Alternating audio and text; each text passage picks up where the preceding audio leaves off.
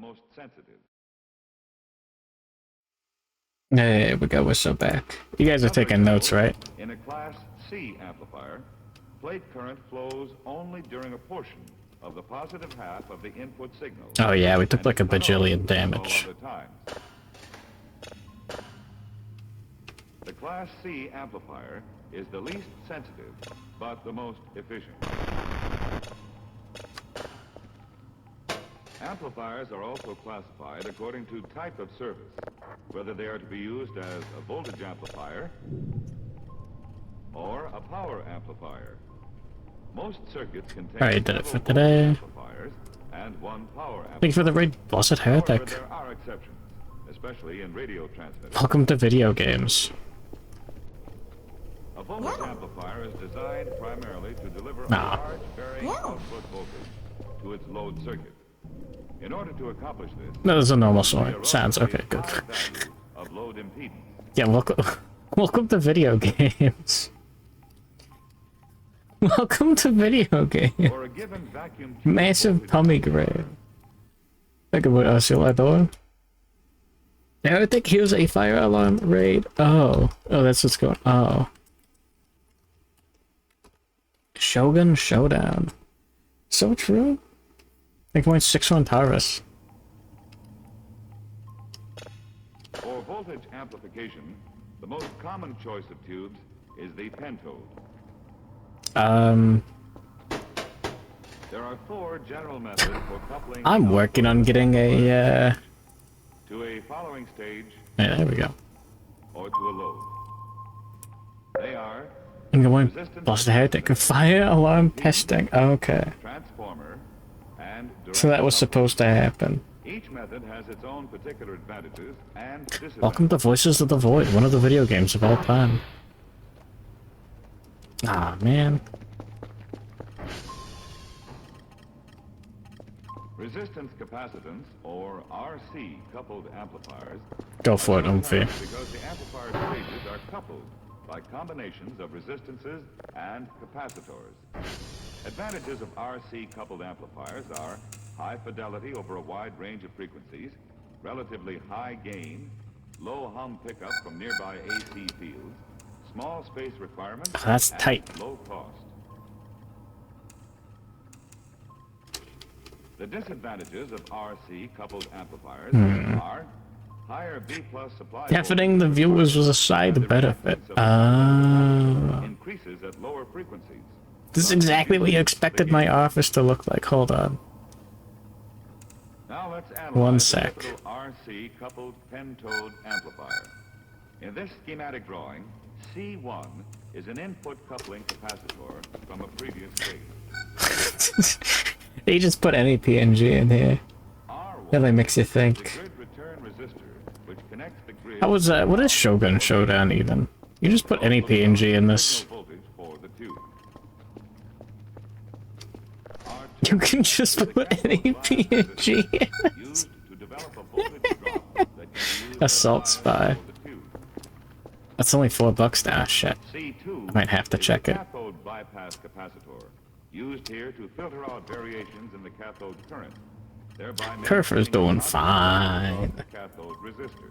Slay the Spire tile based. C4 is the Huh. stream bypass capacitor, which serves to remove Wait, what any the fuck is that? variation in stream current It's my car. I got chased away by a hog. variations to ground. R5 is used as a screen dropping resistor. Its value depends upon the potential. No relics, just strategy. Huh.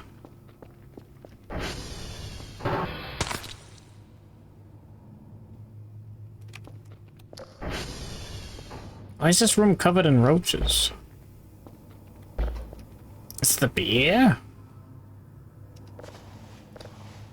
All that stuff's in the freezer. It can't rot.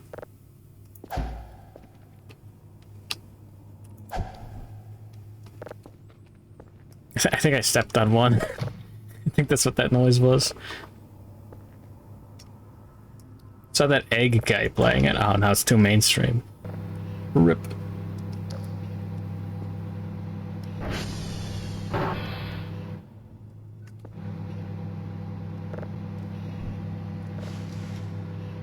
Did I step on a cockroach?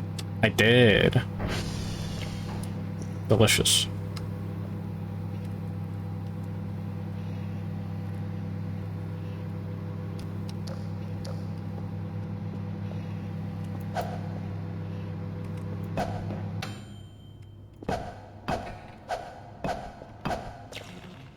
Whatever. We'll just eat it.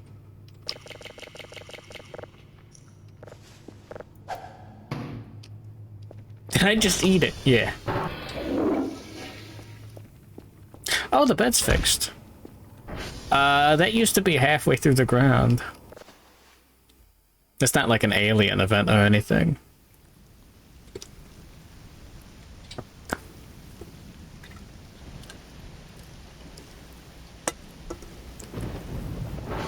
Ah.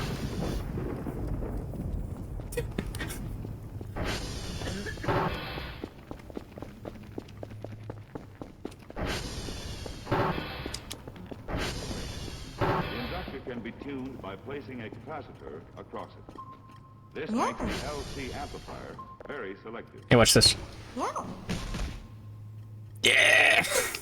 It's the only way to get an upskirt. An amplifier circuit using transformers as coupling elements is called a transformer amplifier. This type may be used either as a voltage or power amplifier.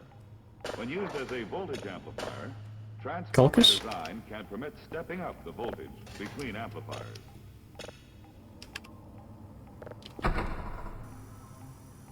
I'm getting too good at that. It is it to be good at. At lower frequencies, the step-up characteristics increase the voltage to a point where fewer amplifier stages are needed. When a transformer is used to couple between stages of amplification, it is called an interstage transformer. Aww.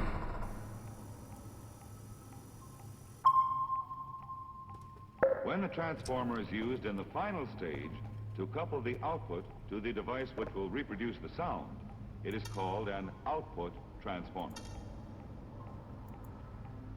Usually an output transformer has a step-down ratio, because by reducing the output voltages, the current is increased to the larger values required by the load. It also is that two hogs there? Generally high impedance of the power amplifier to the commonly low impedance of the output device. That's normal.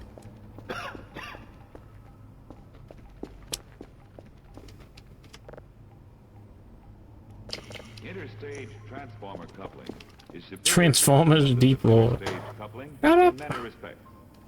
The step-up ratio permits the amplifier voltage gain to exceed the amplification factor of the two. Huh?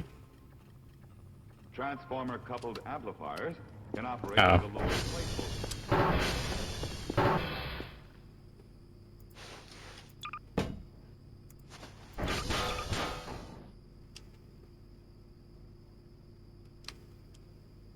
Alright. We're getting there. You cure that ass cancer.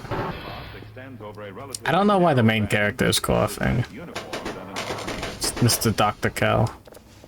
Stray AC fields induce undesirable stray voltages into the transformer. Blessed heretic, but splash woman. Transformer coupling Normal. amplifier tube having a low plate resistance.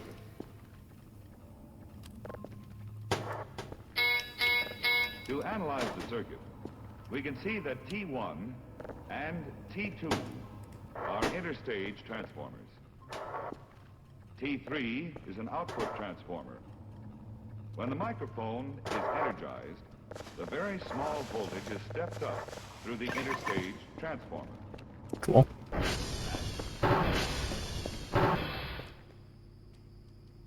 Alright, it should be 12 drives. Yeah.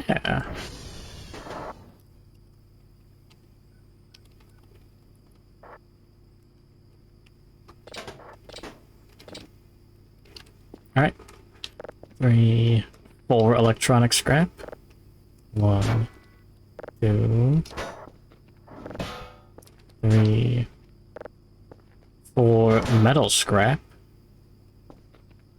And And I don't have any more of the batteries that I need. Damn it.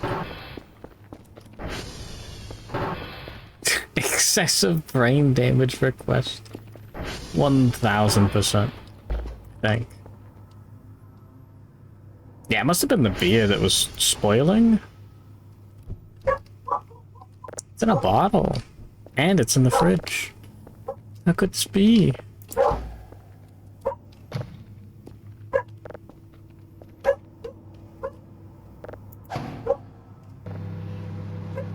Gotta get a new kitchen knife. Arceal Ardor Cat Boy Edition. Normal.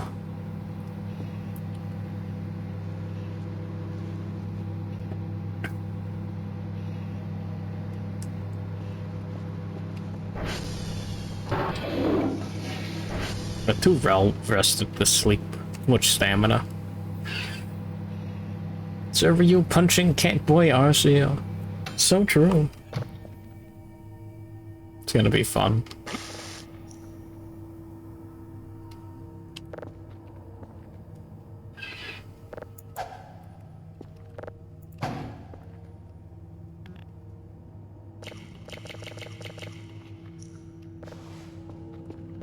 There we go. I'm just happy to be acknowledged. You're getting beat. I get it. Resistance to lower the Q of the tuned circuit. In addition, the cost of the transformers is substantially reduced. This is because there is no need for the iron core, and the number of turns required. There we go. Oh yeah. Typical tuned transformer coupled circuit. Pentode tube V1 is operated as a Class A amplifier. This is determined by the cathode resistance and the fact that there is a very low DC resistance in the grid to cathode path. That is the secondary of T1. The literal sun as a Discord kitten. You're insane. Bag sliding on the Omega Kerfur with camera in hand. Hey, you dropped the held item, so I would do that right now in game, but I can't. I'm sorry. I failed you. The screen voltage is I gotta fix the radio tower, damn it. R2, which drops enough voltage to supply the correct amount to the screen. Bypass capacitor C6 bypasses any variation. No. Got enough food and stamina in us.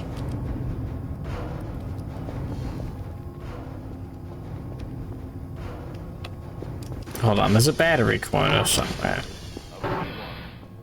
And T2. All these circuits may be resonant at the same frequency or at distance. Oh yeah, here's my cat.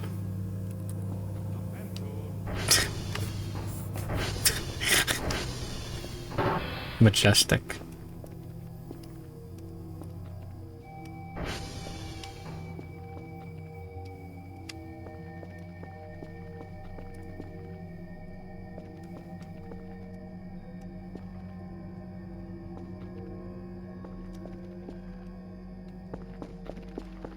We'll be fine.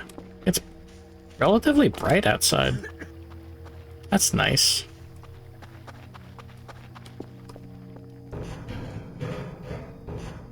I used to think we'll be fine. Alright, you know what it's time for? Not the dog barking. The next hard lemonade.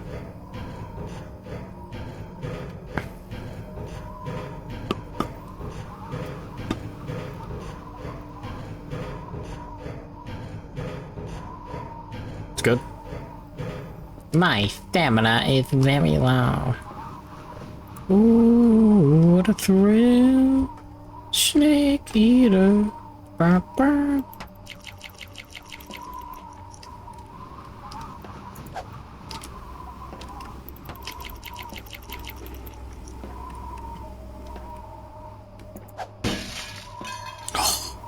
Come on, woods in a can.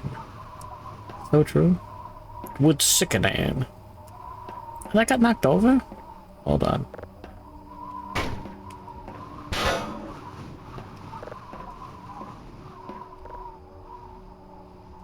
Perfect.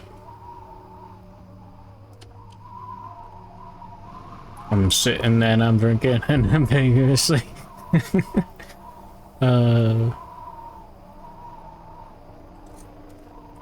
This is what it's all about.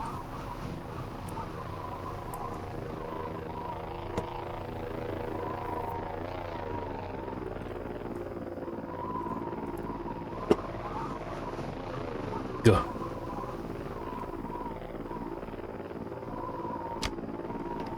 I wonder. I can't see that far. Damn. Cool. Yeah.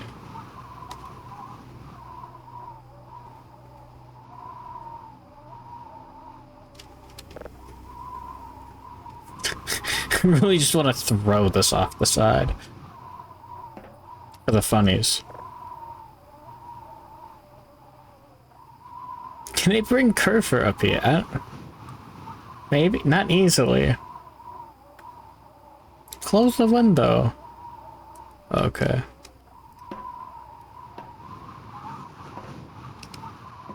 There is a mod that allows me to get that break. Lame. Tell me when there's the Kerfur sex mod. Then I'll care.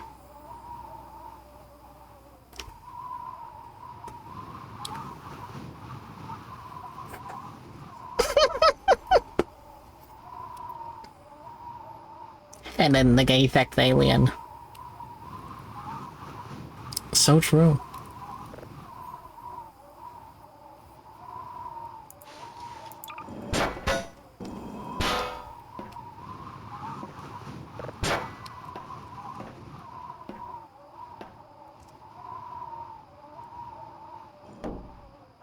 Yeah, I don't want that to break.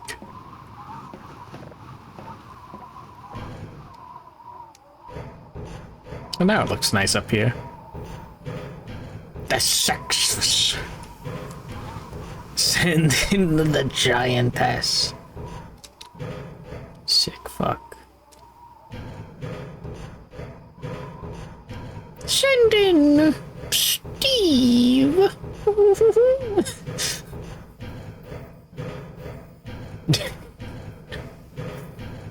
It's nothing. No one's Steve.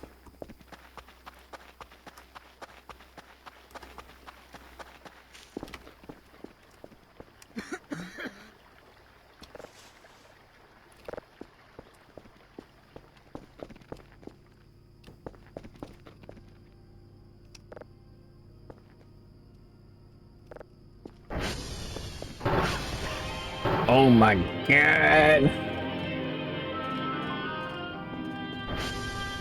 A free-swimming diver moves through the realm of Go for it, Umpy. If only for him to hear the sounds and understand the message from the deep. On his back, the scuba gear proclaims him, for all his presumption, an outlander to this realm, an alien. In times beyond the telling, all that lived upon...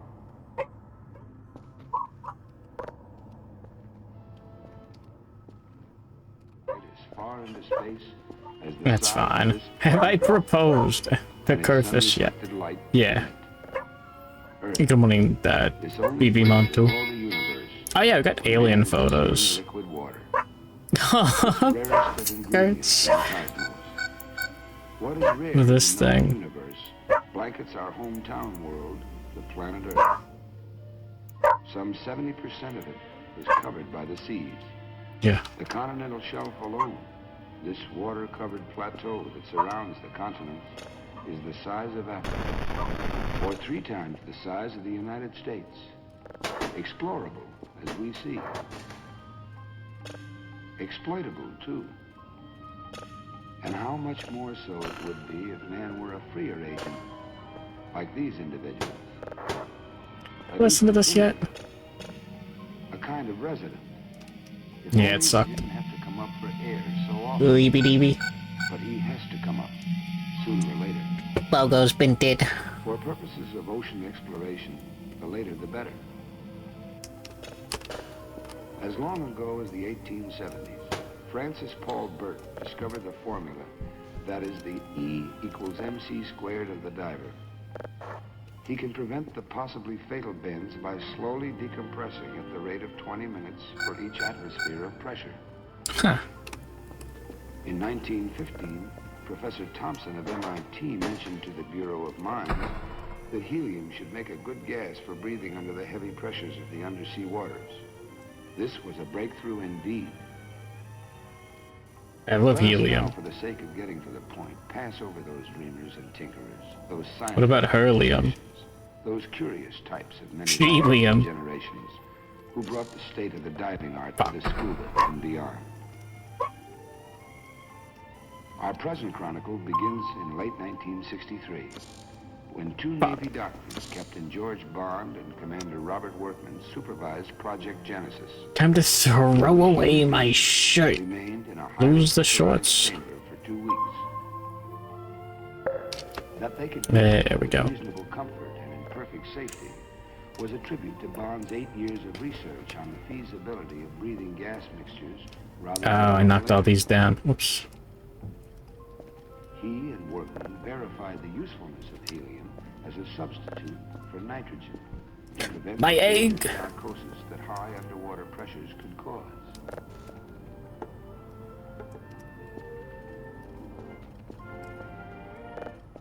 It has not hatched yet. Midsummer 1964. The I'm Naval so Research sad. Inspired by Project Genesis had this strange-looking capsule, the work of Lieutenant Commanders Roy Lanphier and Arthur Griffith. It was nothing less than a laboratory for living men to observe themselves and their environment beneath the very waters of the sea. I gotta cow all real quick. Can man indeed live within the sea as an inhabitant rather than a brief visitor? Oh, it's in the Sea Lab one. It takes a heap of logistics to bring the normal world into an abnormal place.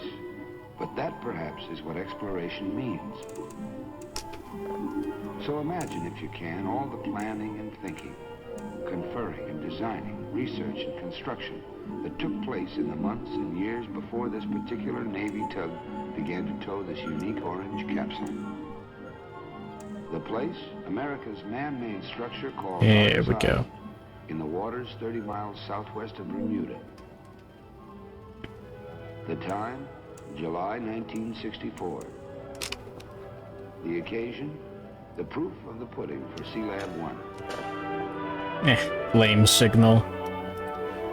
Milk.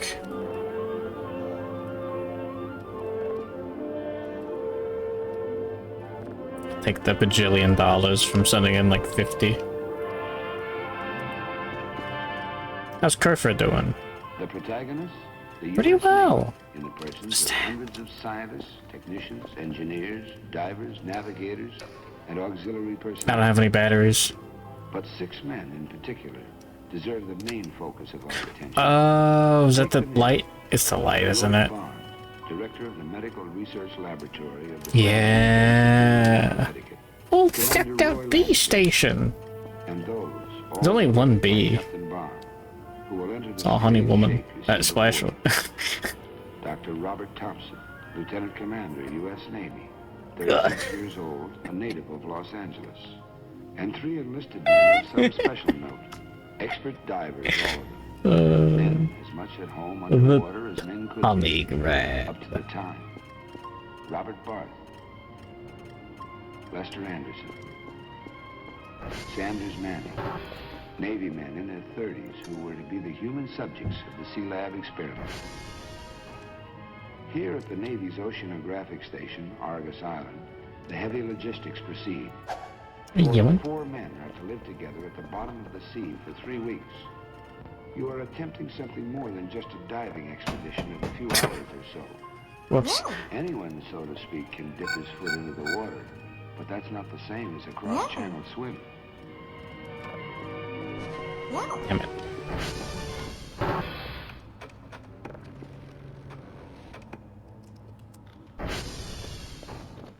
Alright. It's the splash station. You have it. Ends of the capsule with power.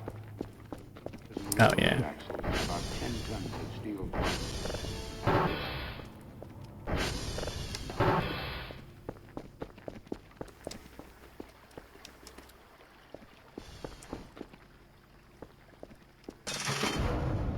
Okay. Cool. So now we're gonna use this money so we can get another cooler. And then we want to get a bunch more GPUs, I guess. 97 bucks after I don't know how long. That's pretty good. I'll take it. Gotta turn hogs into cold hard cash. Cold hog cash, if you will. All stations report. Is that my Bitcoin miner? Oh yeah. Argus Control, report each foot of descent.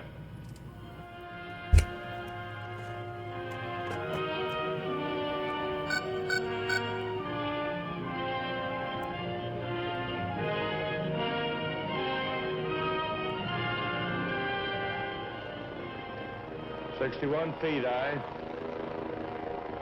62 feet, aye.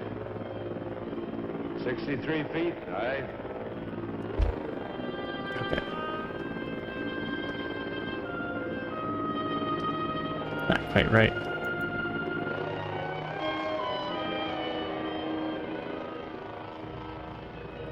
"150 feet, aye. You have gas enough to go all the way to the bottom."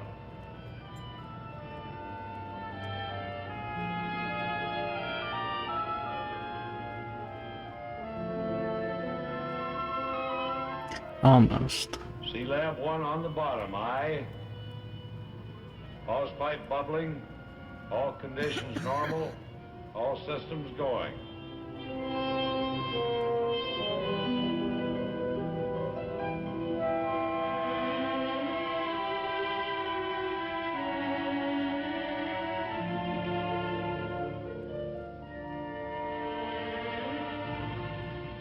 Captain Mazzoni, will you check the absolute pressure, please? Oh, 95.1 on the bottom. that creature. Lab 1, our orange capsule, has not yet received its complement of mankind. The deep, dark blue ocean of Lord Byron is a lot more interesting if you can, in Captain Bond's words, make man a free agent in the sea, not just for a few minutes, but for days. And so 4 men entered the submersible decompression chamber, or SDC, to take an elevator ride 192 feet down to the bottom of the sea.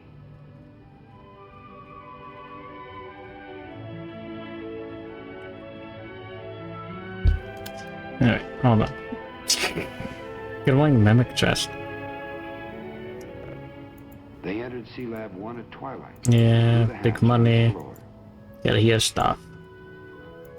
Because Cool. inside pressure had been equalized with the outside water pressure, the hatch was left open. Fuck it, 2 GPU board. Now I need the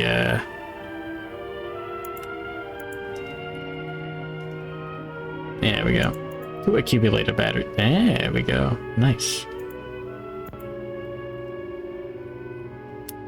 MREs are not worth buying.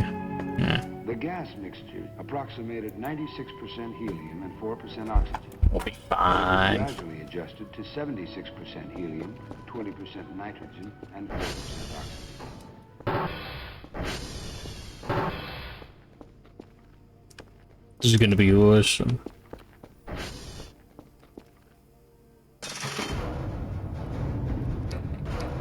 I don't have any regular batteries. I'm stupid. Whoops. Whatever. Try her with a hoagie face. Hold on. You can buy 500 cigarettes. They give you cancer.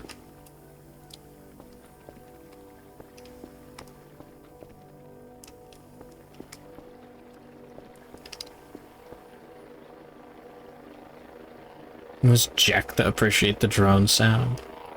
Sigh.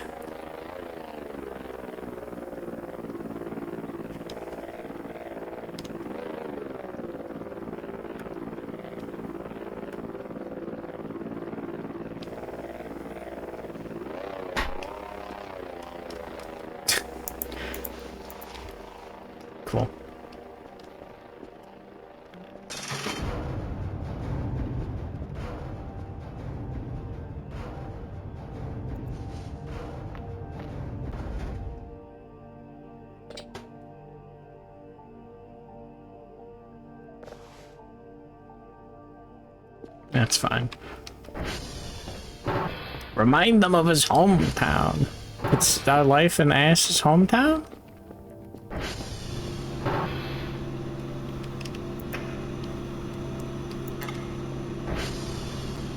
I don't have enough slots. I'm not gonna try to make the jump.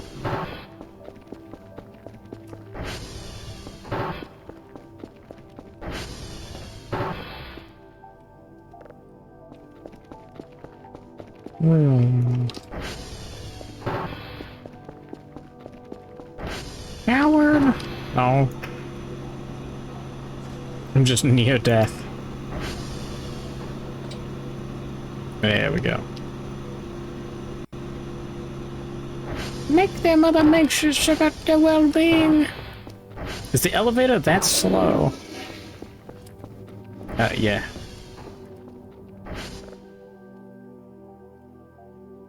Better than dragging stuff up the stairs. Like if you want like furniture or something. Oh.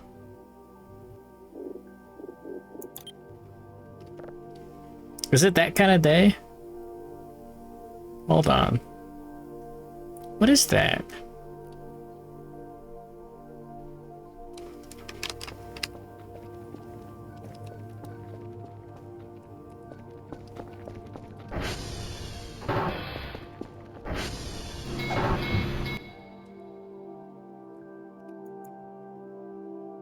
Yeah, I kind of saw that coming.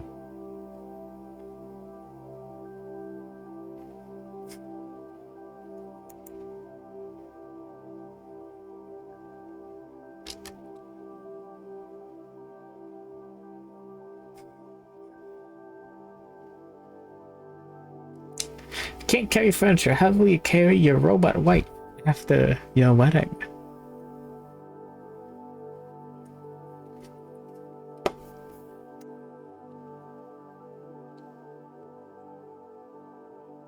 Yeah, I'm pretty sure the game's just like, yeah.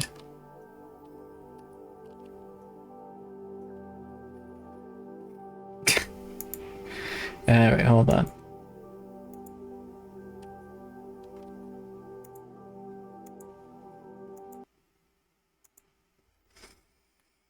Good stream. Oh no, we're going for hours. I'm having a good time. Man, carbonated alcoholic drinks are the worst. This isn't great. This is not smooth. It's sad. Well, we're back.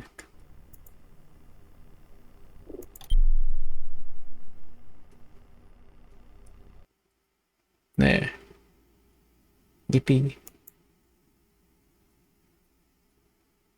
Make a black and a tan. Now, what does that entail?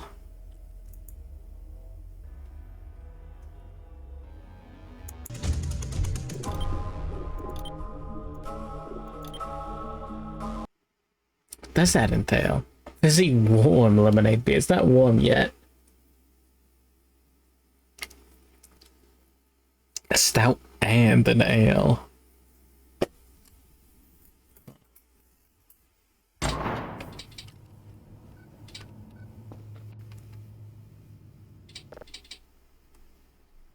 Well, I guess that guy didn't spawn in.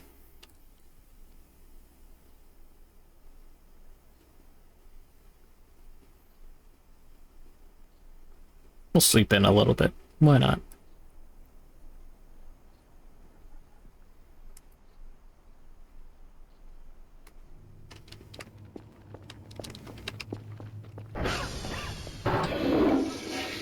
Hi, yay. We love pissing. Is a black and tan good? Or is it just like a way to get drunk faster?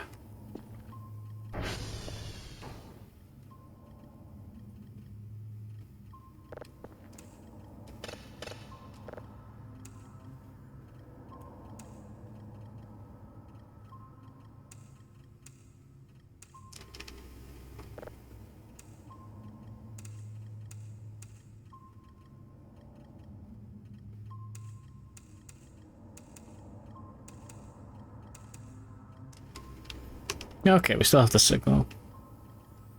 Only beer you can stomach is someone who doesn't like booze. You've drank. Moderators. I gotta get my ATV back. I totally forgot. Well, hold on.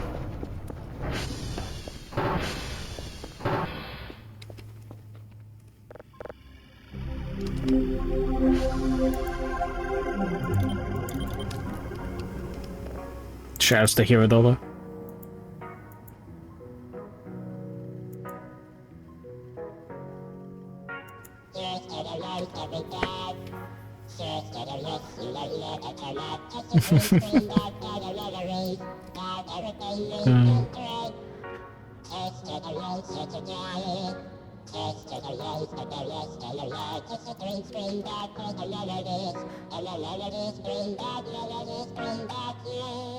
$600.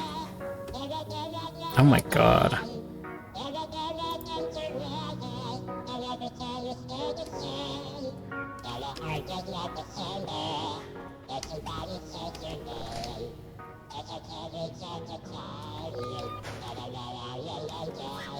Fathers.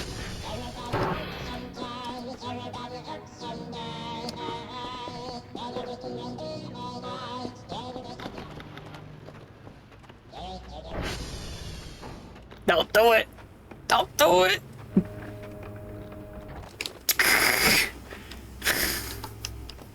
Cool.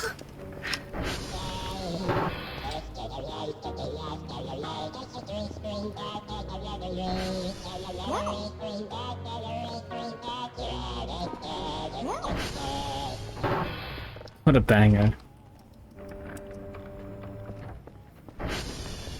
Beeping your robot cat girl.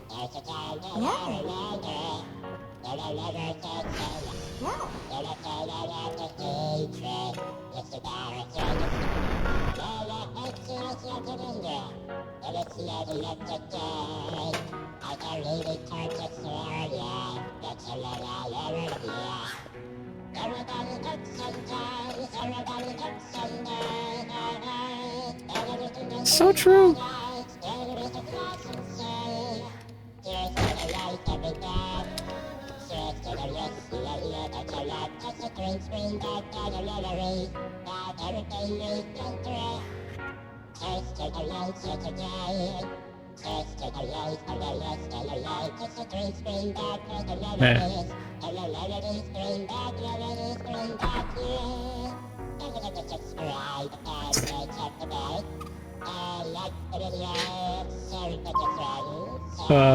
I'm so glad the promo was kept.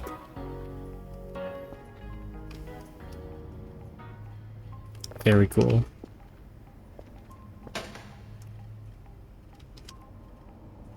This is a good one.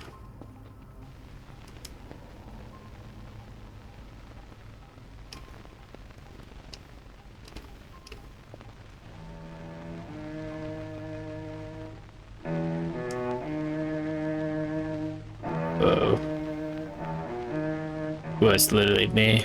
On Earth, we move between points which remain fixed relative to each other. But in our solar system, all bodies are in continuous motion. Man has long observed the movements of the sun, the moon, and the planets. He's measured angles and distances, calculated gravitational forces, and the shapes of orbits. And going cat deck? I don't want to get out of bed. Limited only by technology. The sharper tools of the 20th century have allowed him to measure the movements of the sun and the planets with reference to other stars in our galaxy. And now he leaves Earth on journeys into space.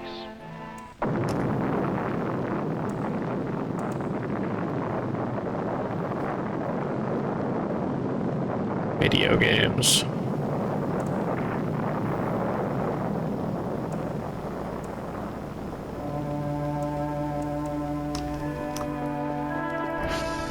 Let me check real quick. Oh, that's bad.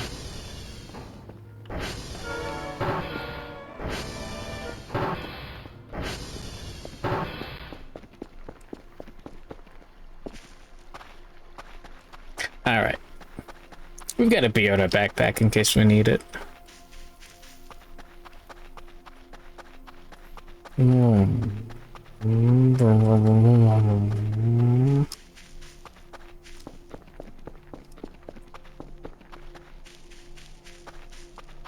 save a little bit of time cutting the corner like this. So the professional racists call a shortcut. What is that? Rock.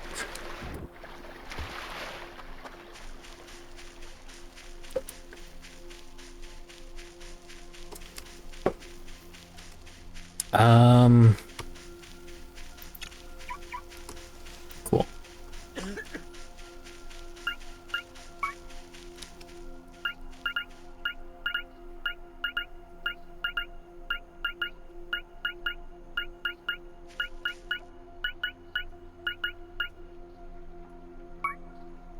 Hold on, I love getting distracted.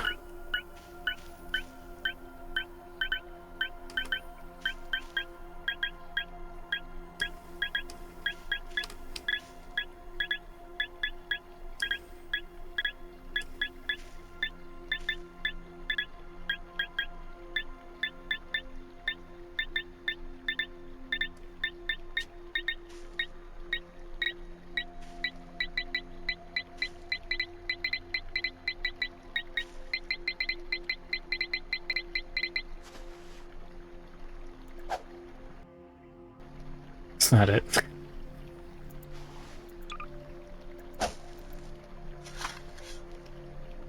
Whoa! I don't know if that's any good at all.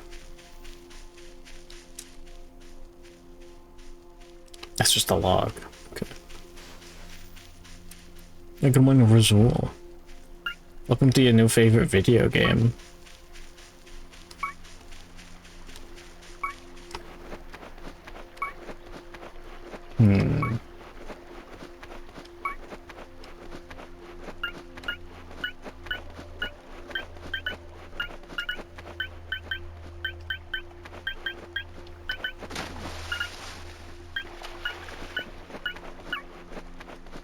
I'm digging underwater. I'm not doing it.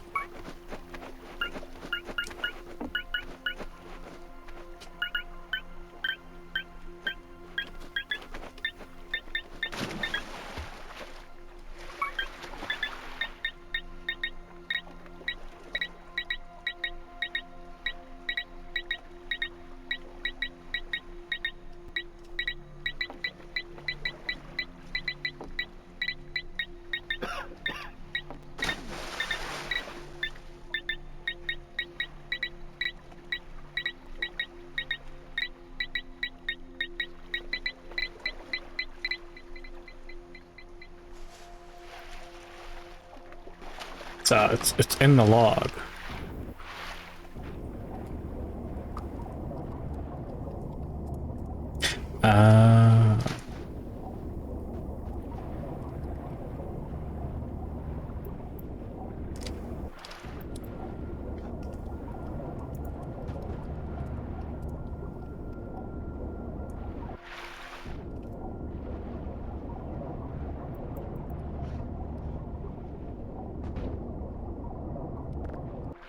Really, that's normal.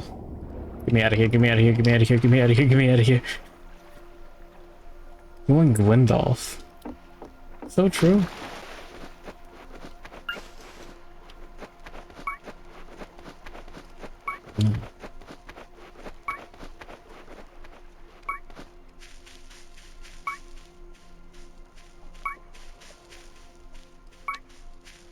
Nothing cool in the area.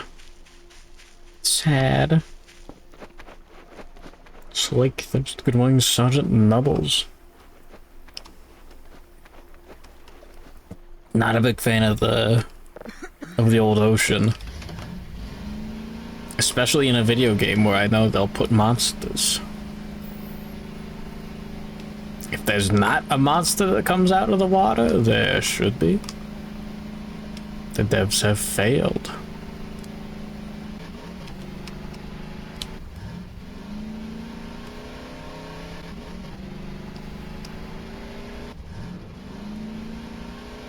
I wouldn't put monsters in this game. I got really bad news for you.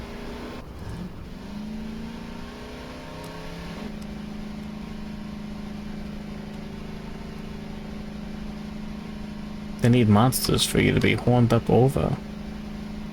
It's the silliest alien I've seen so far in this game called. I don't know what the aliens are called. Error rolls? Is that what you want me to say? The cats?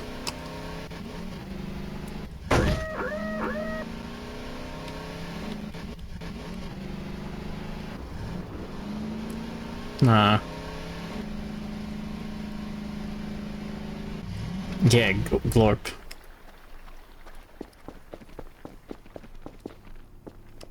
Big fan of glorp. His approximate speed, elapsed time, and limits of possible error. It's fine. Locate him within a football-shaped volume, which navigators call the estimated ellipsoid of position.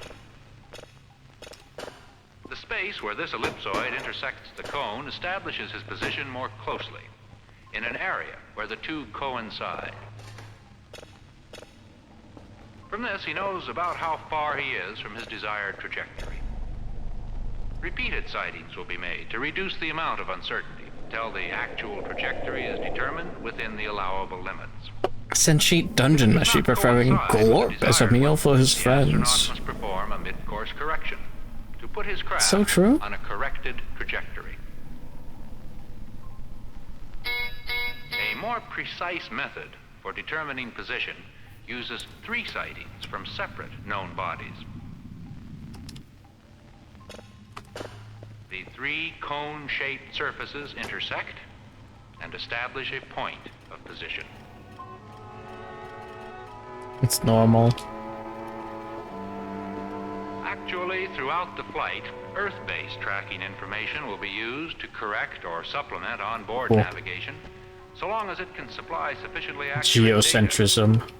Hell yeah, brother. But as the spacecraft nears the target position, millions of miles from Earth's tracking stations, the astronaut will have to rely to a much greater extent on his onboard navigational equipment. Any backup information from Earth would take 12 minutes. One thing about an to automatic travel litter box, it just 134 kills million cats. miles that separate What the them. fuck? It's like the one He will thing it's not determine supposed to the exact do. location of his craft with respect to the planet, using sextant sightings, this time between the target planet and known stars. Now he can calculate the final velocity changes that will put him in a precise parking orbit around the planet. Once the planet is attained.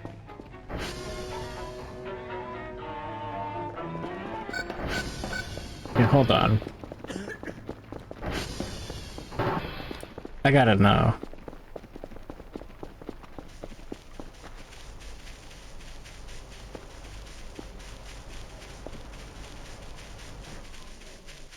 What does this thing do? Wood pellets and pans for your cat piss. I guess. If you make a mess of food, can the cockroaches outsupply the nutritional value of the supplied food? You can farm cockroaches, yeah.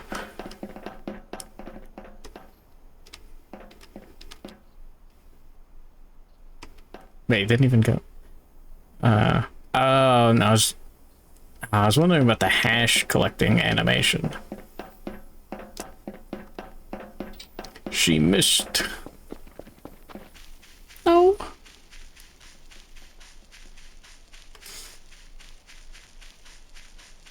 No.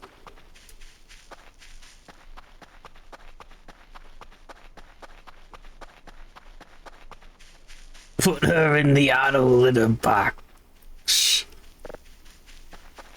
I hear someone's limb.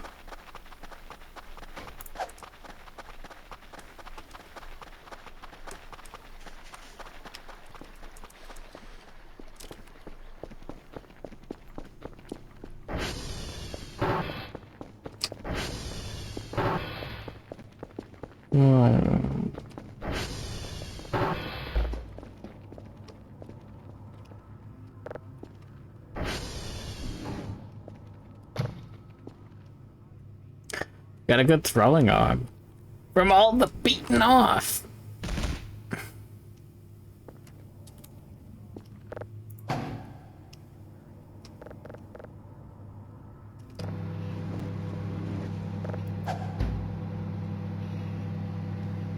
Okay, hold on. I'm kinda sorry.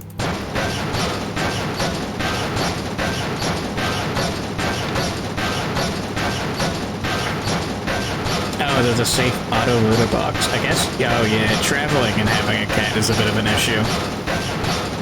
I gotta break this, okay?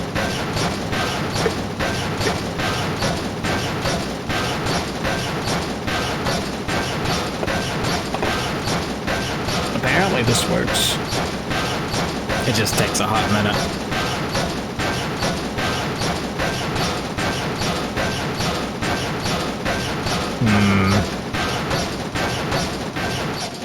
That's not that bad.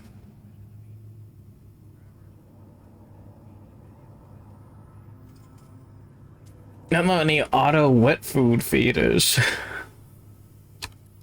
It's kind of expecting that to turn into like metal scrap.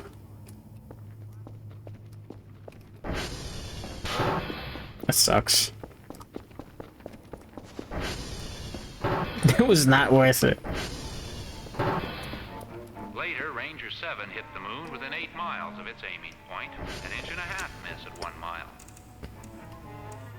Ranger 9 came closer, impacting only 2 3/4 miles from its target center. I forgot to eat.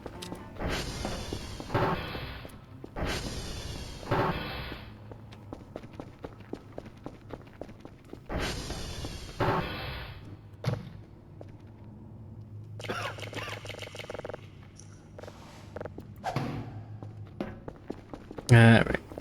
Lucas.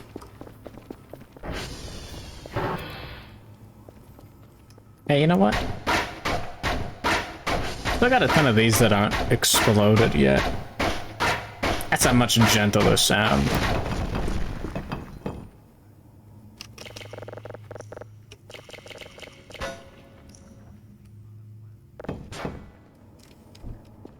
It's like paper scrap or something.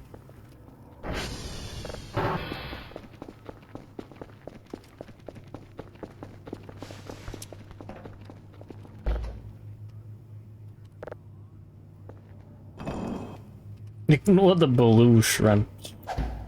It's normal. The Colicus is 3-something. Good morning, diabetic cat. What did you mean by that? So the trajectories can be computed more accurately. We're developing trajectory equations that can be solved by simplified computers, which will still provide navigational data to the degree of reliability needed for manned flight to the planets. Development of new optical techniques for angular measurements are being explored. These may enable the navigator to get accurate information with handheld sextants. Our knowledge is constantly being increased by missions like Gemini. There we go. In practicing, we'll gain experience in measuring angles, distances, and relative velocities, and in determining the changes needed to attain specific trajectories. From actual experience, we may be able to make improvements in future systems that we cannot now foresee or predict.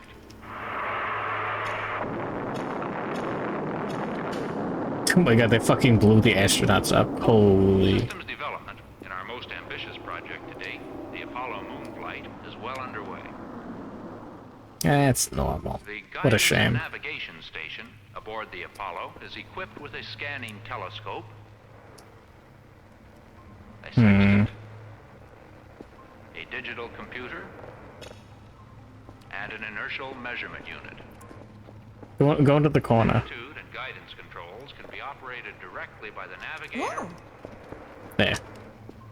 or automatically by the computer at the direction of the navigator. This complete system permits all navigation for the lunar journey to be performed on board, independent of Earth-based tracking. Oh no! I turned off my computer. Fuck! The navigator will make repeated There we sightings to go. confirm his position and trajectory. However, throughout the entire lunar trip, he will have Earth-based tracking information available for use in his own computer. Oh, lucky. This is how the onboard equipment works. The line of sight of the scanning telescope is fixed to the spacecraft. Looking through this scope, the navigator acquires the Earth and a collective star. There were those who said it could not be done. I think you should read different fables. Until the Earth landmark game's good. is centered at 0. Rotation of the telescope reticle till it falls across I the must star all know also where it is turns because I know where it isn't. He notes the angle of the star. The astronaut knows where he is That angle. because he's got a sextant. Now, looking through the sextant, both images will appear enlarged and superimposed. When they are lined up, he pushes the mark button.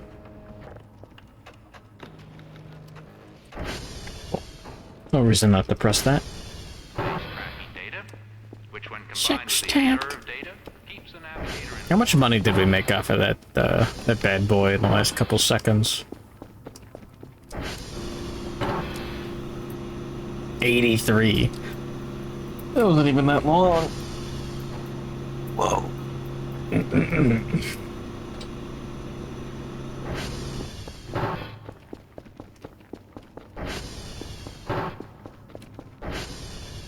All right.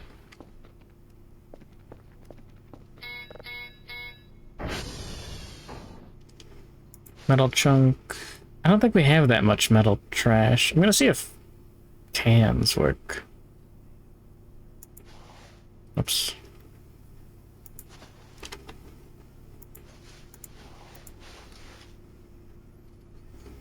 Surely a bucket wouldn't work.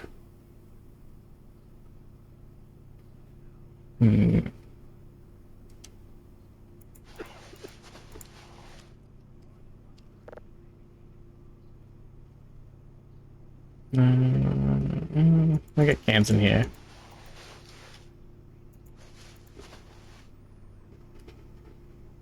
Like table pants?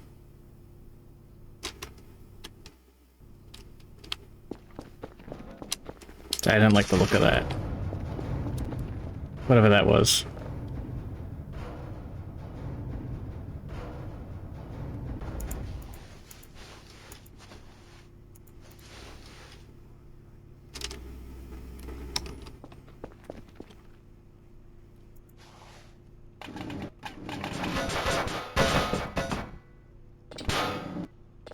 You can turn them into metal scrap. Let's go. That's awesome.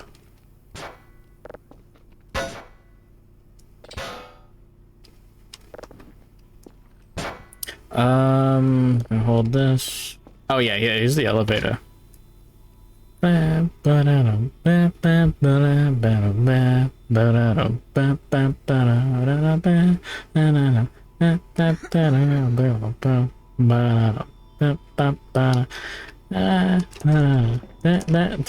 guess you can mantle up to get up a little quicker.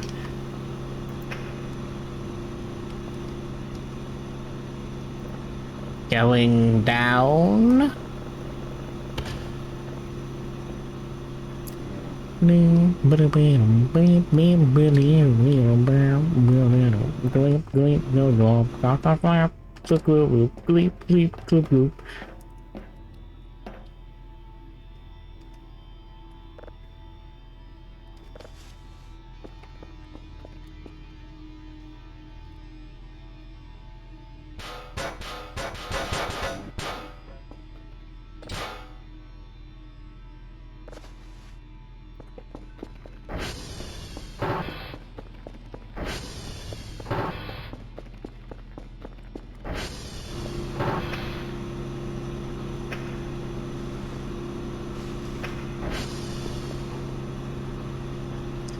Think this is optimal?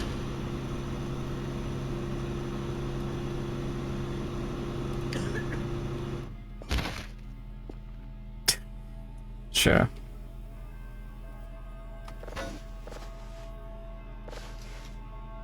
You know what? I think it's 4 cans.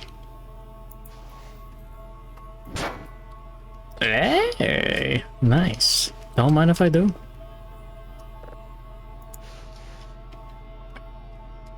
Alright.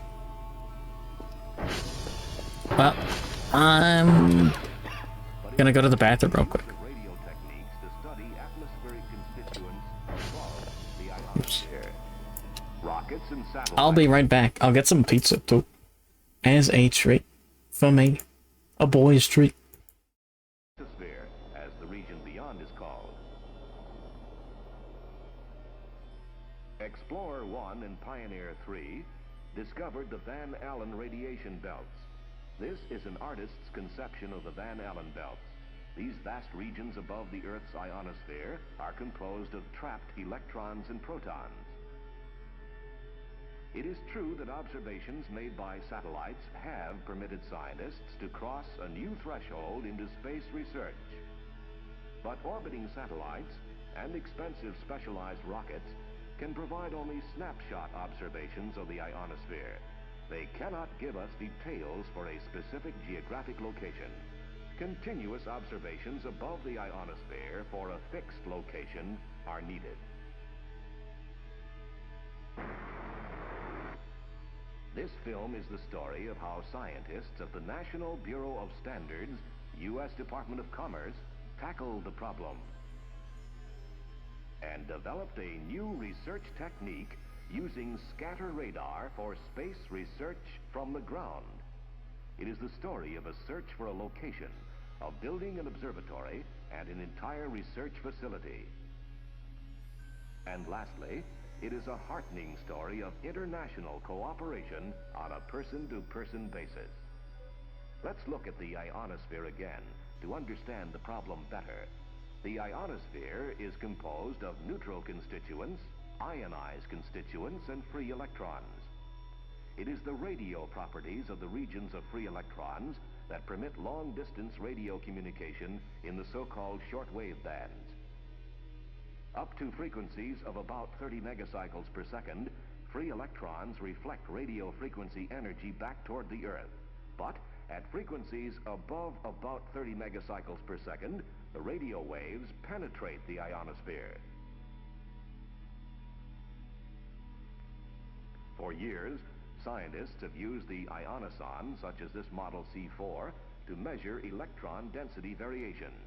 But its use is limited to the denser regions of the atmosphere, such as the F layer at 300 kilometers. Here, there may be up to several thousand electrons per cubic millimeter, or millions per cubic centimeter. But beyond this range, the density of free electrons decreases.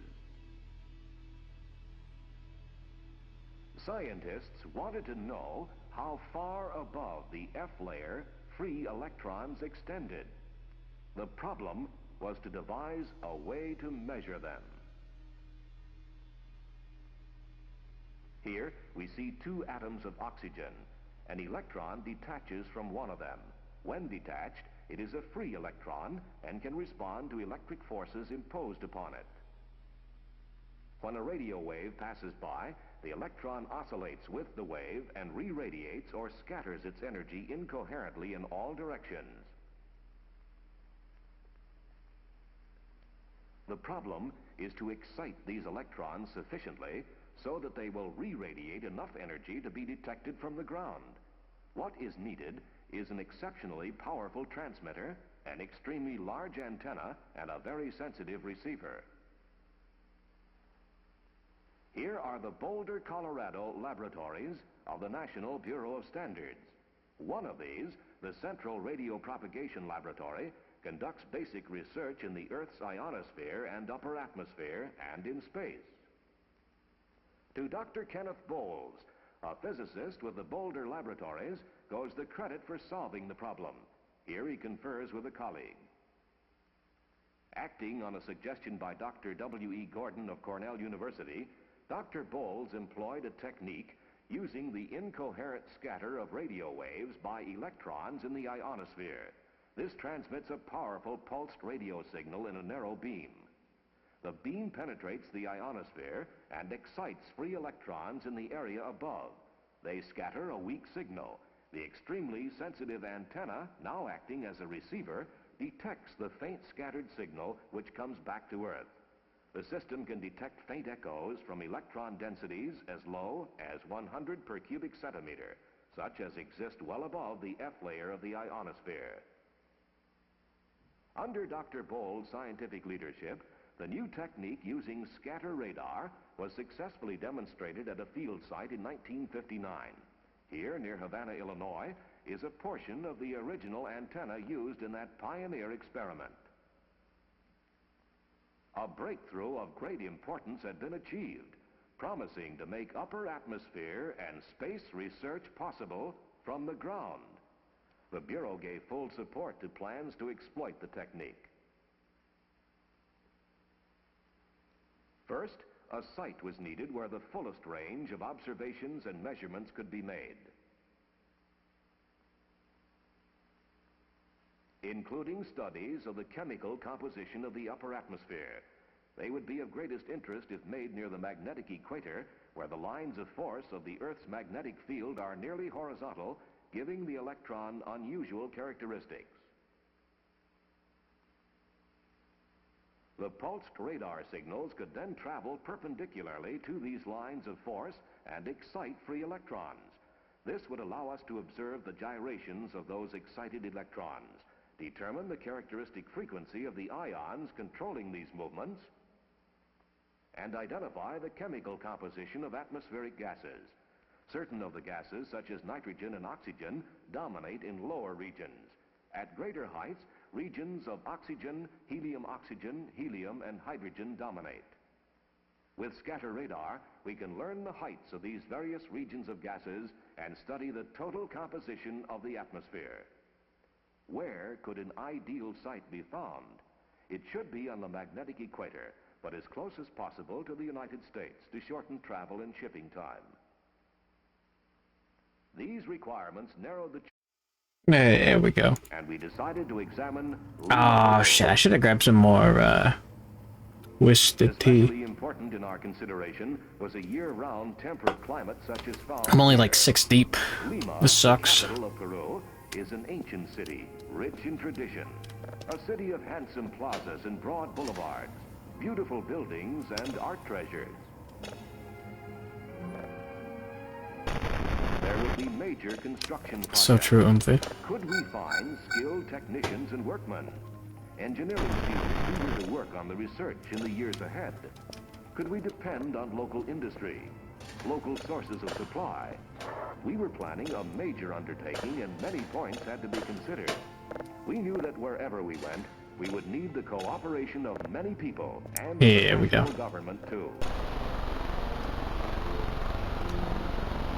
Shipping and port facilities near Lima would be important for receiving tons of equipment. We would need import and customs agreements. It's awesome. Good international air service was another key factor influencing our decision. So were numerous other conditions, such as housing facilities. In Miraflores, a suburb of Lima, we found these attractive residential areas. Get it twisted. Hey. So true, A Umphy. successful operation in Peru is the Instituto Geofísico del Peru. The Instituto is a scientific research organization of the Peruvian government. We decide on a visit to the There we Instituto's go. observatory. Got my nice Costco pizza. I got a fucking Costco rotisserie chicken. I'll let you know how it goes later. But I'm going to make a very nice Valley through the Andes.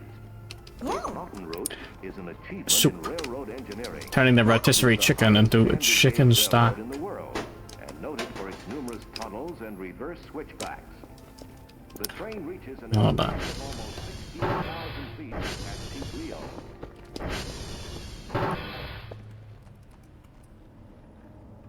I gotta fix all the transformers real quick. We'll do that tomorrow. We see llamas at elevations above 12,000 feet. Graceful, gentle animals, they serve as beast of burden and as the Indian source of milk, wool, and meat.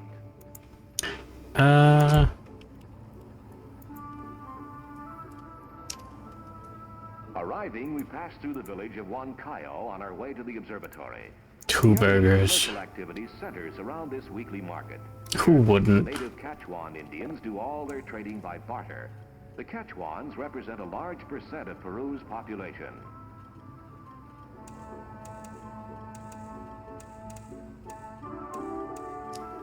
Just beyond Huancayo, we reach the observatory. Here, we find Here we go. many countries working together. The Scatter Radar project might well result in another mutually beneficial program. This would strengthen the close Awesome. research ties that have existed for many years Hold on. between the Instituto and the National Bureau of Standards. From the observatory high in the Andes, we descend again to the seashore to observe the coastline from the air. Peru's coast is arid.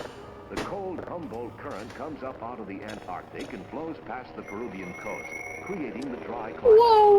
It is Splash on the tummy, pressed against the glass. Ha ha ha. This would be an appropriate climate for our experiment. And So these true. rocky mounds rising from the valley floor would be useful. He said what I was thinking. Coming in from low angles.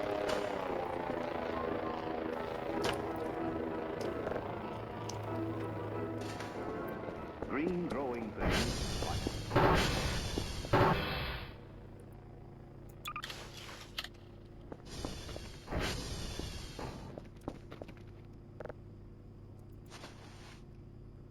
There.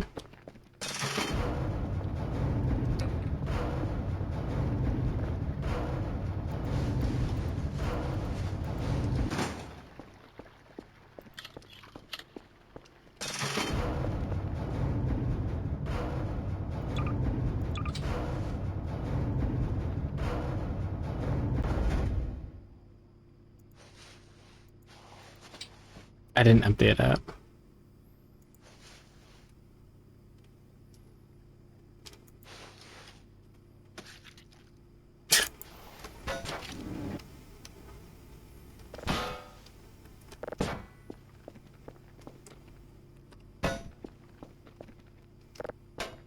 Alright. Still working on coolers. Oh, good morning, Ratty. Hate to say it, I haven't drawn enough huge ditties or whatever. I got this working. Up canyon, this wire God sounds bless. an alarm at the site in case a Waiko should come. Work proceeds rapidly on the antenna.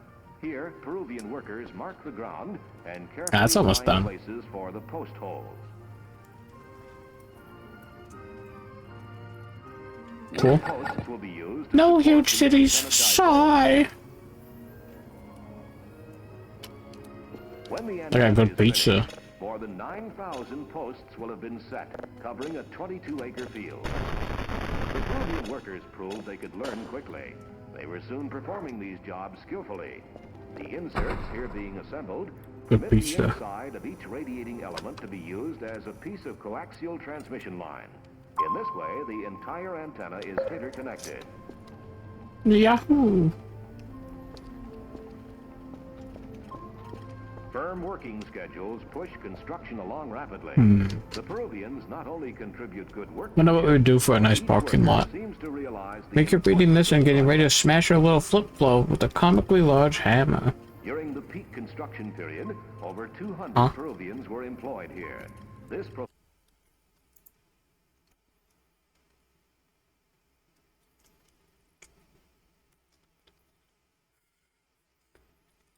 Break the screen to your cell phone now. Huh?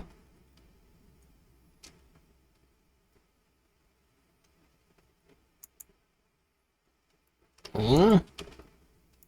they are a small but effective group. Each one wants Alrighty. friendship What with is that? Peruvians to understand their customs and background. Here, for example, Whoa! enjoy a Peruvian delicacy, aracuchos, barbecued beef heart. Many problems, potential major obstacles, were ironed out by this grassroots diplomacy. Such mutual understanding and goodwill Yeah. helps to speed progress on the Jicamarca site. Wives of the Bureau staff do much of their shopping in the local markets. All members of the family speak Spanish. The ability to communicate in the local language is an important factor in the daily lives of these U.S. families in Peru.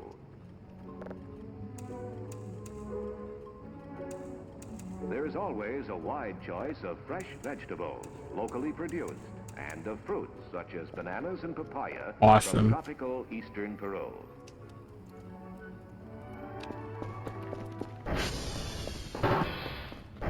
At paper bag, Twitter link, existential patchy.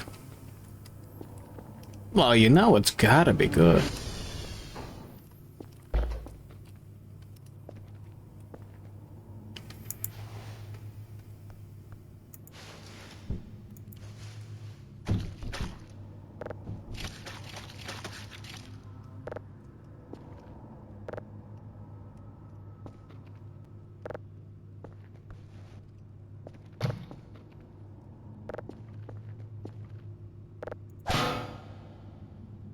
Mm, 30-second burger.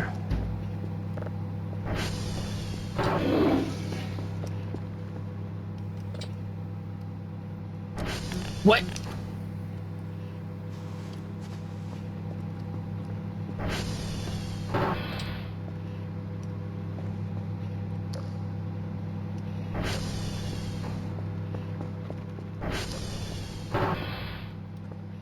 Ooh, I don't like the look of that.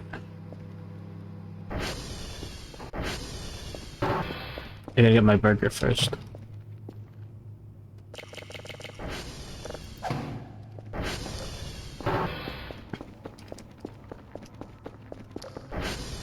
I really gotta clean up that hallway now.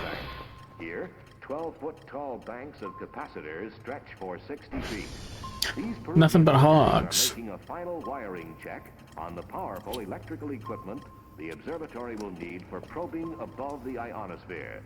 These capacitors form a bank having a capacitance of 1,000 microfarads. This bank can be discharged in a powerful electrical pulse rated up to 20,000. OMG, likes are private, I can like anything. Who the fuck keeps liking Game Porn? Amplifier room. These electrical pulses are converted into radio frequency power. I'm liking normal stuff. Amplifiers used in the transmitter was manufactured in the instrument shops of the Bureau. Each amplifier houses a transmitter tube capable of producing over 1 million watts of radio frequency power. The 4-amplifier system is designed to produce 6 million watts of radio frequency power. This maze of pumps, filters, and piping is the water purification and cooling system. It circulates demineralized water through the amplifier assembly. This dissipates a large amount of heat radiated by the transmitter tubes. Heat exchangers cool the water for recirculation. A network of tunnels runs beneath the building. Blowers circulate cool air throughout the passageway. Streamer, missed you so much. I don't even remember, but yeah. And plumbing, interconnecting the transmitter components.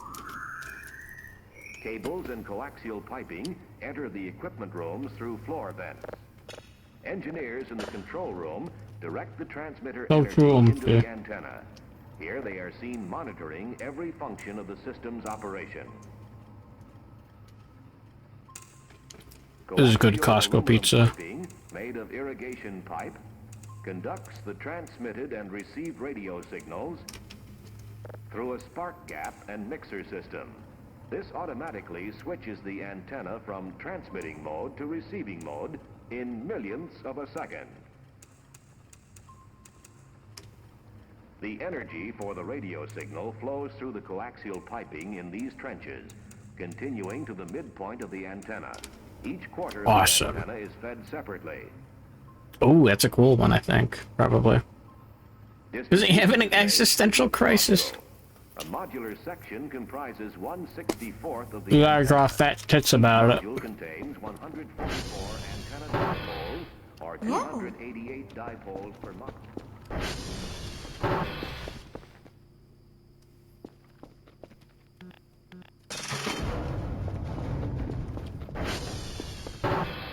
Individual feeding elements.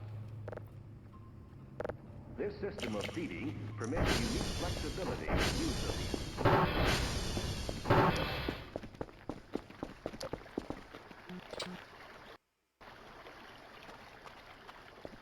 Oh, the fog was nothing.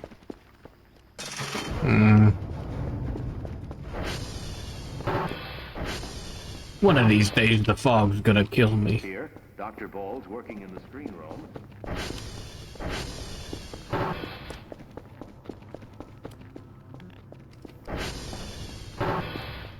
Three animations. Oh.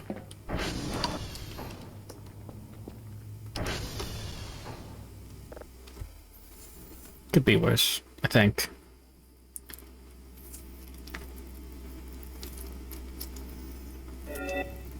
Oh.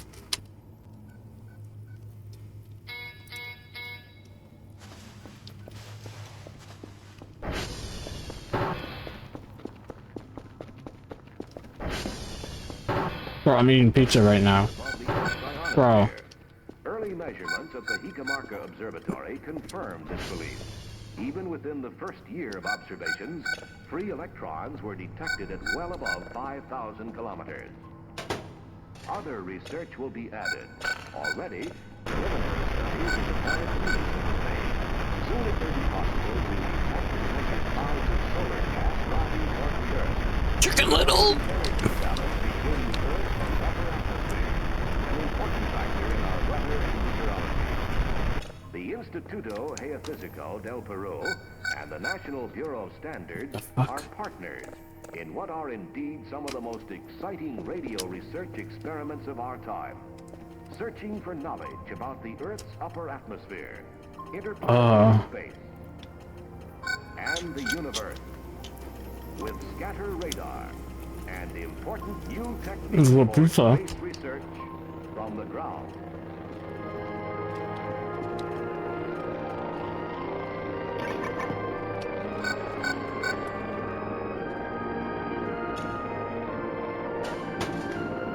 It's really good pizza.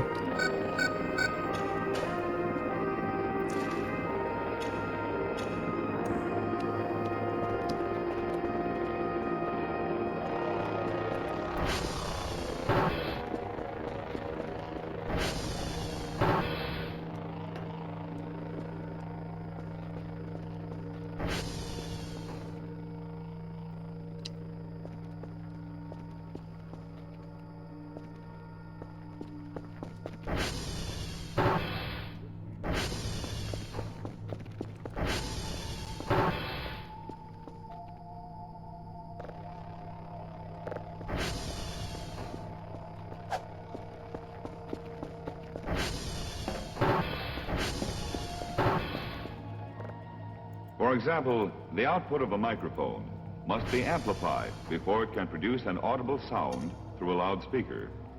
A device used to accomplish this is a vacuum tube amplifier, which increases low energy to a higher level in an identical waveform. The fuck is as that? nearly identical as possible.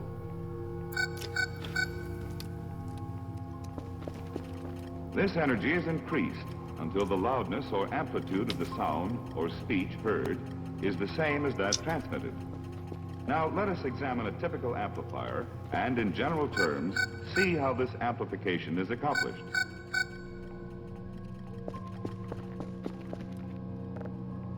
If you speak into a microphone, the mechanical energy of sound waves is converted into electrical energy by the vibration of the diaphragm of the microphone under pressure of the sound waves.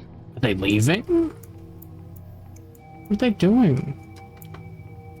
This vibration in a carbon microphone. Eat the egg. I don't know, man.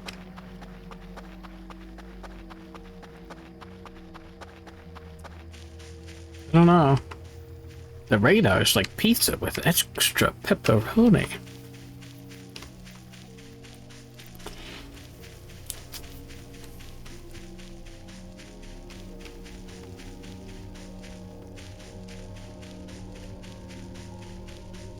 Huh.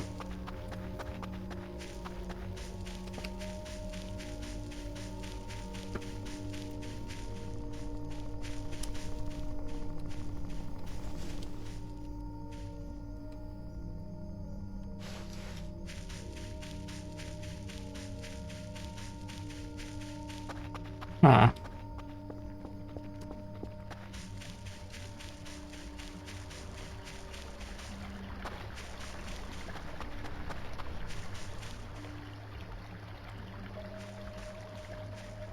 Huh.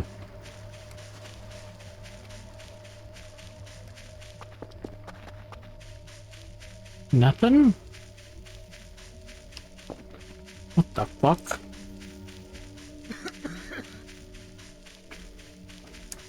They're just like women full of eggs and run when you get near?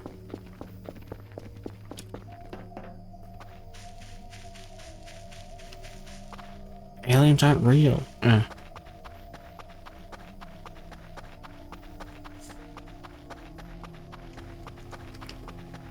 Exactly, okay. I guess it's fine to touch them. Maybe they ate the hogs.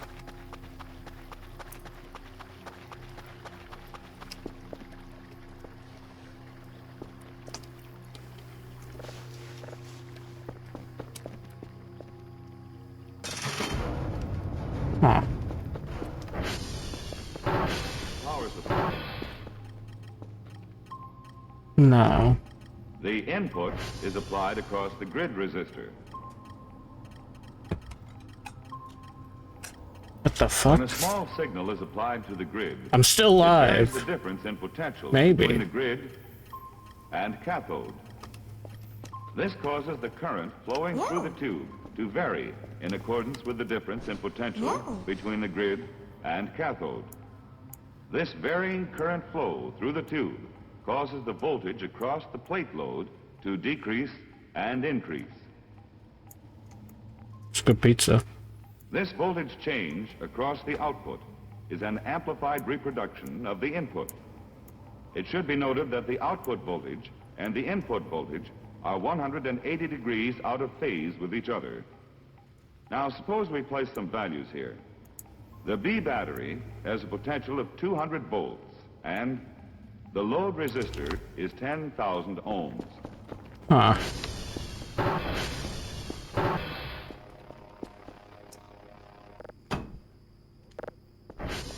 Click that link that you posted. Maybe. Maybe.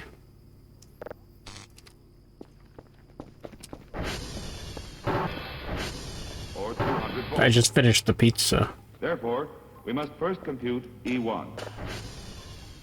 Let's say that the bias is minus 9 volts, resulting in a static plate current of 6 milliamperes. The input signal has an amplitude of 1 volt. Using Ohm's law, we find that if we have 6 milliamperes of current flowing through a 10,000 Chicken? ohm resistor, there is a 60 volt drop across the load. Subtract this 60 volts from the supply voltage of 200 volts, and we find that the difference Back the link. I'm getting aliens right now. Is 140 volts.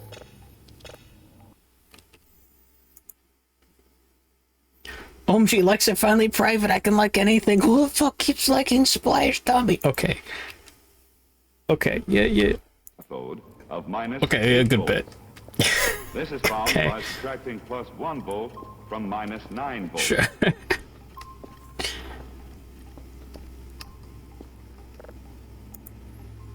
This reduction of the voltage difference between the grid and cathode allows more current to flow. If the current flow increases to 8 milliamperes, this causes the voltage across the load resistor to increase to 80 volts. Pre-alpha completed. I The guess. voltage between the I think plate that's what I got there. and cathode will consequently decrease to 120 volts. Huh. When the signal voltage goes to a negative peak of minus 1 I wonder. volt, the difference in potential between the grid and cathode becomes minus 10 volts, computed by adding minus 1 Smile. and minus Oh, 9. I'm smiling. All right. This increase in potential causes the current through the tube to decrease to 4 milliamperes. I want to get the 3D printer going. I got a bunch of stuff. It's gonna be yours.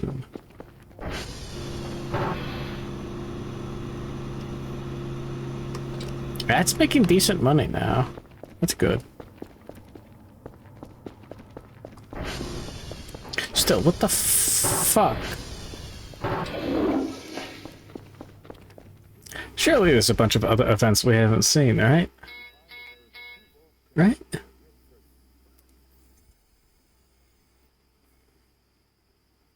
Oh yeah, no, I know there's events that we haven't seen.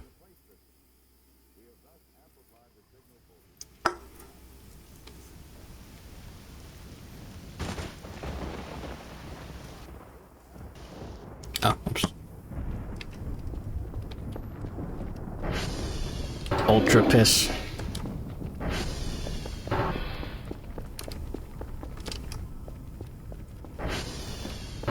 He put his wife to fucking work. Oh my god. And the plate voltage change becomes a new signal, which is an amplified reproduction of the input Go signal. Kilo, India. Those are all nearby. No reason not, though. The amount of bias placed on the tube determines its operating point. Go. Practically every type of tube manufactured requires different plate voltages. Wait, hold on. I want to see at least one of these. Hold on. I have to know.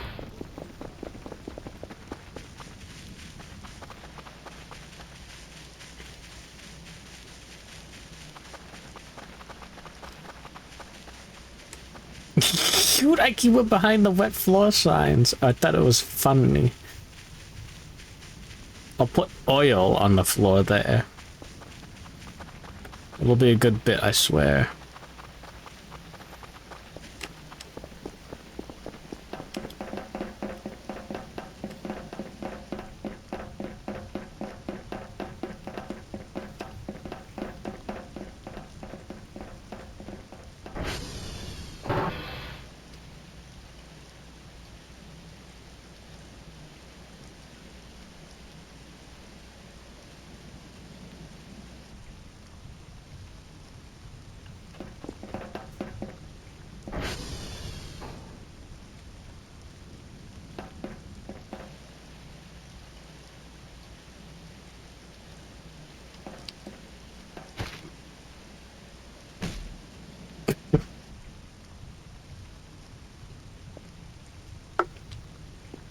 Zero damage.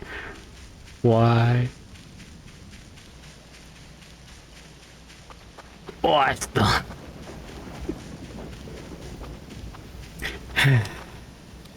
Yippee.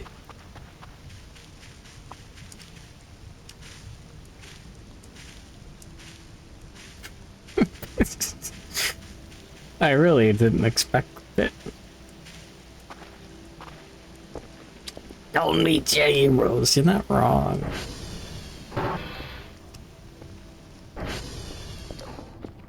There's still that Glorptagon out in the wild. A amplifier. Make sure that the signal voltage, shown here as the lower waveform, does not drive the tube beyond the limits of the linear portion of the curve. This will avoid distortion. If we bias the tube at or near cutoff, it is a Class A amplifier. Note that plate current represented by the upper waveform flows for only slightly more than 180 degrees of the input cycle. My ugly, stinky bitch of a robot wife. If we bias the tube between Class A Who and made a Class robot B, that we have a Class smells? AB amplifier. Again, note the relationship between plate current flow and the input cycle. If we bias the tube below cutoff, we have a Class C amplifier. This class of amplifier is almost exclusively limited to radio frequency applications. In a Class A amplifier, the plate current flows during the entire input cycle. This makes the Class A amplifier the least efficient. Yet Bang, most this Gene's computer. Don't worry about it. As another example, In a Class C amplifier, plate current Nah, it's got flows charge. only Never through a mind. portion of the positive half of the input signal and is cut off at all other times. The Class C amplifier is the least sensitive, but the most efficient. Yeah, I said the comet signal wasn't that Amplifiers cool. are also classified according to type of service, whether they are to be used as a voltage amplifier or a power amplifier. Minecraft. Most circuits contain several voltage amplifiers and one power amplifier.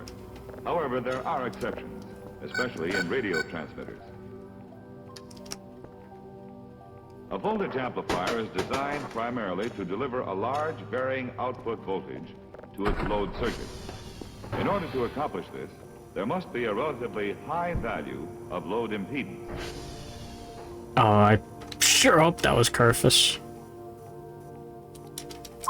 For a given vacuum tube voltage amplifier, Ah, the beans. impedance of the load is usually as high or higher than the plate resistance of the tube. A tube manual will give the plate resistance for the tube selected and its recommended operating voltage. There we go. I never did bother fishing yet. For voltage amplification, the most common Thanks. choice of tubes is the pentode. There are 4 general methods for coupling the output of an amplifier stage to a powering stage.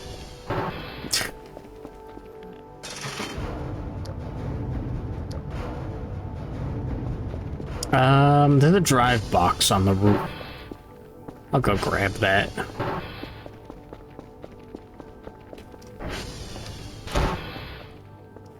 Gene did what to his computer?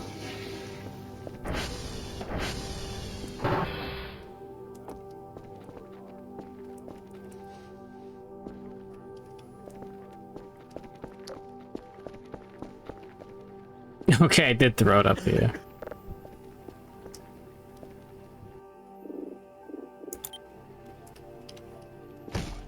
Good.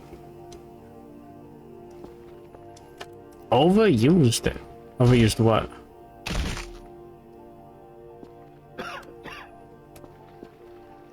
The robot wife?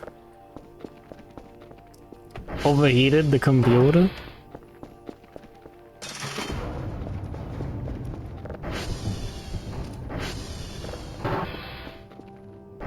Now let's analyze a typical RC coupled pentode amplifier. In this schematic drawing, C1 is an input coupling capacitor from a previous stage. R1 is the grid return resistor which connects the grid to ground or B-. There we go. It also develops the signal voltage for the tube. I'm getting R2 paid. Fuck. is the cathode bias resistor used to develop a voltage drop that Just can dump be them all used as in. bias for Fuck. the tube. C2 is the cathode bypass capacitor used here to filter out variations in the cathode current, thereby maintaining a constant drop across the cathode resistor. Catheter ray tube. C4 is the screen bypass capacitor, which serves to remove any variation in screen current from the B+ voltage and to bypass these variations to ground. R5 is used as a screen dropping resistor. Its value depends upon the potential at which the screen must operate. There we go. R3 is And now I gotta fix the transformers, and then we can draw a surface with the raised screen or whatever.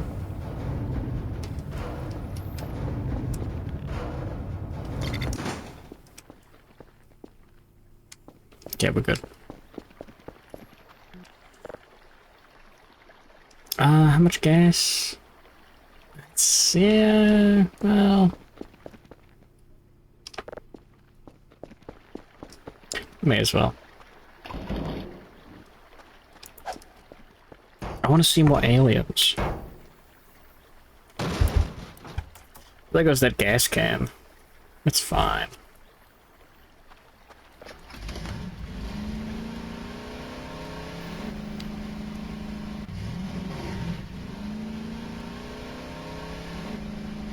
I'll just go 1, 2, 3. Sounds easy enough. So, no aliens, the sea. Aliens, your balls.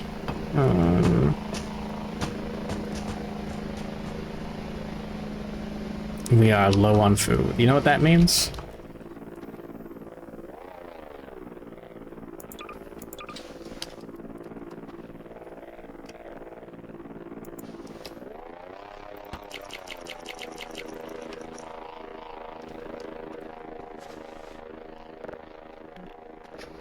There we go.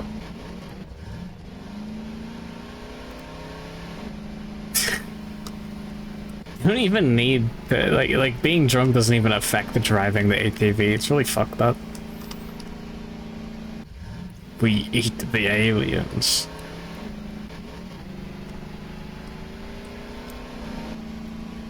How do you say dungeon meshy but with aliens in Japanese? Yatsura? Is it Urusai or Yatsura? I know Yatsura or Urusai, whatever. Fuck, it's been too long. Annoying aliens. The one with the girl with the honkers. Everybody loves Lum. She goes, darling. And everyone loses their mind. It's a good bit.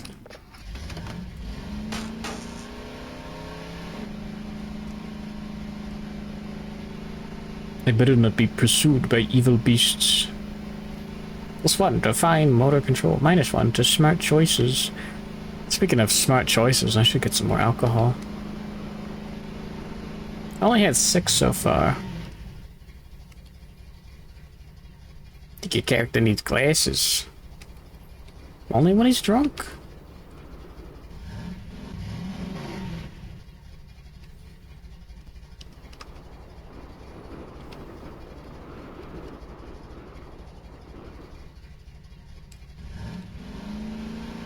Alright. Ah, there's a bridge. Easy. Never had a doubt. It's all going to my tummy. Ah, beans. Can't do it to me, man.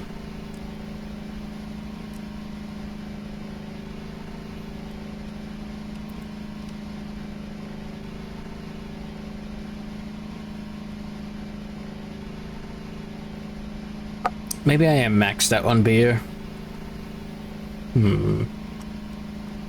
I really want to get that, I really want to get that 3D printer soon.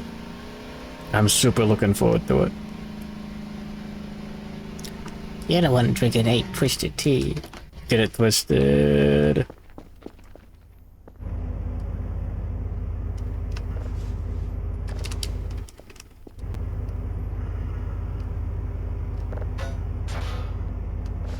It's metal.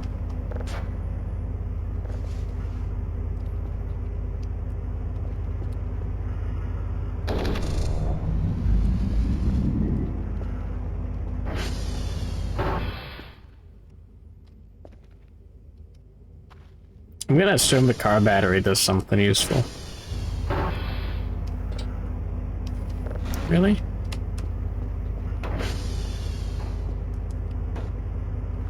I've got kind of full.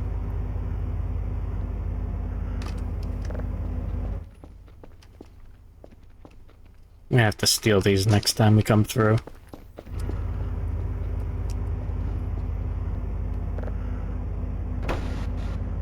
I thought picking up the traffic cone with the traffic cone on top of it was gonna fucking crash the game, but no.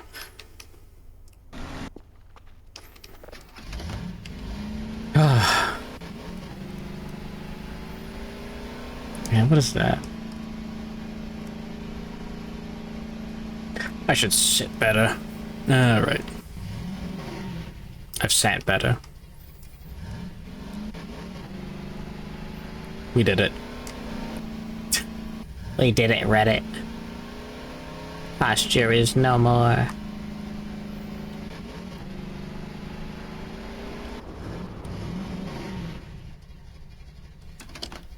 Any good trash here?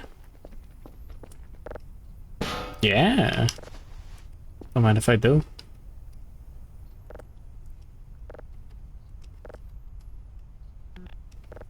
Nothing. Looked at those. I don't have a can opener. I'll leave those. I'm scared. Straight up metal scrap.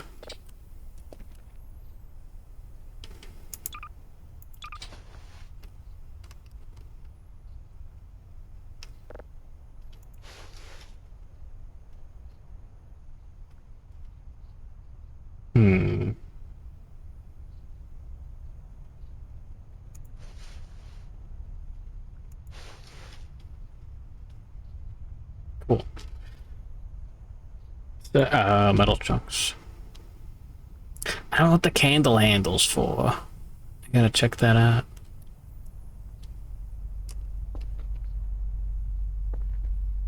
That's normal. The hole just does that. Sure.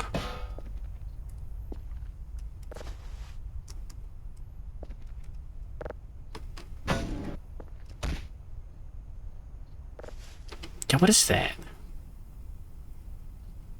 Jacket. Kerfur Omega accessory.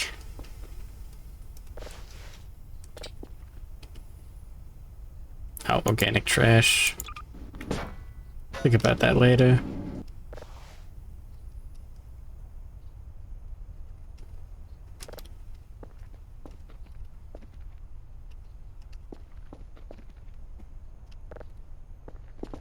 Alright. We'll see how well the jacket works. You can play dress up. Yeah, and in the game too. Are those shiny discs? The like saw blades? Or like the like server upgrade discs or whatever. The server discs aren't that useful, I think. I'm pretty sure. 99% sure. I see yesterday's Isaac was a bust. I'm busting, brother.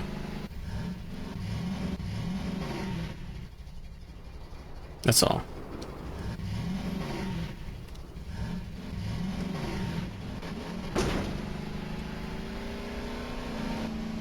Blockbuster. Good for you, thanks. Took me a long time to get here. You know that song that goes, I'm on the edge of glory? That's about me. Because I'm edging.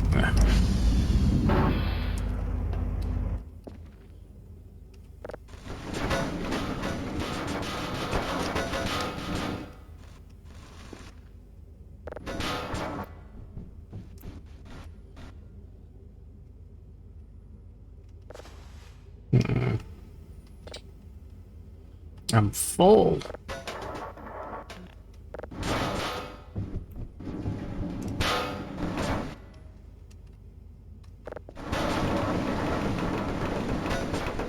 Yeah, there is something cool here. I don't know.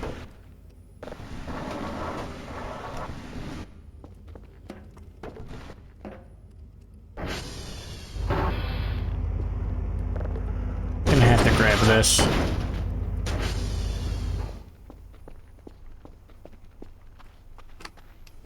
Kerfur bad.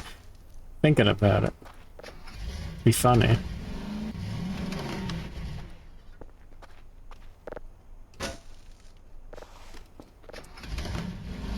Alright.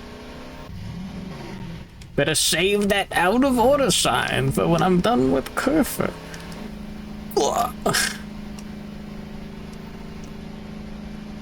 You think that's gonna stop me?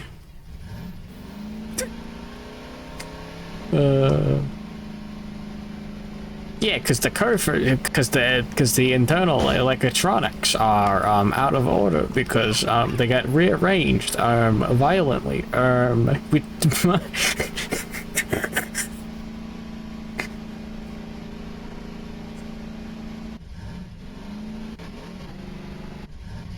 That's not good. Shouldn't say that about your robots.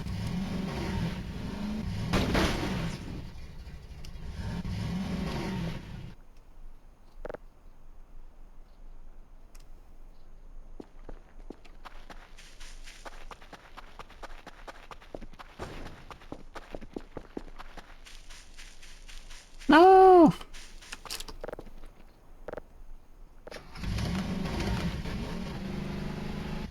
$75 health, we're fine. Blockbuster? Is that a Minecraft server? I completely fucking glossed over that joke. You sick fuck. Did I say good morning earlier, Mercalio? Blockbuster.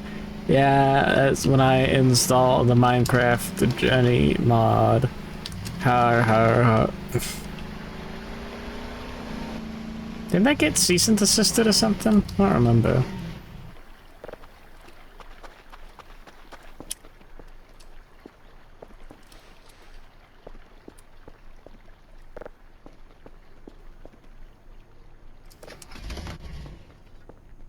What's left for the dev to add to the game? A bajillion trillion more events? Finished player model?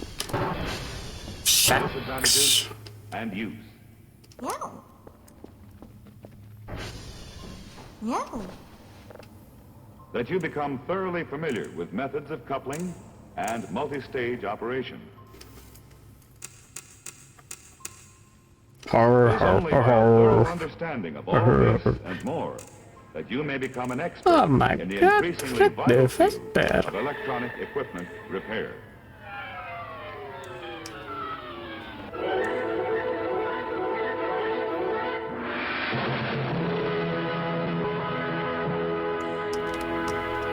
It's good enough. Perhaps something of the true wonder of our native Earth struck the men who sailed the Nina, the Pinta, and the Santa Maria beyond the gates of Hercules. Whoa. And perhaps there are those today who pause before the miracles of travel into space and beneath the sea. For this is an age of wonder. It'll produce, in the bigger perspective of time, new Columbuses and Magellans that men will remember when our own age of exploration is history. Oh, this one's lame, isn't it? Sea Lab 1 is part of that adventure, a beginning part in our own times. Yeah, whatever. Oh, he's drinking. The Nina, the Peanut, and the Santa Maria? She, yeah, you didn't notice?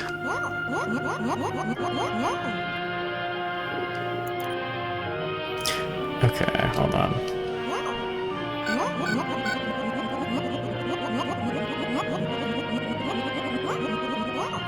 Oh, is this not a thing anymore?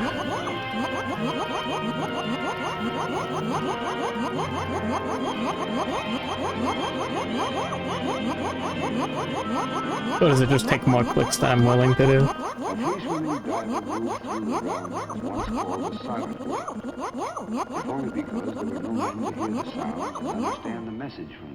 As far as I'm aware, the Kerfur used to fucking explode. For all his presumption, an outlander to this realm, an alien.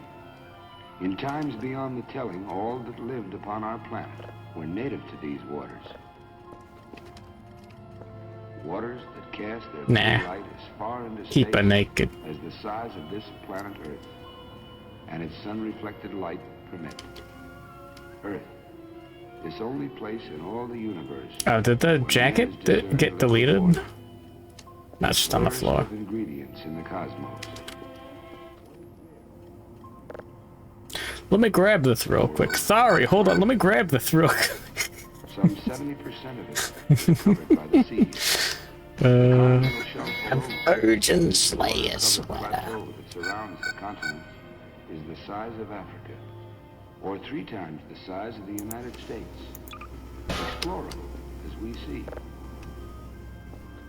Exploitable. Surely that's a good idea. And how much more so Oh, with hit the bed.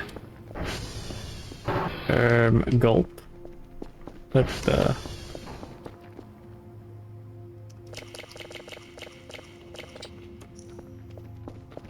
that's fine for now.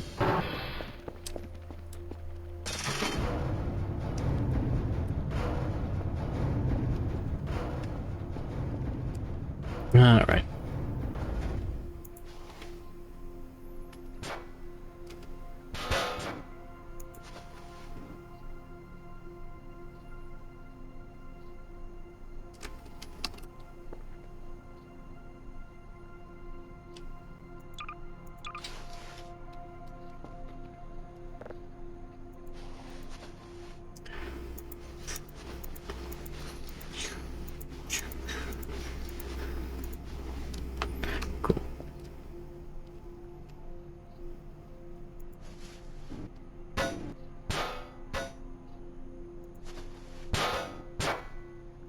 Yeah. Yeah. Okay, we've got 4 metal scrap now. Okay.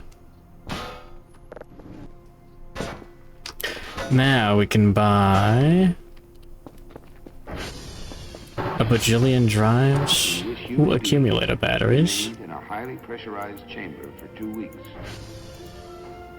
Okay. They could do so with reasonable comfort and in perfect safety was a tribute to Bond's 8 years of research on the feasibility of breathing gas mixtures rather than normal air. 2. He and workmen verified the usefulness of helium as a substitute for nitrogen to prevent the dangerous narcosis that high underwater pressures could cause. Sure. I didn't get any drive boxes. I gotta get some more of those. Summer 1964. The Office of Naval Research, inspired by Project Genesis, had designed a strange-looking capsule. Good idea. The work of Lieutenant Commanders Roy Get the Ladd. librarian reference. It was nothing less than a laboratory for him. So true. What are you talking about? What do they mean by this?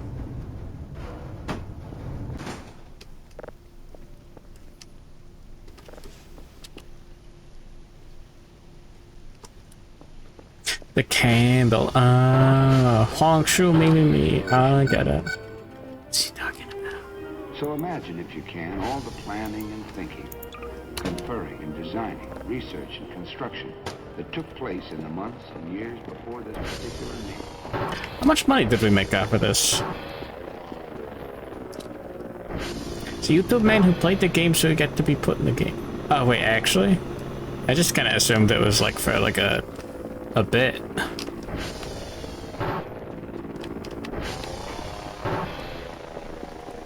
Like you use it to summon Cthulhu or something. A la Denka's Dungeon.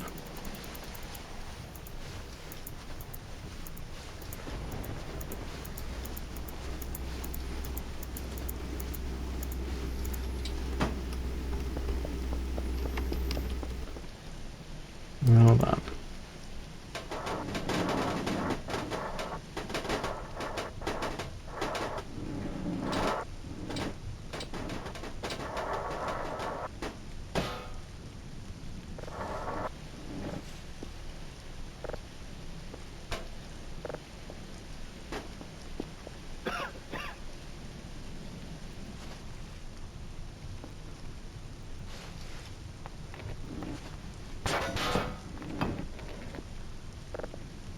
Cool.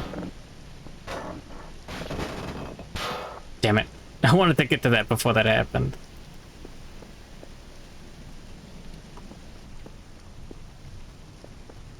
The battery didn't fall back there, did it? It did.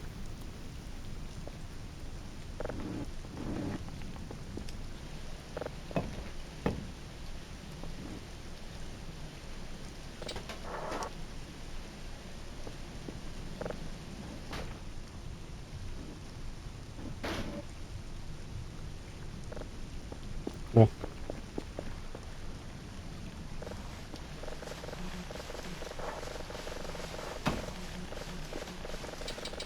Ah, beans. This channel's pretty chill. I'll have to check. Can't wait for Splash Woman to get added.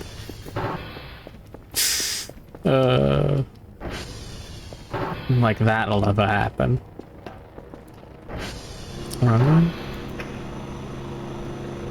That's where the coolers go. Getting close to 100% efficiency.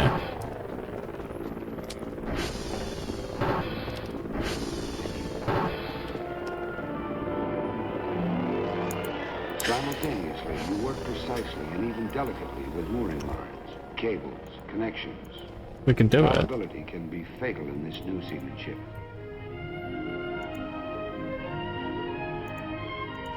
Three burgers. At this point in oceanographic exploration, a man can still use his umbilical cord. It houses his power and communications cable. Yeah.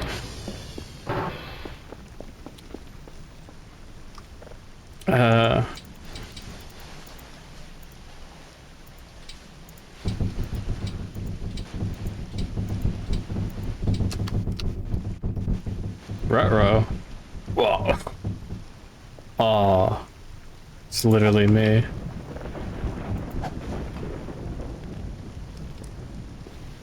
I didn't actually break something.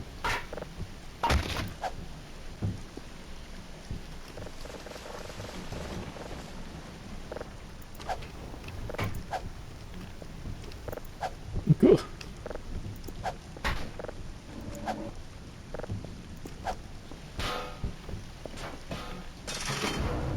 Maybe I should kill that last mannequin. You know, just in case.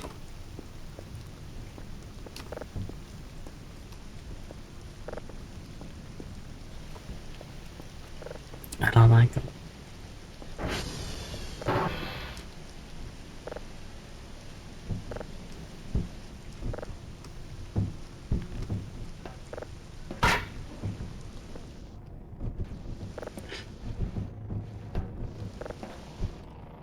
He's just chilling on the bridge.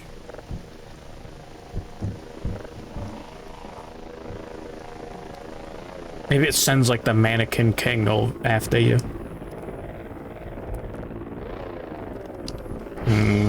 If only.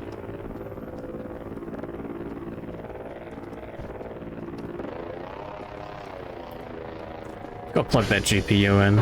Eat those burgers. And have a gay old time. Still have all the drives in my inventory. We're fine.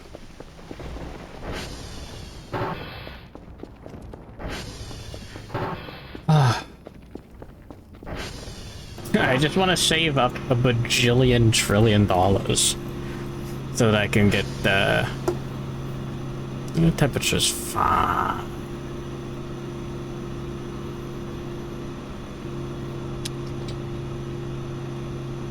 What in-game time is it? I'm at $0 and it's 15:42, like 4 p.m. Just about. We'll see what it's at 4 p.m. the next day, if I remember. I won't. But if. God, I'm sitting like a fucking goblin, I'm stupid.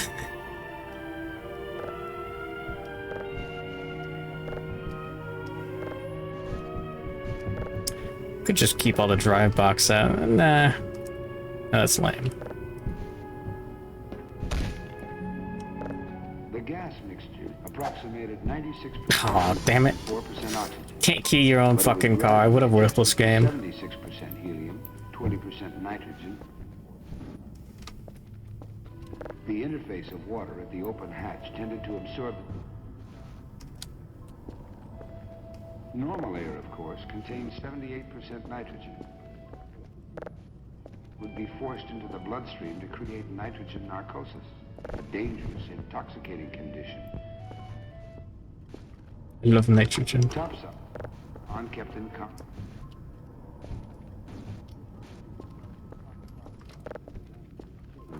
He managed none. Hadn't he, after all, taken some hefty... one of 302 feet in 54 seconds back in 1958, wearing only a light... 300 feet? That was about 3 times as far as experts considered a safe limit. The television monitor topside takes in the spectacle of fooling around with a fishing rod on the back porch. Even in these depths, privacy is not all that easy. The video eye of Big Brother takes it all in. A man can do many things theoretically. He can, for example, assume a certain atmosphere on Mars, and then deduce its effect on a human being. But there's nothing like being there. So blood samples from a man 192 feet below the surface of the sea are worth the taking and the logging. Oh yeah. They're doing like experiments to see how. What if we just like had people just chill out like 200 feet under the sea? Devoted to free swimming within a range of 1,000 feet around the capsule. Makes them gay. It's like the fellas on the submarine are like that. Because all the blood flow. No, it's not true. It's me. I'm They set up gear for scientific experiments along the bottomland of white coral sand. They squinted at the legs of the Argus Island Tower to see how the welding seams were, to note corrosion, to take in this new countryside.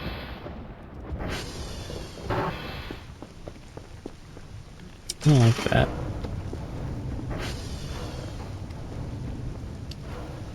Alright. No, that was on there before.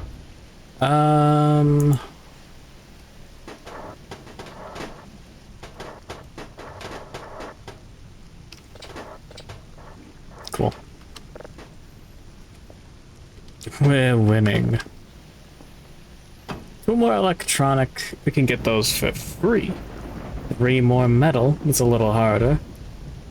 That's 7 more metal total. Yeah, we're getting close to maxing out the coolers. I still need more for more GPUs.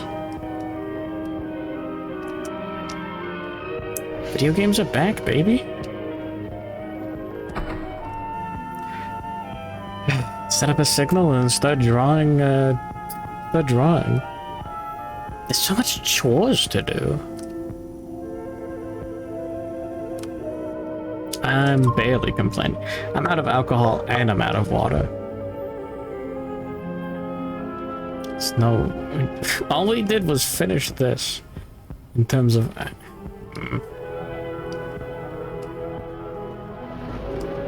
Master Diver Sheets typifies this new breed. I want to go hog hunting almost. Athlete seaman. Might be worth it. The principles of seamanship and the mysteries of seamanship. the underwater realm. Pressure and decompression.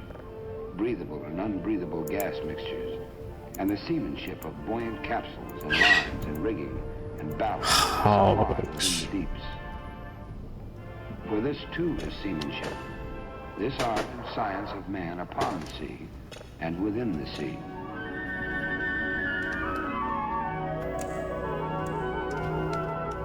Let me double check. All right.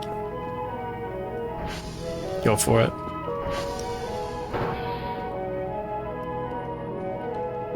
I gotta get those burgers, man. Dude, I could totally... Okay, so no, okay, no. Earlier I said you gotta get the McDoubles because it's like $1 or whatever. The McGangbang is worth it. I'm sorry. The 2 guys out there who don't know what the McGangbang is, it's just a McDouble with a McChicken on the inside. You just take the two. It's like a shitty Big Mac, but it works. No, it works. You don't understand. I've never had a Big Mac. I mean, I probably had like 1 or 2, but like, why the fuck would I buy a Big Mac when you can just buy like the ingredients to get like a different Big Mac? Oh, these are empty, never mind.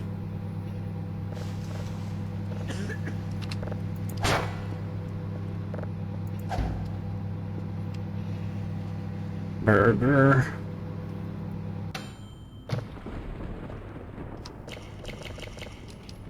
Yeah, like Big Macs never seem worth it.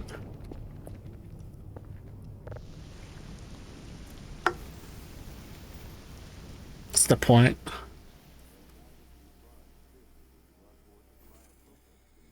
You ever try hash browns with sweet and sour sauce?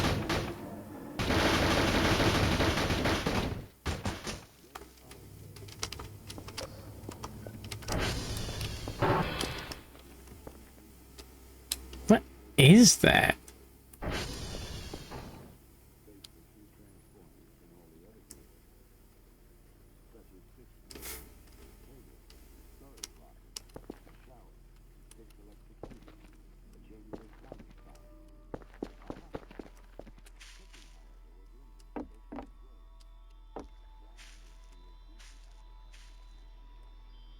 It's like a mannequin stuck in the tree?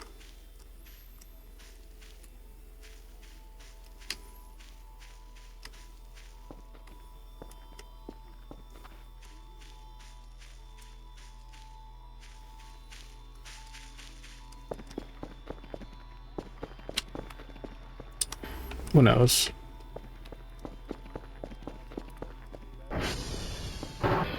Where's Kerfur? Man the helium unscrambler and give me some test phrases. This is Sea-Lab, manned and ready. Are you Right, bro. on? Let's have the test phrases now, please.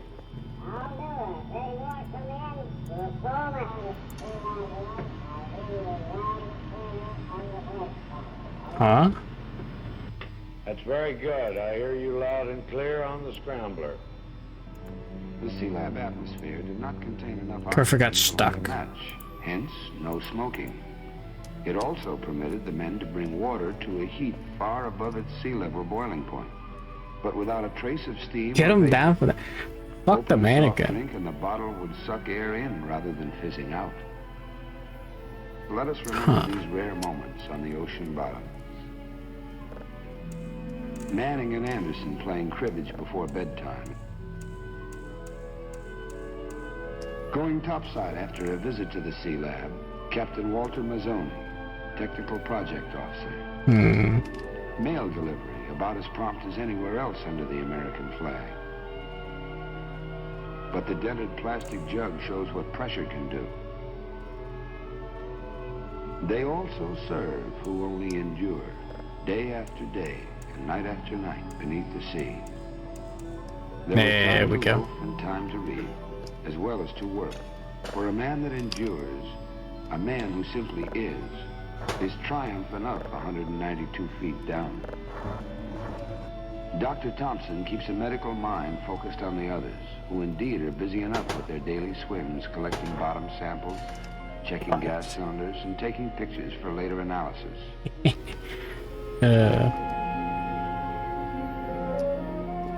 Yeah, sure. Hey,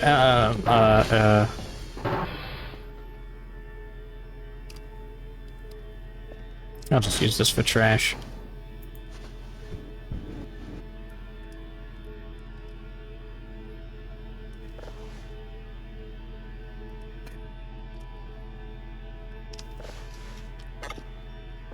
No, crap.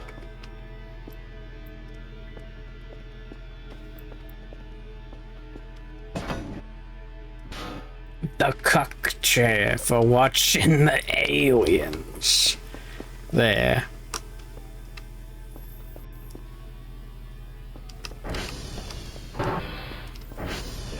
Intimations, forebodings from the liquid. Topside, trouble brewing in the whatever. form of a tropical disturbance.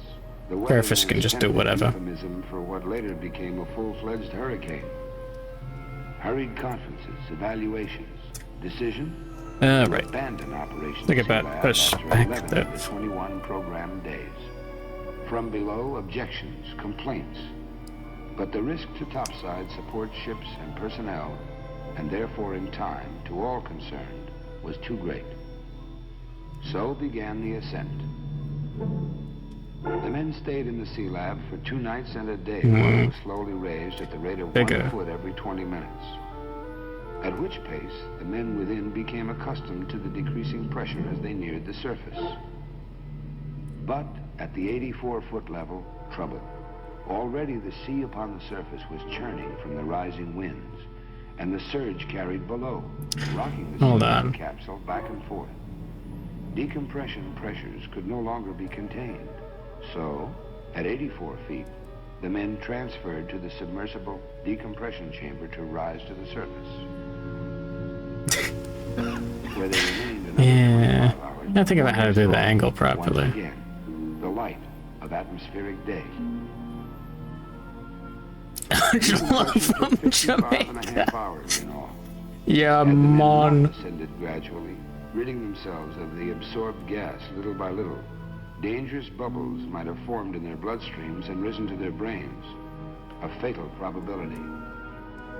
This danger, Both said, is the monkey on every diver's back. It's tedious, of course, waiting it out in the SDC. But tedium is preferable to death. Patience is the most important virtue a diver can have.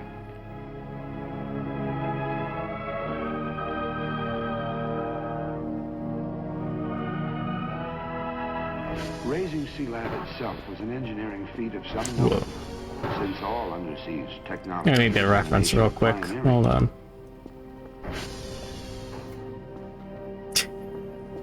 Kerfur! Get over here! She emerged none the worse for the 11-day weight of the ocean upon her. And when the men have gone, the sea remains.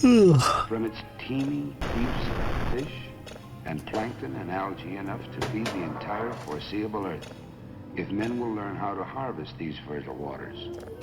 The sea remains, Yeah, right. rich in minerals of all kinds. Some of them, like oil, already in production. The sea remains for Sea-Lab and her descendants. That helps. Sea-Lab 1 proves that man can take it down below. That if he stays down 24 hours or more, his tissues become fully saturated with helium. Beyond that period, the time required for decompression does not increase, however long he remains below. Sea-Lab was an adventure, a test of man's capacity to survive where survival is the biggest job he has. Beyond survival lies progress, and perhaps a civilization of growing permanence. For the sea remains. Sea-Lab 1 is but an incident, a point in time already in the past. Sea-Lab 1 proved that man does not have to decompress between work periods beneath the sea. That he can, under the precise conditions we have seen, remain below indefinitely. It's not quite right on there. Here on his own planet. Here in the watery inner space that is no less a challenge to his talent and his endurance than the space beyond the upper atmosphere. Will he have the genius to harvest the food of the sea? Food enough even for the exploding population of the crowded land. Will he build factories to process the seafood? Or will he, in the You want something like that, right? use the underwater realm for military God, me love purposes? Kerfur and hard big Ross. On the ocean bottom, fortresses, submarine bases, So true. supply depots. Will he build for the better life? Resort hotels, sightseeing, and scientific buildings within these waters. Will he mine the elements? Everything from iron to cadmium, from aluminum to oil. There we go. Rest unexploited within this planet Earth, beneath the sea. Awesome. Remember, 4 p.m. I want to check up on that bad boy.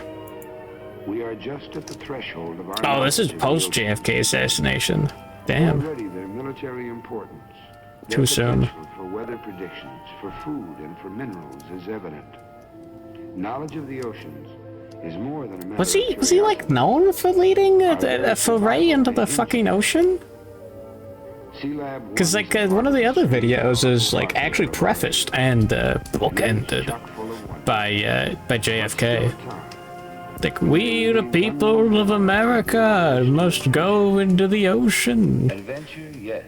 I think if there were mermaids, Scientific investigation of the unknown. my wife would mean nothing to me. World War II rat bombs. How much money do we have already? Oh, that's pretty good.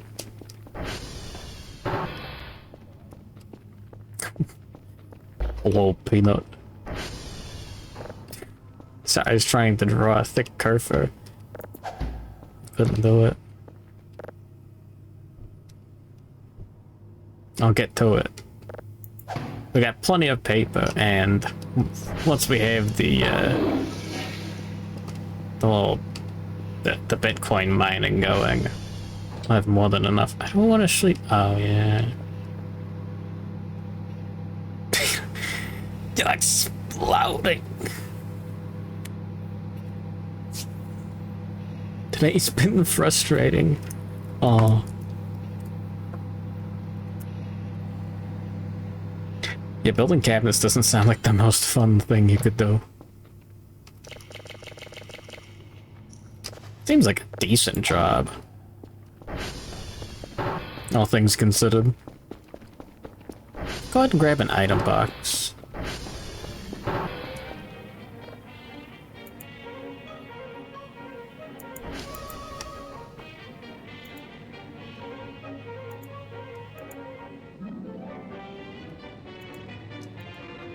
There we go.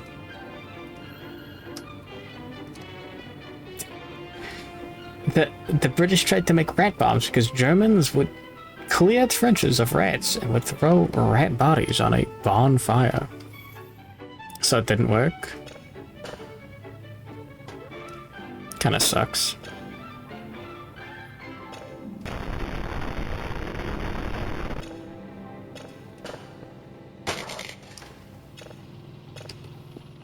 It's really funny.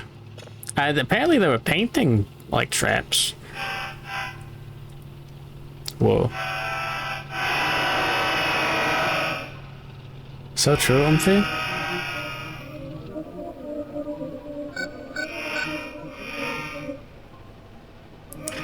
They would have like crooked paintings, and then like the German officers, when they took like that little headquarters in the trenches, they would like they'd straighten out the paintings, and that would trigger the bomb, and then fucking explode and die.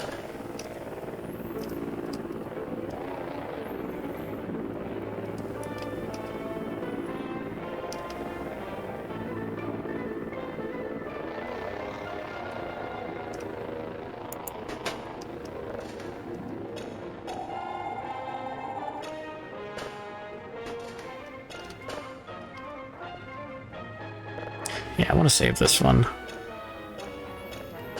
'Cause it's cool, I guess.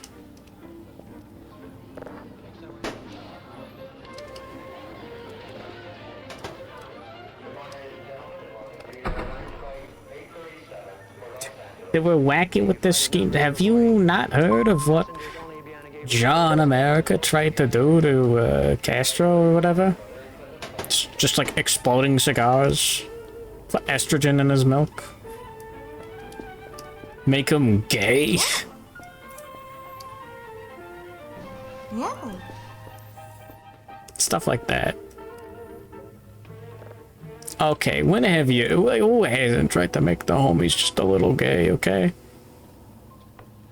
Okay. Thank you. Thank you. Please, ma'am.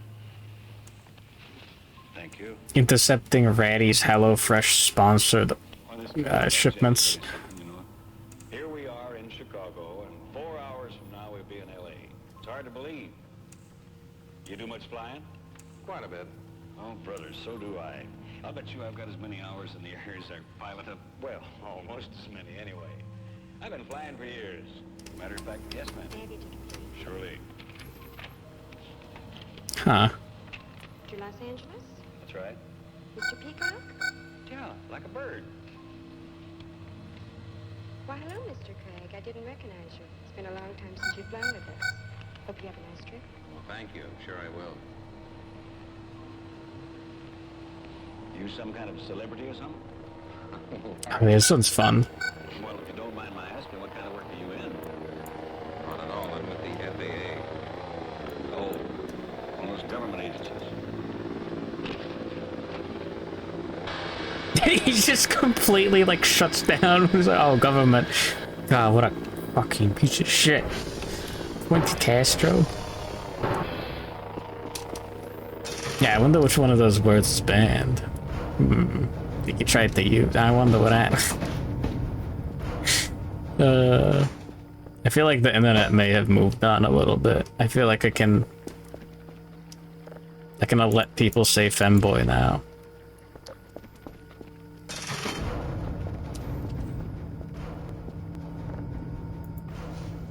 Maybe not. I don't know. Yeah, paper's worthless, right? Hmm.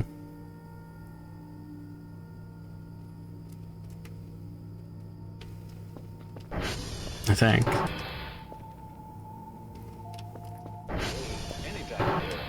Well, there are a lot of government agencies known by their initials. It's pretty confusing sometimes, even to those of us who work for the government. Yes, but FAA. For Pete's sake, I've sure read enough about you fellas. But there's one thing, I've never been able to figure out exactly what you do. Well, of course, you know, the FAA's basic job is to foster aviation. Yeah, My own particular specialty is air traffic control. Oh, you work in one of those airport control towers. Well, I've spent Hotel some time Delta in it, Papa. It's true, but that's only one part of air traffic control. Is that a hog next to the base? There has to be more to it than that. Red hog in the base. Well, consider that this plane we're on is just one. You know what?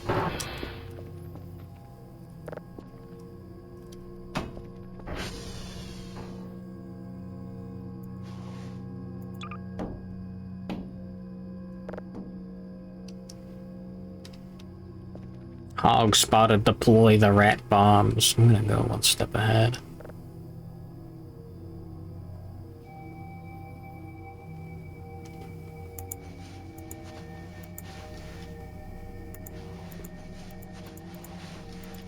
I don't remember which paper you're supposed to use. I don't know if regular bottles work. It's gotta be the badass glass ones, right?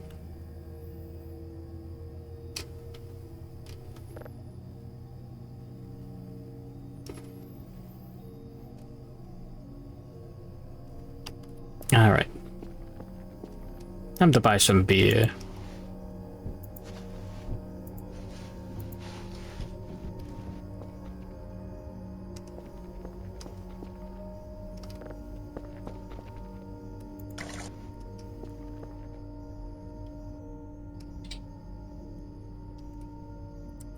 I don't want to drop this.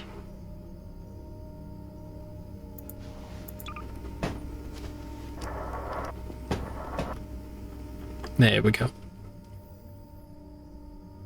Joanna, where's my... There it is. Cool, we're good. Gotta go fishing later. No, good morning, Mega Dougals. LSD science took its toll. Wait, hold on. Oh, all of those can be used. Okay. So true.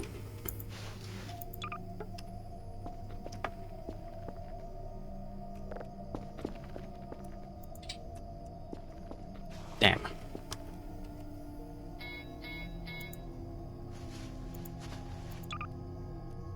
Right.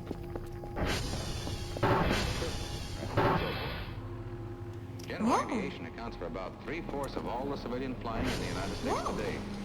A sizable part of our workload. You know what? We don't need more than one.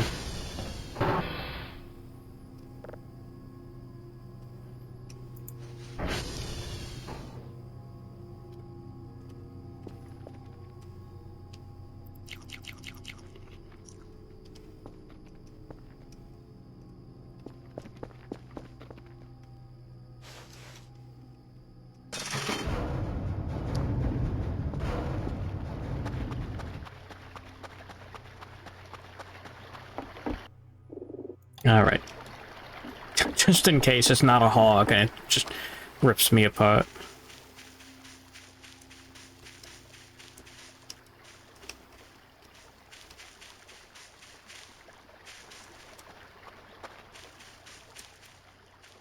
Is it nothing?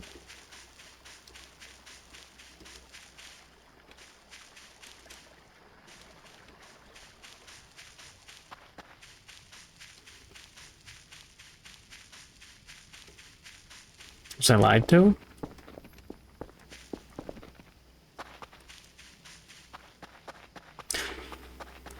I'm actually looking forward to this. It's free scrap.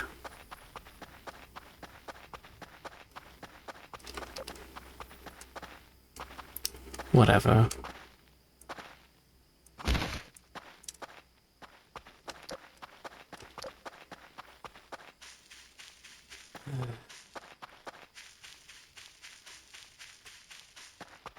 Molotov a day keeps the hog away.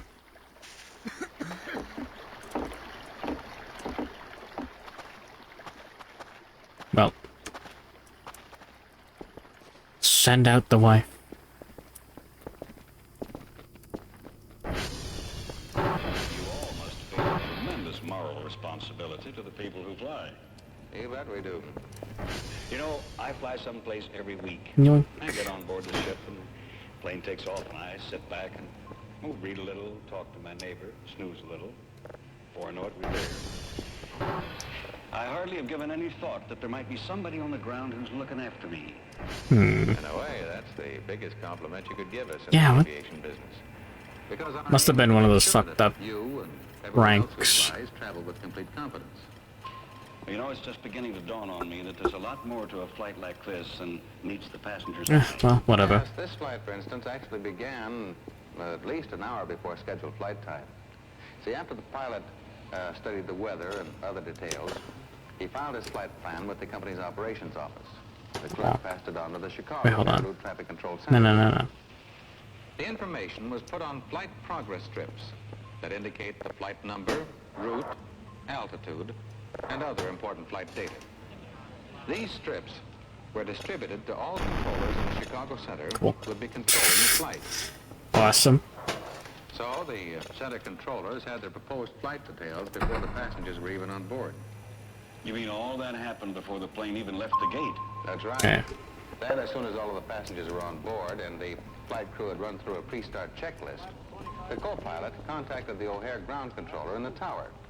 O'Hare ground control, United. Everything's coming up, Millhouse. Gate E5, taxi clearance, IFR, Los Angeles. Go ahead. In the tower, air traffic controllers manned different positions associated with the departure phase of the operation. United 837, this is O'Hare ground control. Clear runway 32 left, taxi via the outer taxiway. Wind 33 0 degrees at 12. Altimeter 29904, over. Roger, United 837. In addition, controllers in several other tower positions are concerned primarily with arriving aircraft. All these men are fully qualified to serve at each position. Fair shaker. Welcome back, Fontaine is dead.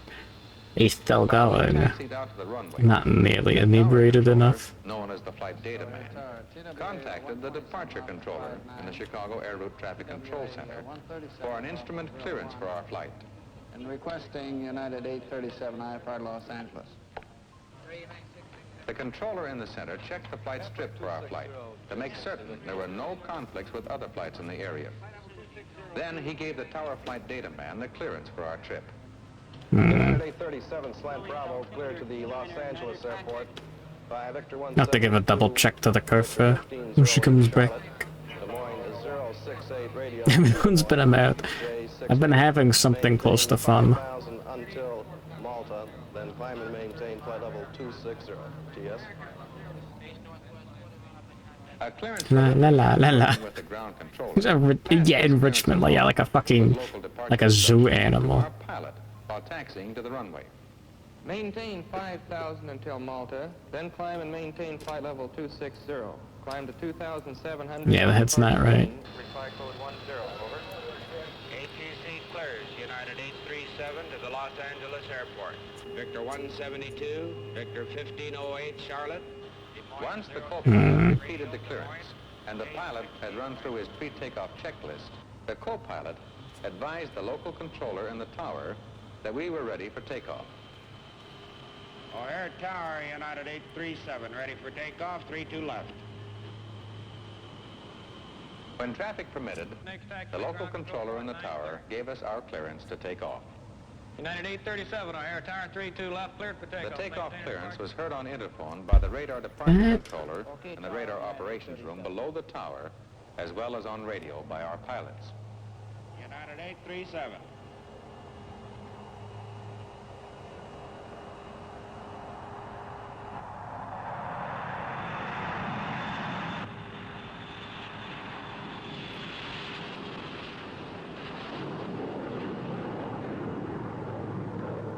Once our flight was airborne and clear of traffic in the immediate area, the tower instructed our What do you mean, neat? to change to the frequency used by Not a huge fan right now.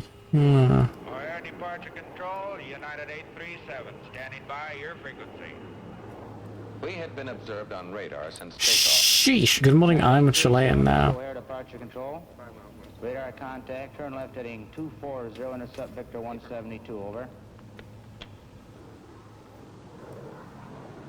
When we approached the radar control handoff point in O'Hare's terminal area, the departure controller began procedures to hand us off to the Chicago Air Route Traffic Control Center. United 837, intercepting Victor 172. 4 miles from Victor 429er, over. Thanks. Roger, United 837. Chicago Center, O'Hare departure. Chicago Center. Go ahead, O'Hare. United 837, 3 miles east of Victor 429er, code 10. Yeah.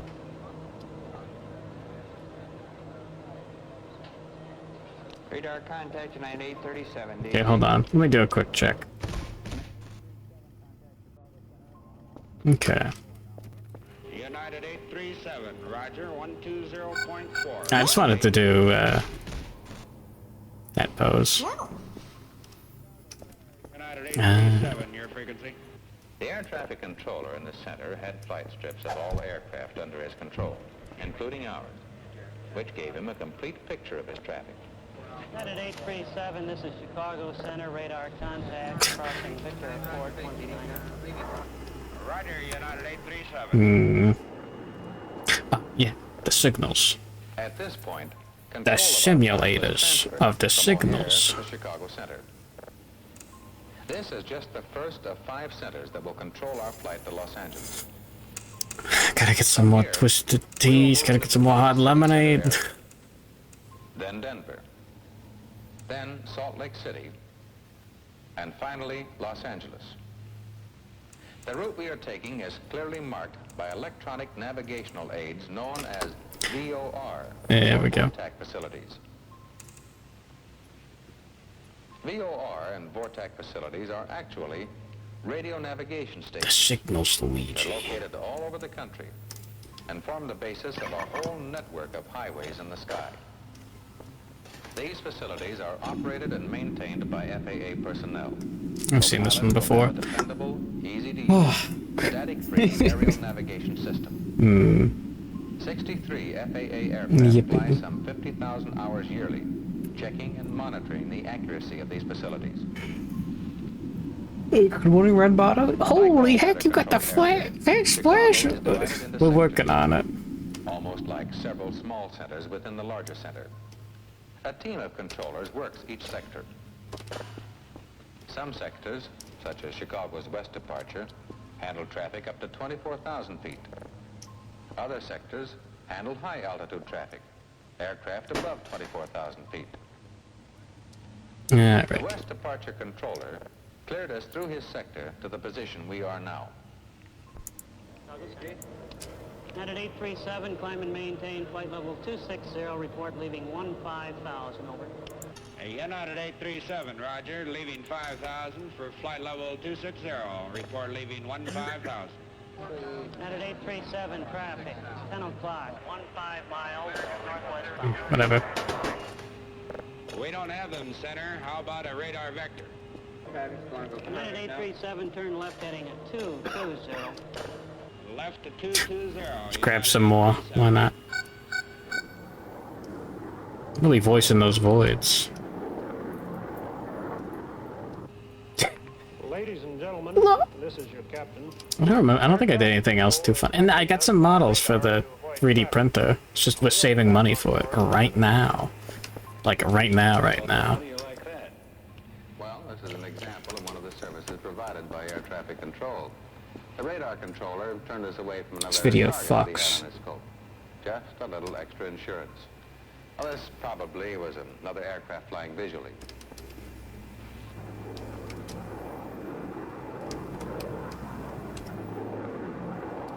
It looks like they're turning us back to course now. Yeah, I believe they are. You know, there's one thing that bothers me. How do you know if this spot on the radar scope is us or Yeah, right. someone else? Well, there are several methods of identifying a radar target. If we're communicating with the aircraft, the simplest one is what we call a radar beacon. Normally, the target is seen on the controller's scope as a double slash.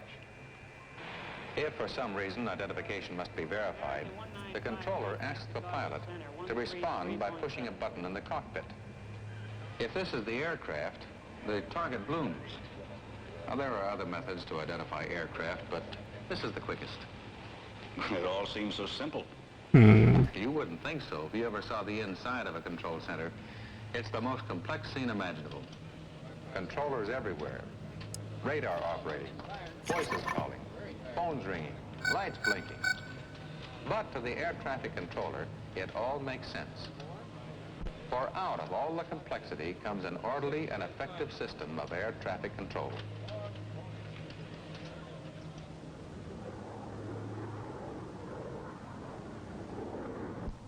Chicago Center, United 837, leaving 15,000. Go ahead. United 837, Roger, leaving 15,000. 15. United 837, 15 miles east of Malta, code 10. Radar contact, change United 837 to code 21. Roger, code 21. 240 in the heading, thank you. United 837, reply code 21 and contact Chicago Center 132.85 now. Roger, United 837, reply code 21, and now changing to 132.85. Close. We're thinking. Chicago Center, United 837 on 132.85. Climbing to flight level 260, now leaving 16,000. Go ahead. That's not right. 837, this is Chicago Center. Radar contact, 12 miles east of Malta. Climb and maintain flight level 350. Report leaving flight level 240 and flight level 280. Over. United 837, Roger. Climb and maintain flight. The Chicago High Altitude Controller controlled us right on up to our assigned flight level. That's the way it goes. 24 hours a day, 365 days a year. Planes inbound, planes outbound, planes going up and coming down. Planes at 40,000 feet. Hold on. Planes at 4,000. No. He has No. Let me pick up my pencil real quick. Hold on, I dropped it. a mountain of material fixed in his brain for constant use. A lot more upper torso. There's no time for hesitation with the speeds of today's aircraft. Decisions must be made quickly, and they must be made right. This is the way it is as our plane is handed from controller to controller, from center to center, all the way to Los Angeles.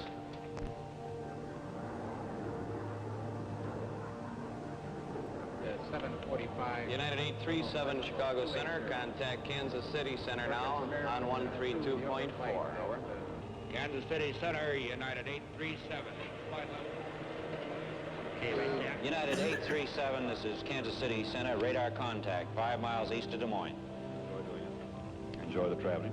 I represent a real good, well, an awfully good line. Denver Center, United 837, requesting flight level 310. This is more difficult than I thought. The doodle segment is different now. Don't worry about it. United 837, able to approve flight level 310, account converging traffic on J80. United 837, this is Salt Lake Center. Stand by this frequency. Yeah. Los Angeles, go ahead. I like the cape. Interesting. Well, very interesting. It's to me that it must take a special breed of man to be an air traffic controller. No, that's what they say. The main thing is the ability to combine quick, accurate decisions with sound judgment. I guess some people just do that a little better than others. Where do controllers come from? Like you, for example. How'd you get started? Well, I was a pilot during the war. Well, that's where a lot of our FAA controllers got their basic experience necessary for the job. Then a lot of our people were controllers in the military service. And then there are some without any experience who showed themselves to be especially suited for this kind of work by showing up well on the aptitude and psychological tests worked out by FAA Civil Air Medical Research Institute. Well, what about training? No. Before a man can handle this kind of a job. 2 years of the most intensive training you can imagine, including periods of special training at the FAA Academy in Oklahoma City. Here, trainees learn about such things as aviation weather. Center of the low-pressure system. Another fucking baby hippo image. Civil air regulations. Okay. Flight assistance service. Radio telephone communications. And they begin qualification training for their career in an ARTC center. Flight service station. Hate drawing. Or in a control tower. Gulf 605, right turn approved. Roswell 55, clear to land. This kind of training makes sure only the best men survive. We do everything we can to find out if they can take the kind of situations likely to occur under actual conditions. Because if they can't, we want to know it now, when no human lives are at stake.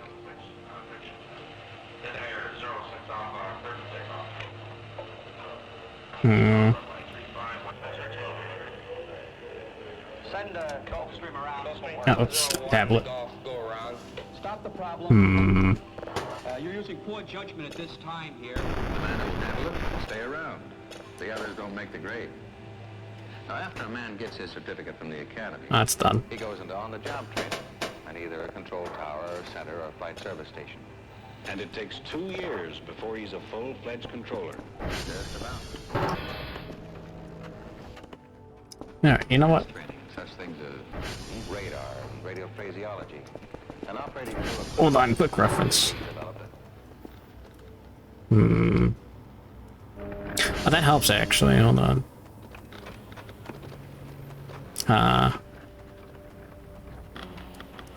Head's a lot bigger than I thought. Oh, good night, Jimmy. Sleep tight. Don't let the bed pigs bite. Don't let this happen to you.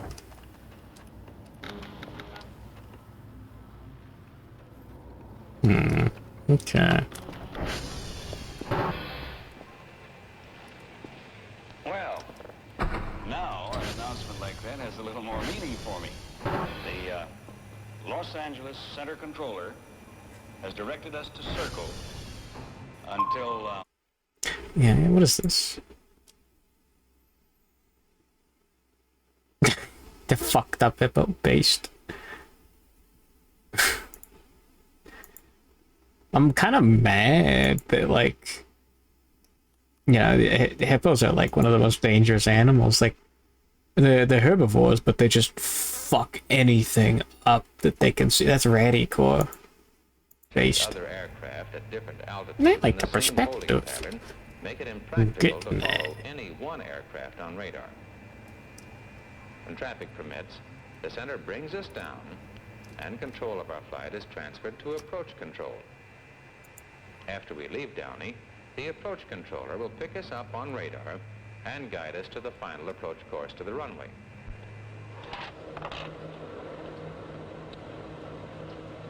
Approach control. United 837 at Downey, leaving 10,000. Your control now. Roger on United 837. United 837, contact Los Angeles approach control on 124.9er now. Over. United 837, JD. Yeah. Los Angeles Difficult. Control, United 837, Downey. The robot's just here looking. Oh yeah. United 837, this is Los Angeles approach control, Roger. Depart Downey, heading 275. Descend and maintain 3,000 for a vector to the ILS final approach course. Weather, measured ceiling 500 overcast, visibility 2 miles, fog and smoke. Wind 260 degrees at 12. Altimeter 29er 9er 5, over. United 837 leaving 6,000 and will leave Downey heading 275.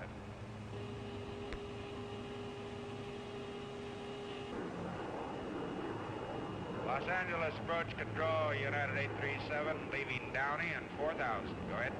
United 837 radar contact, descend to 2,000, 7 miles from the outer marker. Turn left 245, cleared for ILS 25 left approach.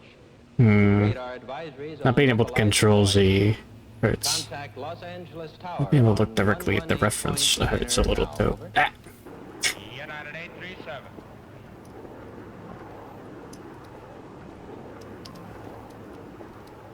Los Angeles Tower, this is United 837 on your frequency. United 837, this is Los Angeles Tower. Report passing outer marker. Straight in, runway 25 left. Wind 270 degrees at 8, over.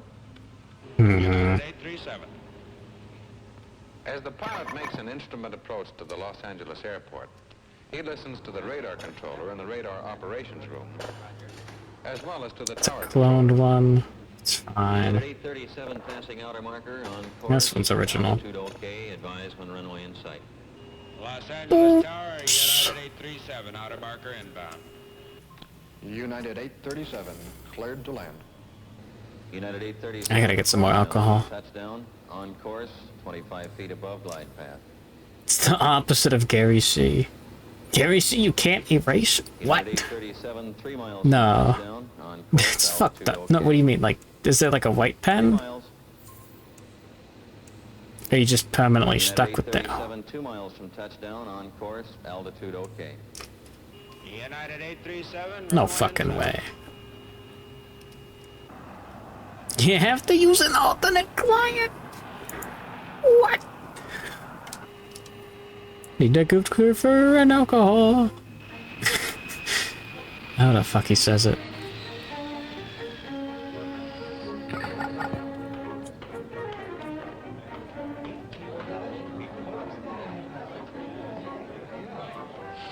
Well, I warned you not to get me started about air traffic control. You know, I'm afraid I've talked your ears off. Oh, not at all. I've enjoyed this flight more than any I've ever made. You know, getting behind the scenes and learning how all this happens. Let me say this, Mr. Craig. Speaking of all the air traffic controllers, from all of us who fly, thanks for helping to get us there safely.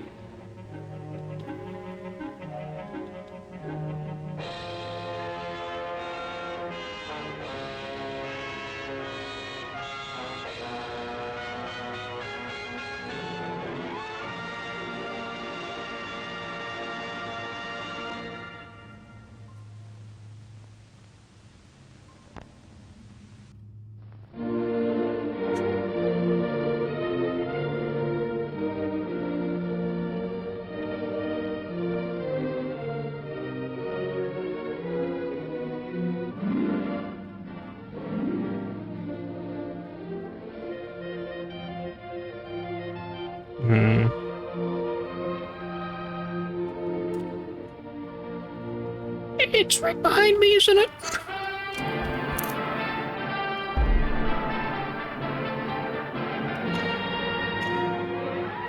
Hold on. On the top of the world, below the... Oh, you know what? A city is buried.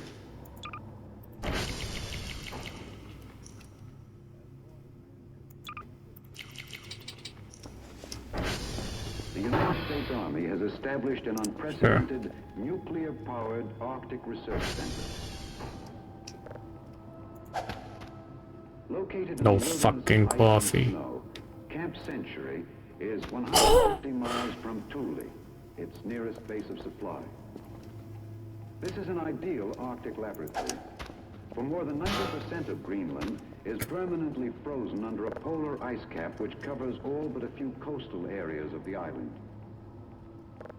Camp Century is buried below the surface of this ice cap. Yeah.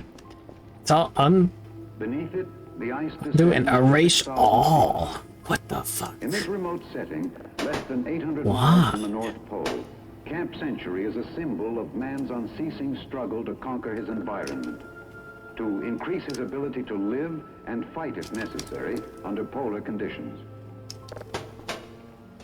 Worst drive drop of all time. The story of Camp Century. The city under ice. It was in May 1959, after more than a year of preparation, that a small party of Army engineers conducted the final search to select a site for Camp Century. Listen now to the voice of Captain Tom Evans, the young officer who was in charge of the construction of the camp.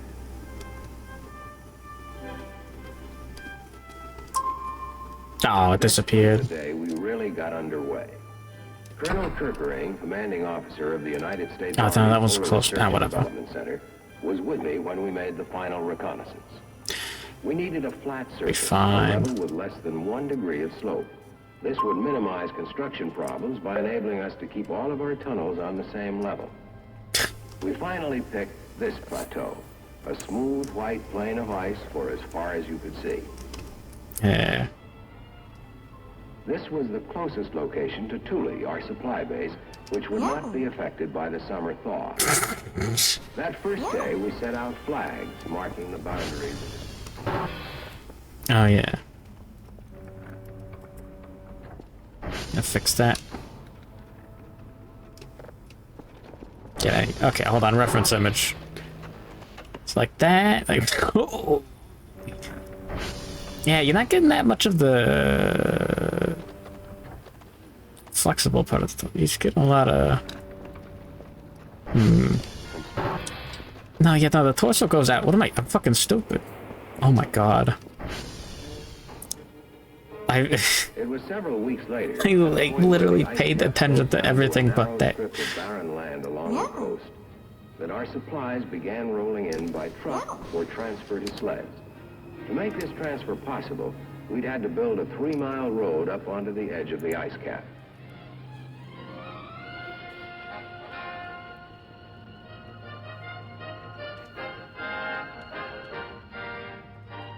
We brought in everything this way. Construction materials, steel arches, clothing, nails, steel beams, prefabricated houses, lumber, food, even ice cream. In the months that took to build Camp Century, more than 6,000 tons of supplies were used. Even the vehicles we used at the site had to be transported over the ice on big bobsleds.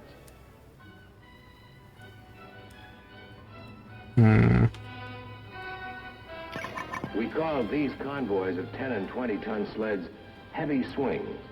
Crawling up the ice cap at approximately 2 miles an hour, a heavy swing would reach the camp in about 70 hours if everything went well.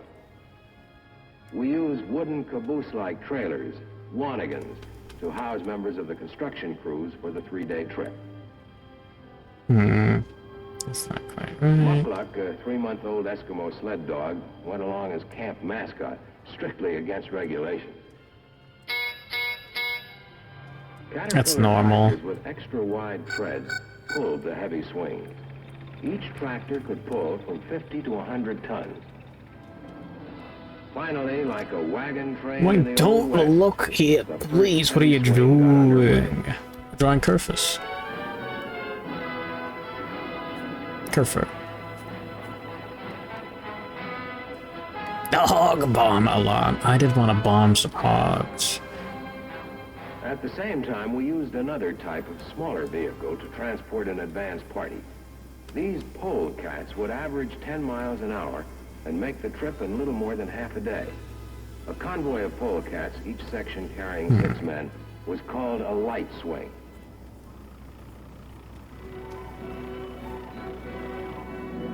We also used light aircraft. No, I'm stupid.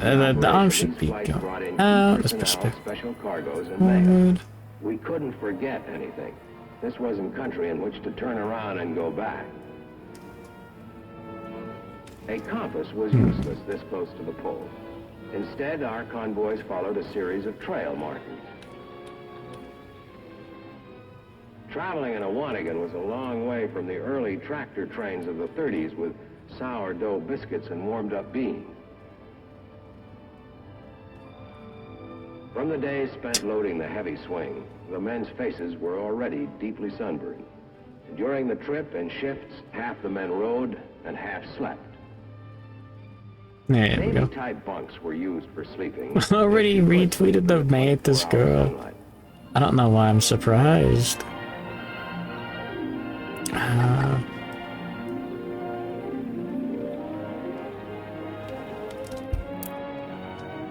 First to arrive at the surface work camp were the aircraft. A few hours later, the pull. It's nearly 4 p.m. in the game. I want to see how much. This primitive scene of crowded James Way Arctic huts with outdoor latrines was our home. Now the real. How much money do we make off of the fucking Bitcoin mining rig? What a splash of she'd had a huge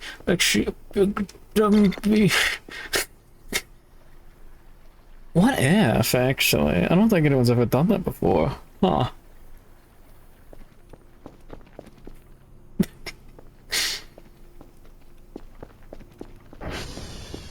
System of 23 trenches would be dug into the ice cap and then covered with steel arches and snow.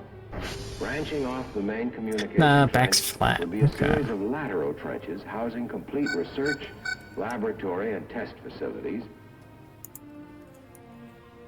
modern living quarters and recreation areas, and a complex of support facilities. Since transporting great quantities of diesel fuel over vast Arctic wastes was impractical, we would install a nuclear power plant. To be absolutely certain that work was progressing properly, I held nightly construction conferences. Each of the men assigned to me was an expert in some aspect of heavy construction. Get 2 full rigs, you'd never have to worry about points. 1,000. Nina Satome getting her sound barrier dropped on her by her cat. Gambo, she is shouting expletives. Fuck, even. Manufactured in Switzerland, it could handle up to 1,200. I take it that happened. Designed to clear roads in the Alps, it was ideal for our purpose, being capable of making extremely precise cuts. It was usually operated by 2 men, one controlling the machine's horizontal movement, the other controlling its vertical movement. What do you mean? Go.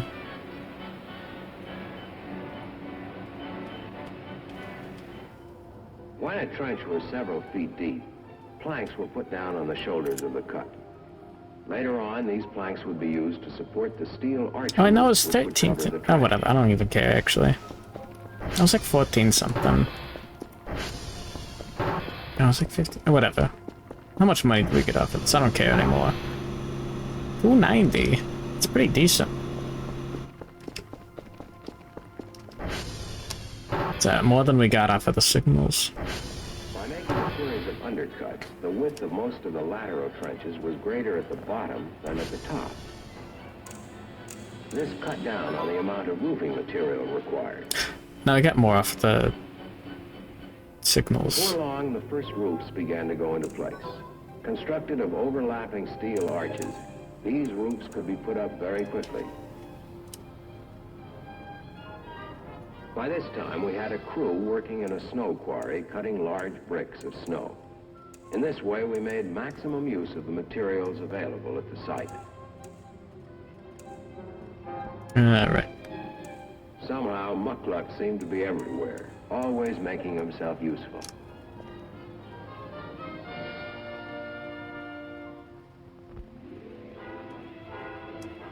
When a roof of steel arch... What is this? What does the cat look like?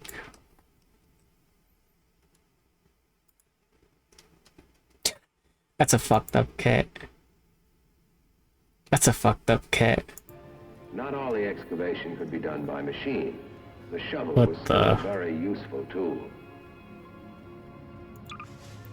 Next, work began on foundations for the prefabricated buildings that would be... Someone tell me about the fans. Yeah, it's got coolers on it. I'm slowly building those out.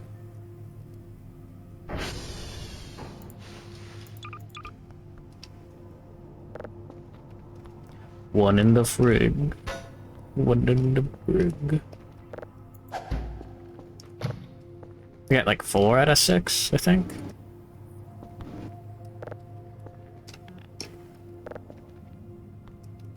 It's just like real life.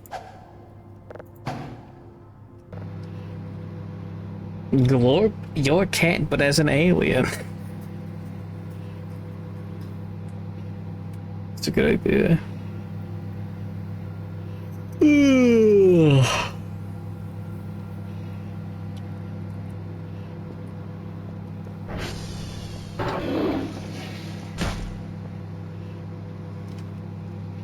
The Sigma.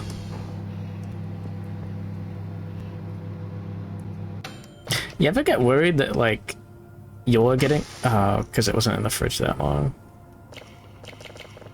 You're getting microwaved just by standing next to your microwave, you know?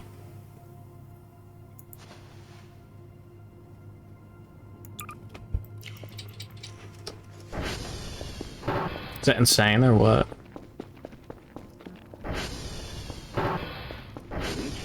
It makes sense, right? It off on the chart on my office wall. I don't like this. As the major interior work within each tunnel was completed, the entranceway was blocked up with bricks of snow. Fuck it. It took about 2 days to build one of these walls. Some people don't believe in physics. Oh yeah, I just don't believe that the microwave is constructed properly. The holes in front are too small to let the radiation through. You can look through it. It's like a wave breaker. Yeah. Formed for an emergency exit. When it was completed, the entrance was weatherproof and serviceable. Throughout the long period of construction, within the primitive facilities of the work camp, the men solved the everyday problems of working and living as best they could. That's how that works. Meanwhile, work had begun on the 4 nuclear trenches. These were the widest and deepest trenches and did not use the undercutting principle. So I think how it works. So like when you've got like... On this cut, we here's your used 3 beach. plows Here's your... 2 plows throwing up snow from below, the third cutting a spoil trench up above to prevent loose snow from sliding back into the cut. To avoid melting caused by the sun, much of this work was done at night. These scenes were filmed... There's your mermaid, whatever. So like... waves will come in. You got little fence posts. And then like the way that the waves hit them caused us plenty of headache. just disperses. I don't actually know how it works. Section of this 40-foot cut most vulnerable to the sun's rays. But it's something like that, but in 3D. Reactor building were put in place. Drop the spatial bomb. Yeah.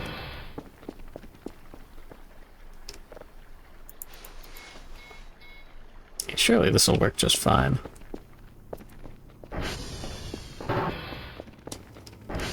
But yeah, looking like someone who drinks the tap water. I've heard it explained well. No way, Mario Rossi Penguin.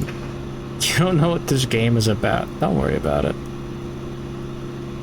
Ah, yay.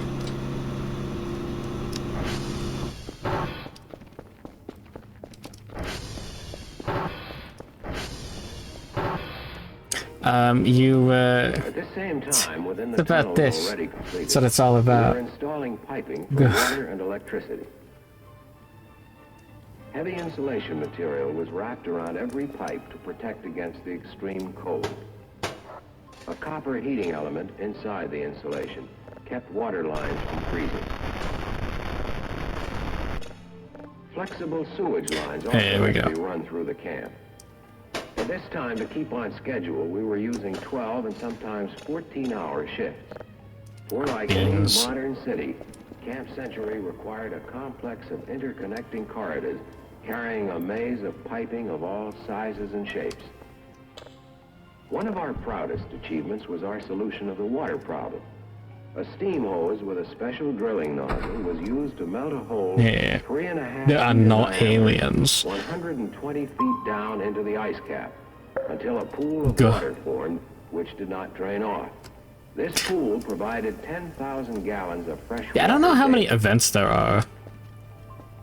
We've definitely not seen all of them. Camp, an extensive electrical system was now installed. Mook sounds like an alien. Yeah. Kill him with hammers like E.T. And fire was the worst hazard under the ice.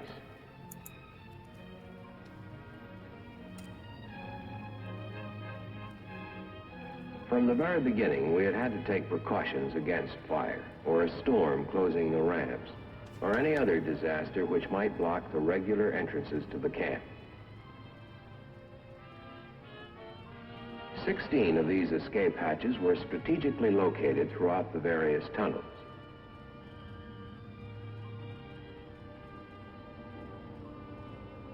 It's not fluid enough. In their off-duty hours, the men did what they could to amuse themselves with the recreational opportunities at hand.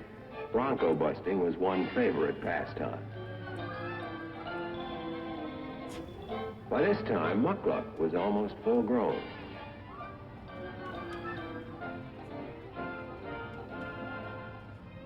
Living in the work camp was pretty much a do-it-yourself operation. Everything took longer and time was always short. Since our crews were working around the clock, if a problem came up, it couldn't wait. We tried to resolve it immediately. By early July, most of the heavy construction work on the tunnels was completed. Throughout this operation, it was a steady stream of heavy swings moving back and forth across the ice, more than any other single factor that made it possible for us to complete Camp Century on schedule. 25,000 gallons of diesel fuel, 110 tons, an all-time record sled load. The continuous flow of tractor trains bringing in enormous cargoes were like the dependable tortoise, slow but steady. But they were our lifeline. To service our many vehicles, a maintenance shop was constructed closer to the surface, both as a repair shop and as a garage. For the sub-zero temperatures meant equipment had to be kept warm. Otherwise, engines wouldn't start, lubricating oil solidified, and electrical... Believes he's an alien. Let him cook. It was at this time From the that hogs. Fiddler arrived at Thule with the nuclear power plant. Designed for air transportability, but transported by sea to reduce costs, the nuclear plant was the last major phase of our operation. Down there by the river. Take him to the hog zone. Have his entrails eaten post haste. That was the other side of the river, wasn't it?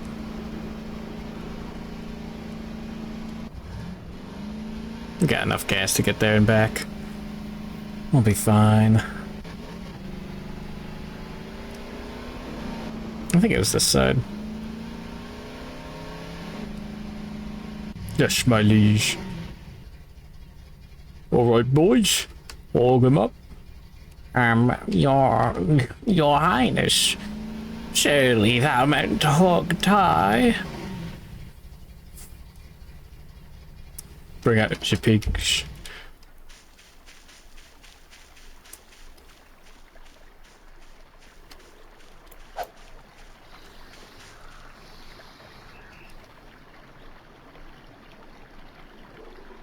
Can't cross running water, what the fuck? Can he pathfind there? Oh my god.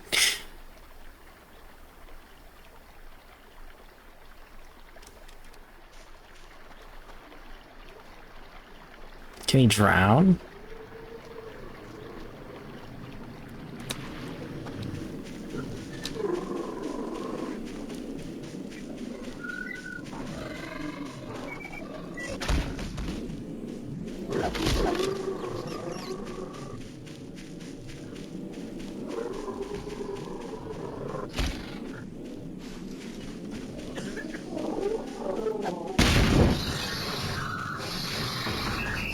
Explosion.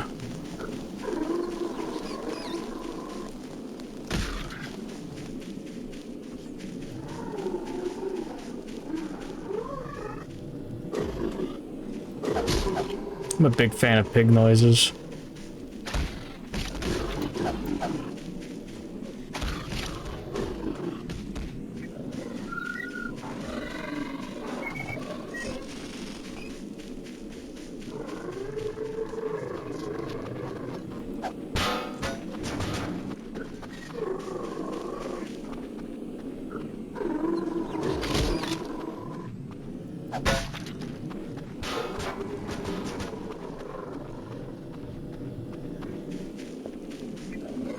Where did it go?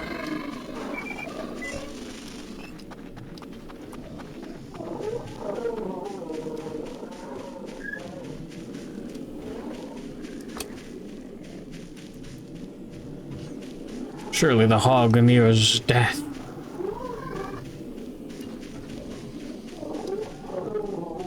Fuck, why does pathfinding get better?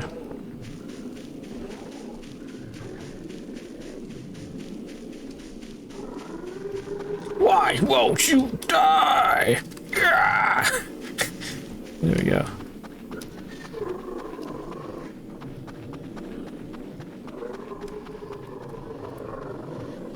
God damn it. I already seen this before. That means you're gay. Hog that only gay people can see.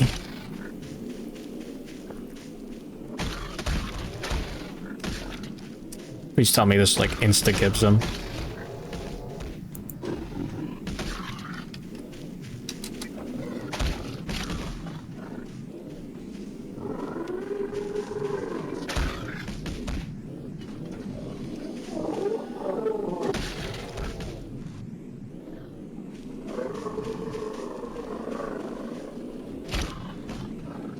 The gib noises are dumb. Yes.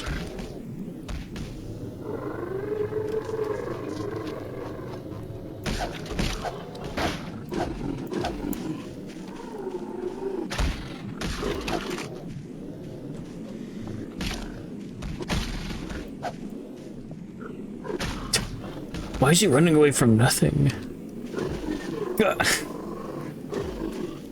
You can't see it. The hog that you can only see if you get. Wait, the hog that you can only see. Wait, hold on. What can you see? Wait, hold on. Ruh-roh.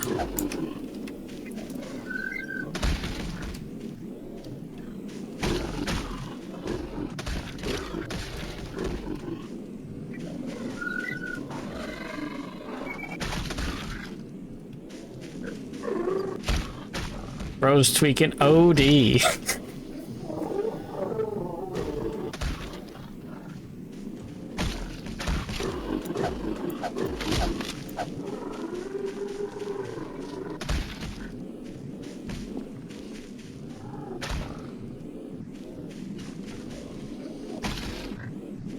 This thing has so much fucking HP. It's taking some damage, right? Every time it thunks.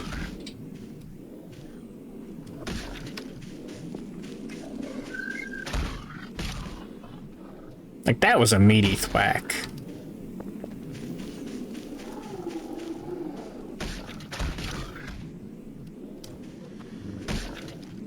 Yeah, blood's coming out.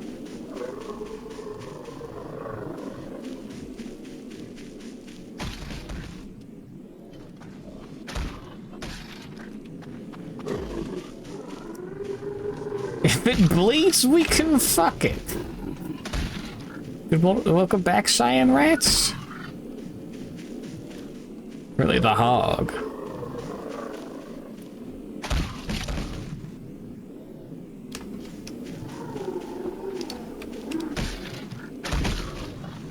This is only my third hog kill, so I don't know.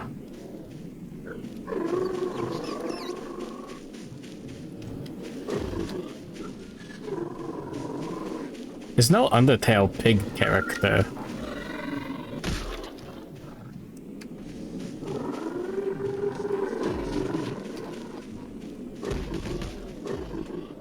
Whoa! Hog tricks.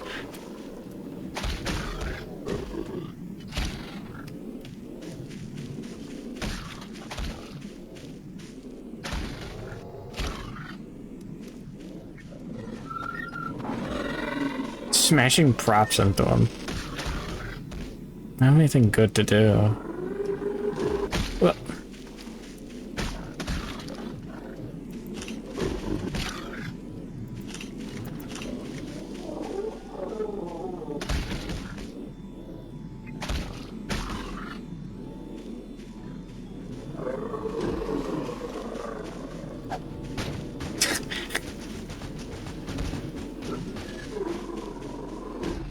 ATV.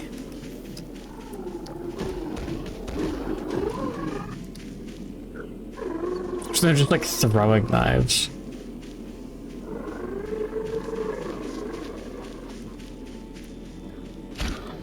I guess you could just throw knives. Like the kitchen knives.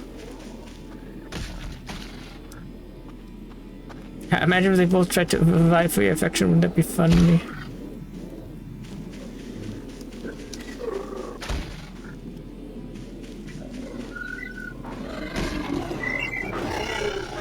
No, he was taking damage that whole time. Yeah, who would have thunk?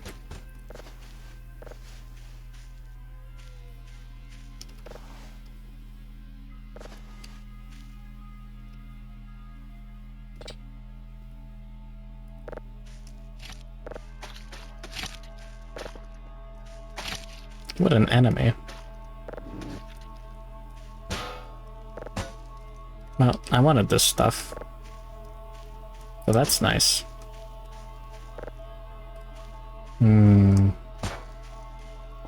Oh, pinata.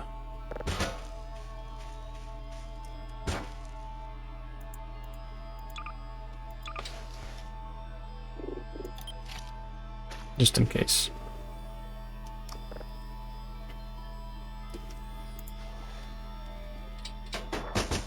Really?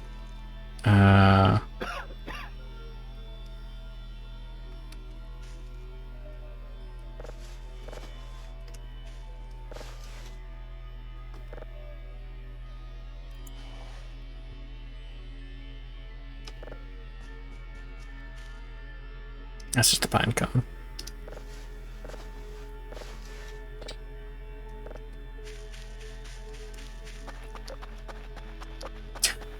I'll get the ATV later. That's fine. Must have been the wind.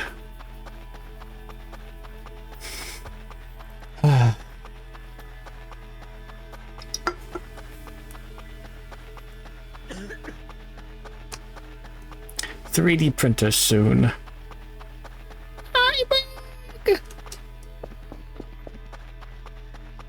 So tempted to hit the ragdoll button now.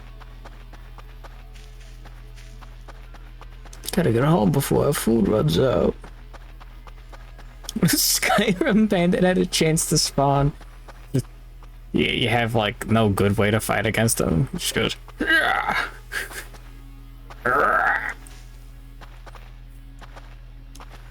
You'll make a fine coat. Oh, whatever. I don't remember.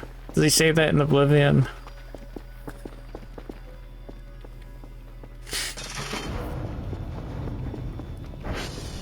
I don't think he says that. I think I made that up.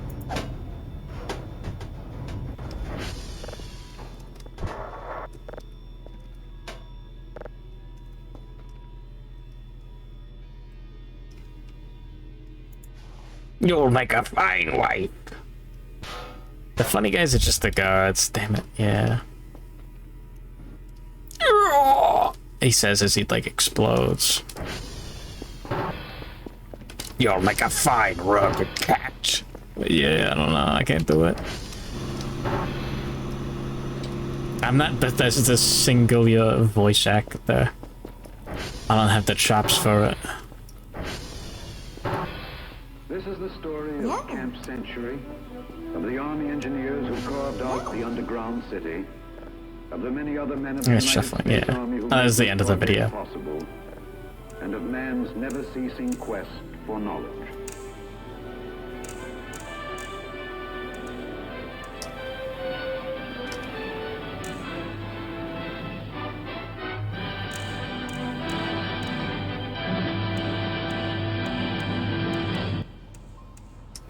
It's fine.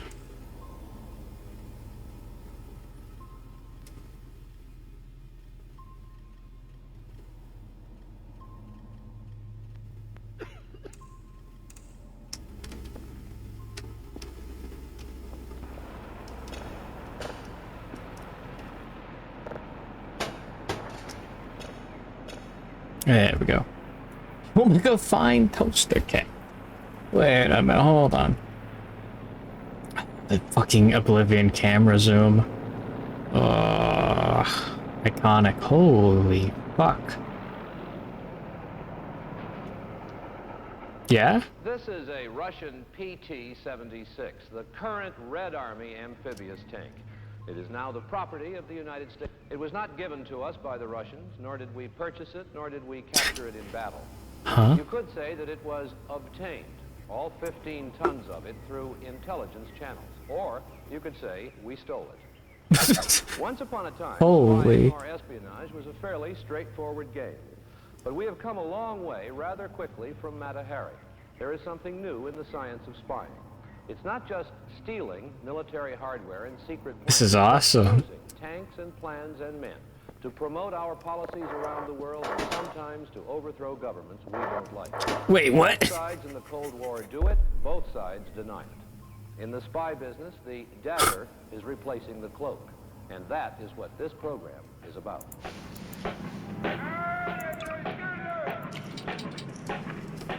Holy.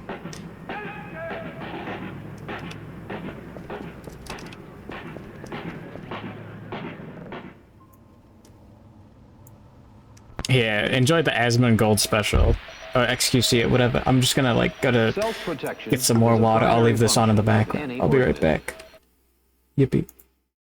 As it is of continental nuclear powers.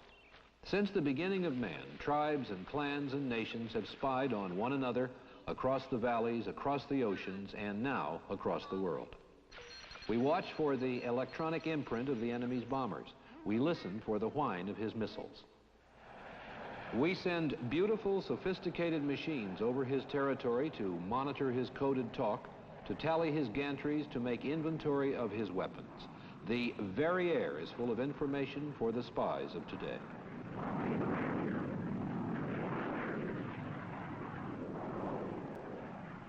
Much of this, for Americans, begins and ends in this building located at Langley, Virginia. This is the headquarters of the Central Intelligence Agency of the United States government. Everybody knows it, although the sign on the gate reads Bureau of Public Roads. It might have been designed by Ian Fleming. Serried, secret cubicles, computers which translate Russian to English at 30,000 words an hour, documents burned in a $100,000 furnace. This is the Pentagon of the secret war. It is a depot for subversion and a kind of clandestine university. For many years, its scholarly headmaster was a super spy in the classic mold named Allen Dulles. Intelligence is nothing really other than information and knowledge. For the days of Socrates, by various methods, and even before that, mankind has been seeking knowledge of everything that influences his own life or the life of the nation to which he belongs. But the idea that it is necessarily nefarious, it's always engaged in overthrowing governments, that's false. That's for the birds. Now, there are times when the United States government feels that the developments in another government, such as in the Vietnam situation, is of a nature to imperil the safety and the security and the peace of the world, and ask the Central Intelligence Agency to be its agent in that particular situation. Mr. Dulles, I know you've heard this many times, but there are people who say that we, with regard to the CIA, are waging a secret war with an invisible government. We are obviously engaged in many facets of what is generally called the Cold War, which the communist policy is forced upon us. No use denying that. That's a fact of life. But may I say this, and I do it with all solemnity. At no time has the CIA engaged in any political activity or any intelligence activity that was not approved at the highest level. Whatever you say about it, the CIA has kept busy for the past 18 years. This is Laos in Southeast Asia, not so much a kingdom as a political playing field for the great powers. Some Laotian warriors are supplied by the Russians, some by the Americans. The United States supplies 100,000 tribesmen with rice and bullets through a sort of air CIA. secret contracts with so-called private airlines. One is called Air America. In all, a fleet of 50 aircraft is involved, all flown by civilians who are often the target of communist gunfire. No. We found two of the pilots in a Hong Kong bar, a New Zealander named Len Kerfur and an American named Chuck Bade, reminiscing about their secret flights. So as we were flying along, I heard, you know, pop, pop, pop, pop, pop, pop, pop, and biting into the aircraft. Yeah. And so I looked out the side there, and the PLs were lined up there about 15 or 20 on each side at practically point-blank range. One of the boys quit the day after. He was a little bit green. Yeah, that's right. The men that you knew down there, and how many guys were killed? Well, there was Sereno and Campbell, Chet Woody Ford, Joe Riley. Good evening. Good evening. How are you tonight? Wonderful, thank you. Having a nice time? Just fine. Everything all right? Even better since you came. Is she a Chinese spy? What kind of missions actually were you flying down there? With your birds? Well, sometimes we didn't really know, you know. I mean, I'd arrive down at the office in the morning, and they'd say you've got a flight on to Bang Sali, right up north, right on the Chinese border, right in the very northern end of Laos. Quite often I didn't even know what I was going to do. I just knew that I had a load to take up there and people to take up there. I didn't know what they were for. I wasn't paid to know. All I was paid to do was take them up there. Really? Good night, Jack. Sleep tight. Don't let the big bags bite. I never knew who was launching me, except... It's like a blind date. Right. One blind date in 1953 involved the overthrow of the premier of Iran. The CIA was clearly involved. The government of Mossadegh, if you recall history, was overthrown by the action of the Shah. Now that we encouraged the Shah to take that action, I will not deny. Huh. Actually, the Shah had tried to fire Premier Mohammad Mossadegh and had failed. With the help of CIA and British operatives, though, he was finally out.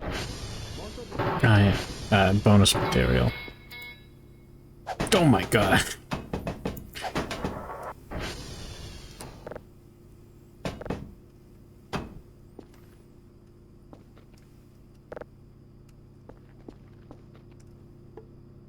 There.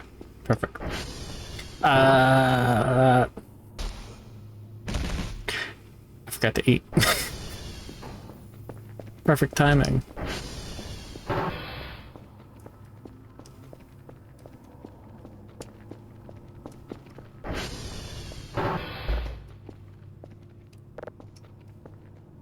Wonder if you can cook the meat in the microwave.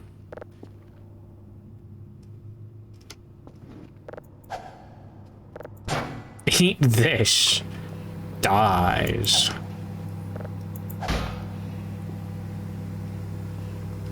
Burger juggling. Smash his head on toilet.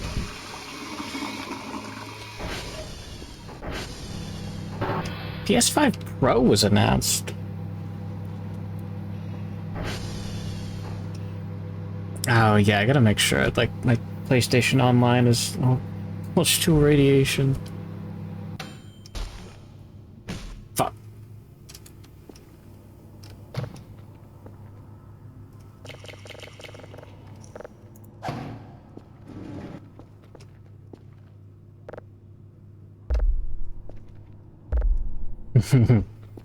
Burgers.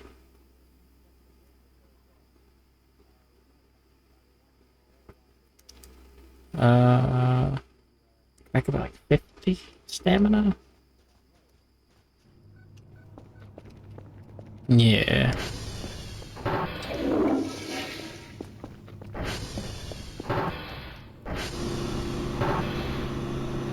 It's not overheating. Cool. Alright, we just need like 150 more points. Making sure that wasn't an MRE. The KGB is one of the most sinister organizations that ever was organized. Are they any good? Are the Russians good at this? Oh, yes. Oh, too rich in microwave. Oh god, the fucking we have no IPs bit is so fucking insane. Like just completely deranged. You take several things they're working on now, such as Because they just had a game that was nothing but cool IPs. because they have a marvelous apparatus. Do they spend more money than we do in these activities? Oh, they must. Do we have an application of morality in our activities they don't? Oh, far more than they do, yes. Could you talk on that subject? Well, only that, as far as I know, we don't engage in assassinations and kidnappings and things of that kind. As far as I know, we never have. As far as we know, they have and done it quite. Wait, you actually can clean those, and it's completely different? What the fuck? Standards to what you did when you were director of the CIA? Yes, I did. Why? Because I don't think, given the caliber of the men and women I had working for me, I didn't want to ask them to do a thing that I wouldn't do. One or two said that even what I assigned them, they preferred not to do. That was all right with me. I didn't ask them to do it. There we go. All I can say is... I'm like Bronza 2020 33. So true. And I was brought up as a Presbyterian. Omega Kerfur throttling Kerfus. Maybe that made me a fatalist. I don't know. Yeah, clean that window soon. Speaking of. I have a reasonable moral standard.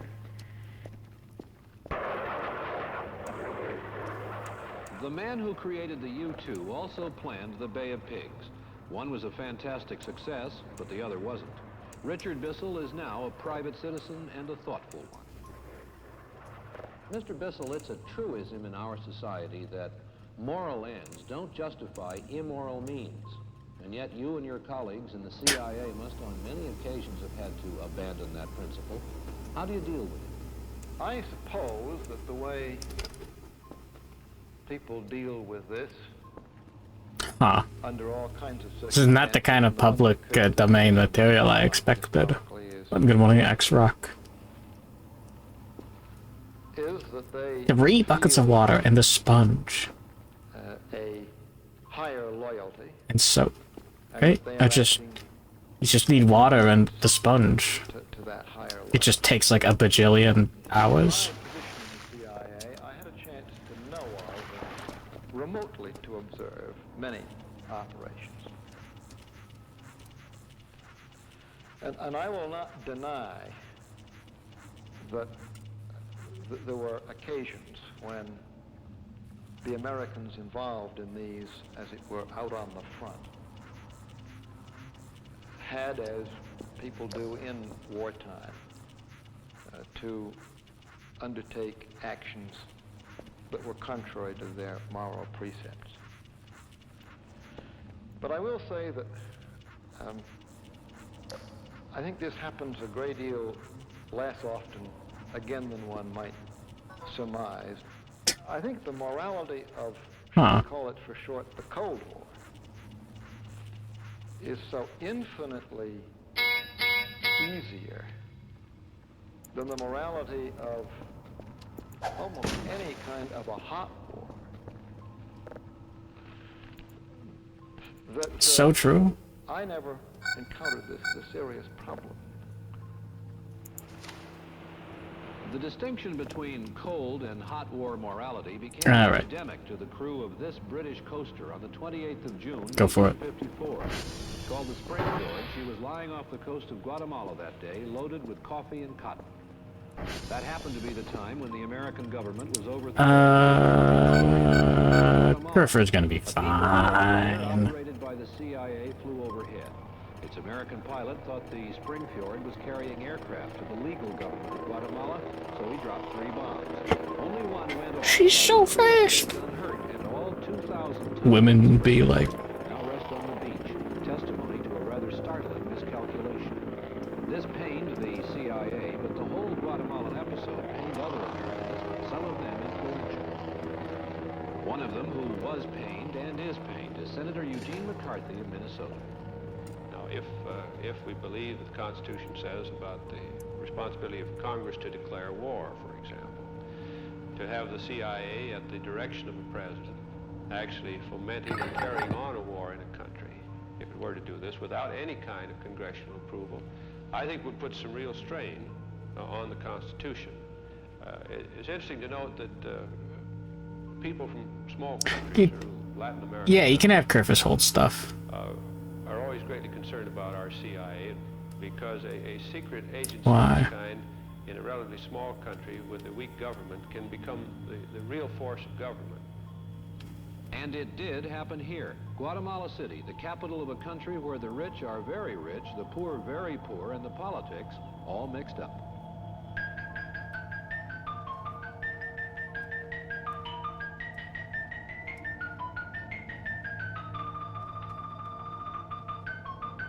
Guatemala is the kind of Central American country that used to be called a banana republic before people started talking about wars of national liberation. Most of the citizens of Guatemala are Indians, and most of them live in the shadow of a small, wealthy class which owns most of the arable land. It is still a plantation society, plagued by the economic and political illnesses of such a society. For most of its history, it has been ruled by a dictatorship. But as the 1950s began, the pendulum swung from right to left, and the winds of change swept across Guatemala.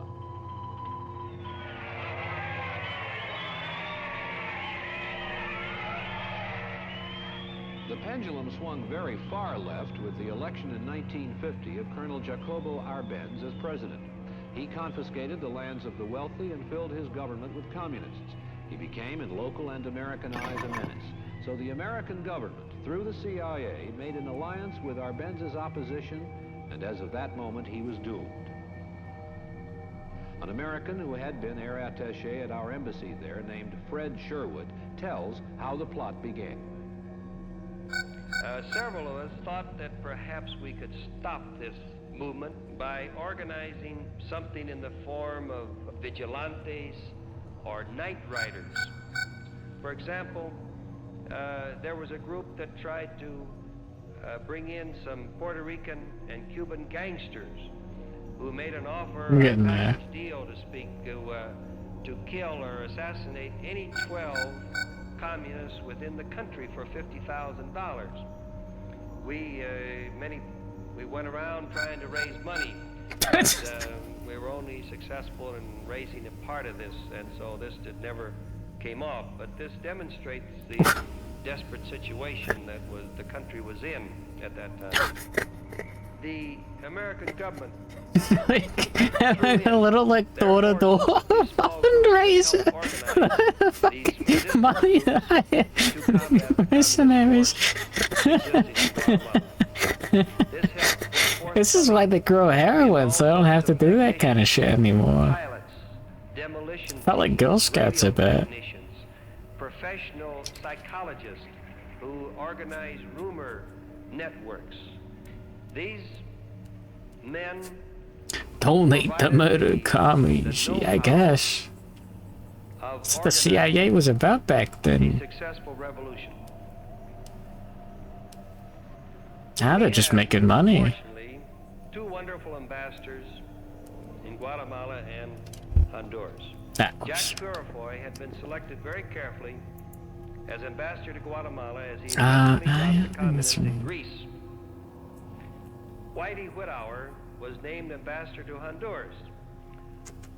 Whitey Whitauer was General Chenault's deputy of the Flying Tigers and also formed the Chinese National Airline.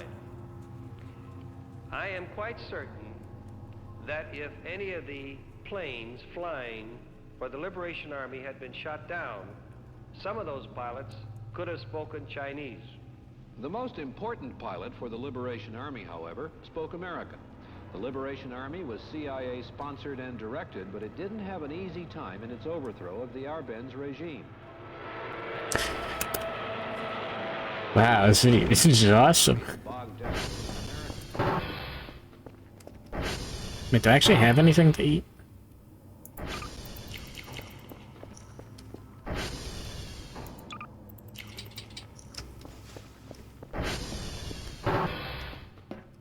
Maybe we should get a can opener.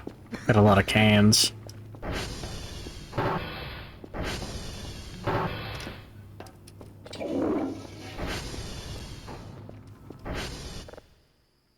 Yeah. Is that Kerfur? That's Kerfur, right?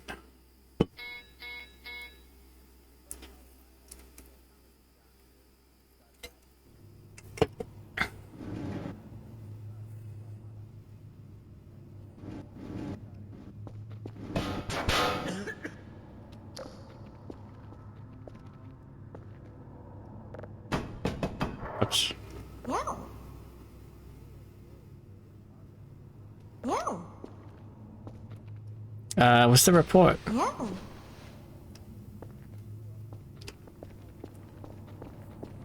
Jump scared you.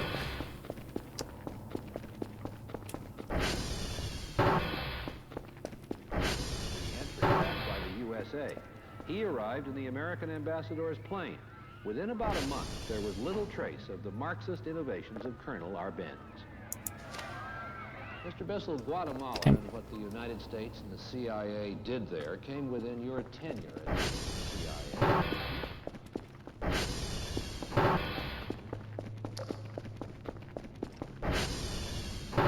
That explains that. Thanks for handling the roach, I guess. Hold on.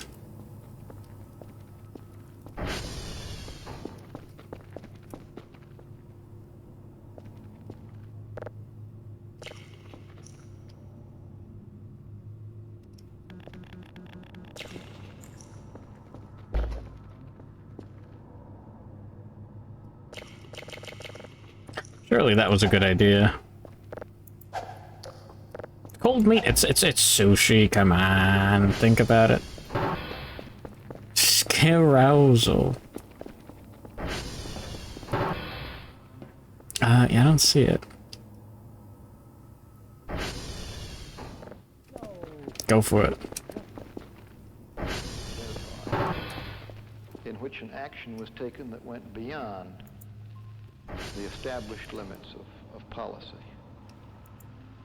And I mention it only because you can't take on operations of this, covert operations, or forward for that matter, of this scope, draw narrow boundaries of policy around them, and be absolutely sure that those boundaries will never be overstepped. The overstepping, in the case of the Guatemala operation, the one case I'm aware of, mercifully turned out to be of little significance and to do no political and minor financial damage to the United States, or for that matter to anybody else. So I say that it was, from the standpoint of an organization commissioned to do a job, just an unqualified success. But I think the basic question with regard to Guatemala is whether or not the CIA carried this out on its own initiative, in which case it would be wholly improper.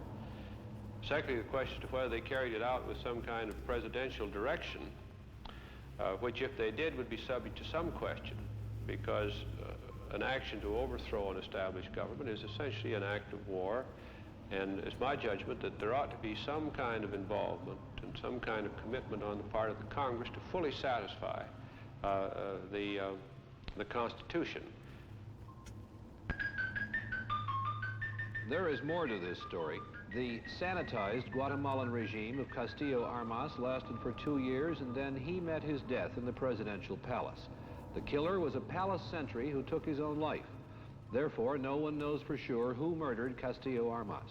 Some of his associates had found him to be too honest and too liberal. His was a regime not without corruption and with considerable American aid.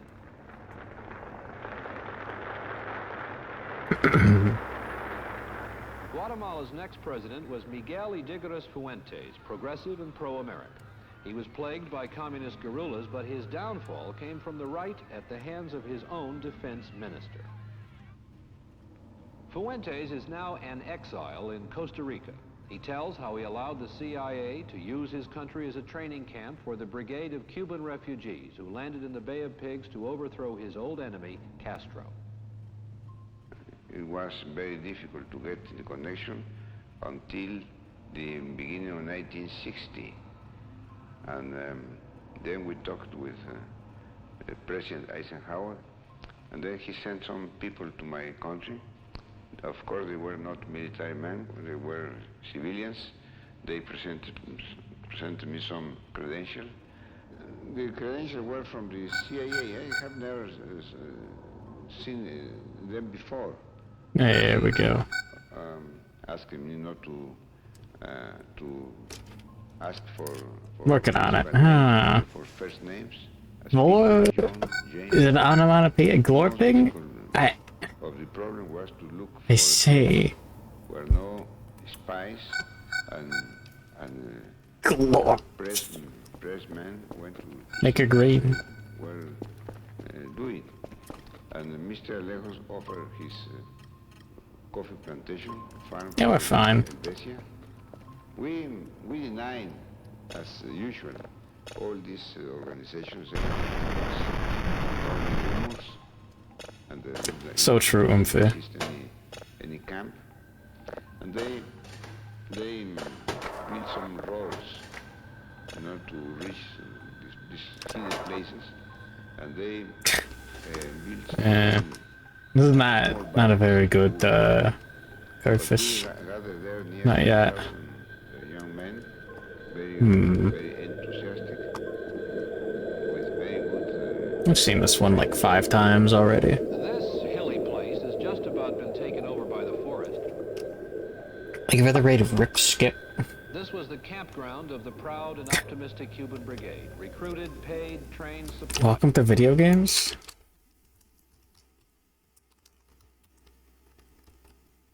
Those Voices of the Void. Cubans prayed for victory.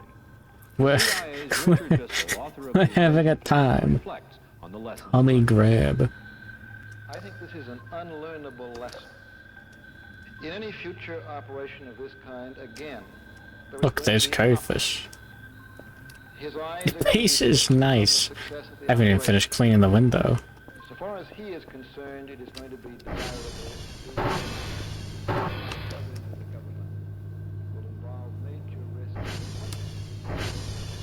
It's my cat.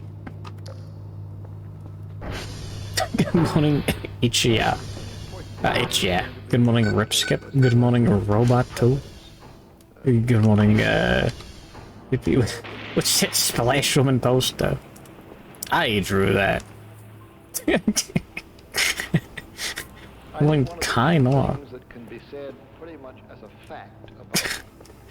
I'm not even gonna explain that. Overall, the base is coming out pretty well. You know, there's like, yeah. because the battle was lost in the air. The most fragile commodity in the secret war is Yeah. truth.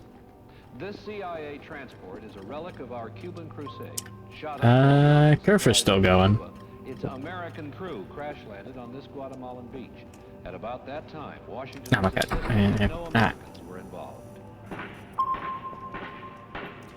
Squish. Aw, man. End up supporting right-wing dictatorships. Guatemala today. I got a bunch of old, like, public access, not public domain, like, Creative Commons, whatever, like, Department of Defense videos and stuff. Just downloaded. I got a bunch of them on archive.org. It better be Kerfur.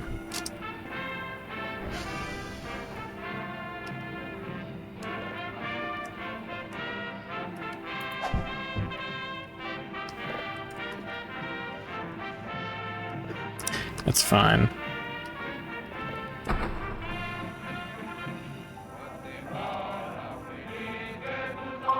Is there any limit for the TV file size? I don't know. There's no reason to make the resolution, like, super high.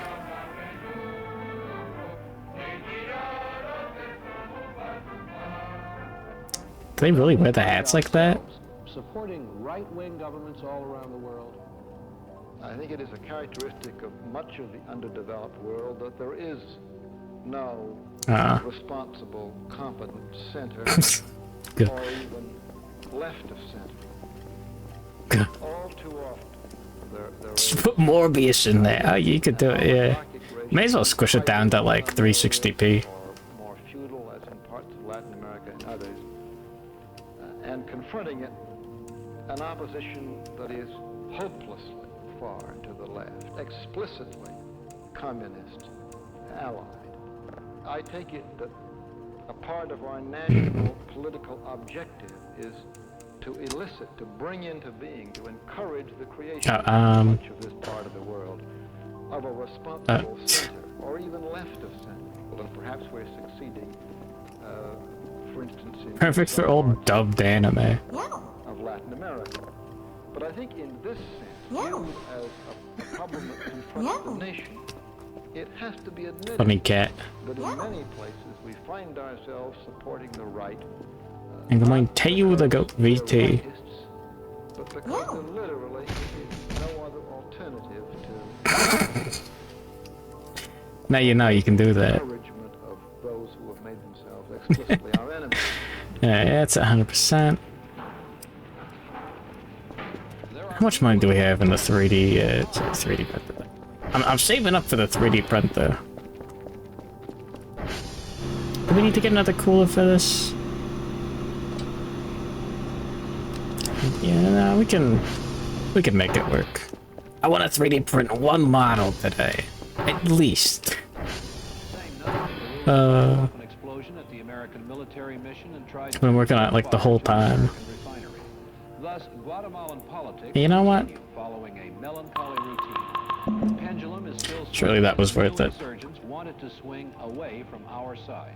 To them, the Into alliance Miku. progress is a capitalist abstraction.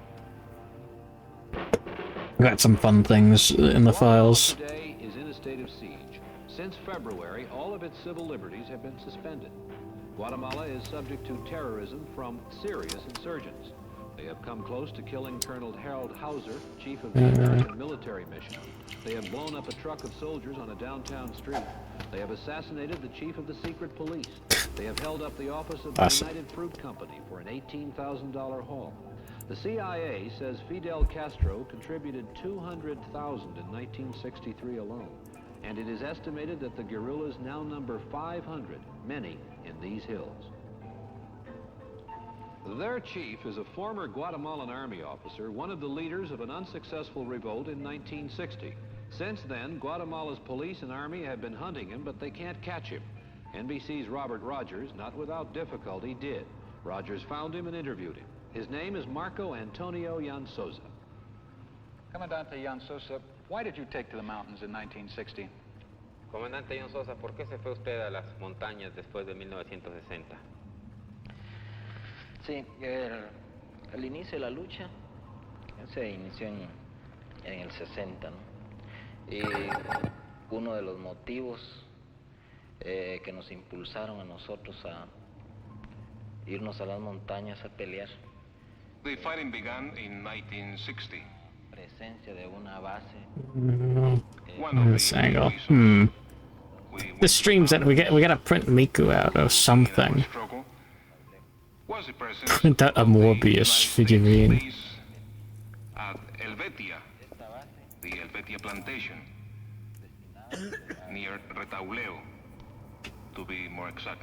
Soldados extranjeros, anticastristas, mercenarios. Their American officers were training anti-Castro-Cuban mercenaries with the cooperation of the Irigoras Fuentes government. That is the one and only thing for which we are grateful to the Central Intelligence Agency. If it were not for their interference in Guatemala at that time, well, we might not be fighting in the mountains today.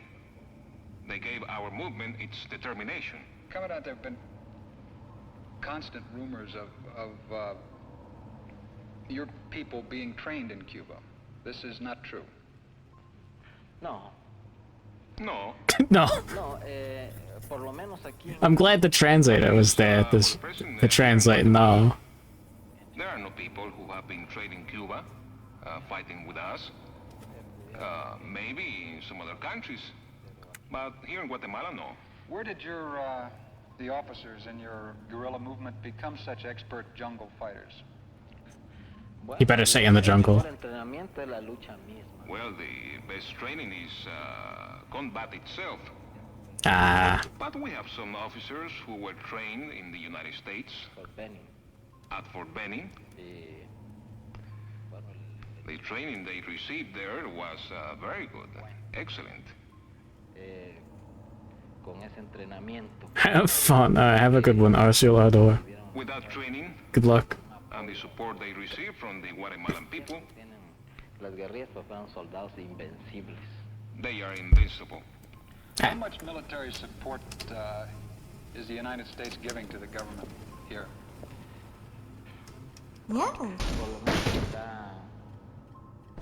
No. That kind of works, yeah. Ah, fuck, my During pencil. the past 2 years, at least they have completely equipped 4 battalions. No. More than a regiment. Cool. No.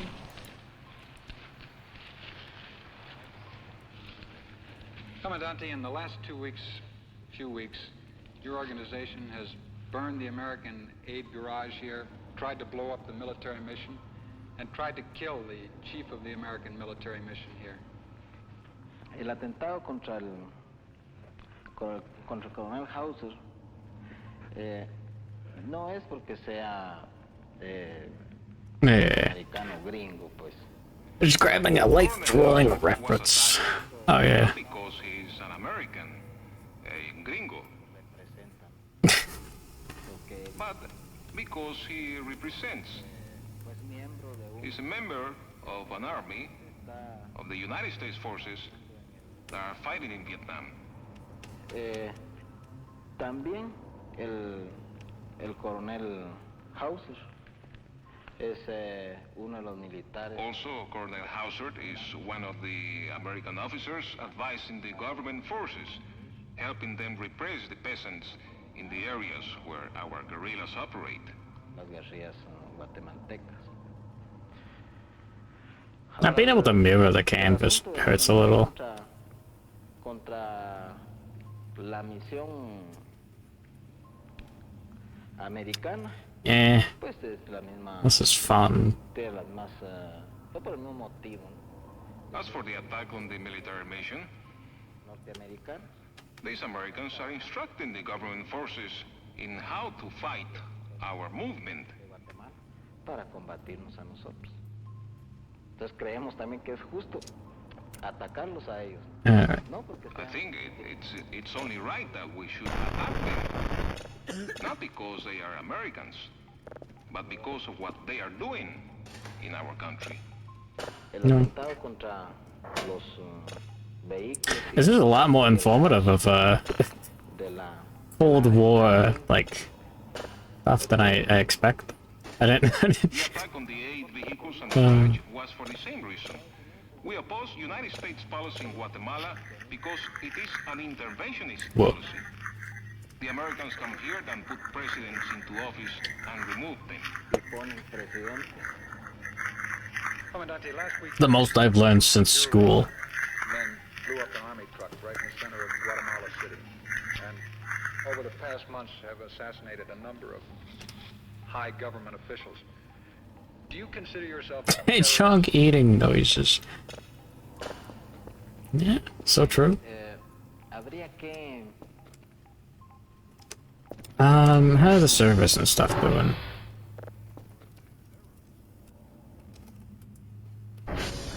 Okay, whatever. a cualquiera le puede causar I know that anyone can feel indignant. No hogs out tonight. Soldiers is blown up in a city street. Pero hay que ver por qué. But you must consider the reason for Tal vez hacía unos 20 días. How much detonated a hog to add to the server? 20 days ago, The hogs ram you. Think about it. to which those soldiers belonged went into the mountains of Izabal. Y habían asesinado. They tortured and murdered.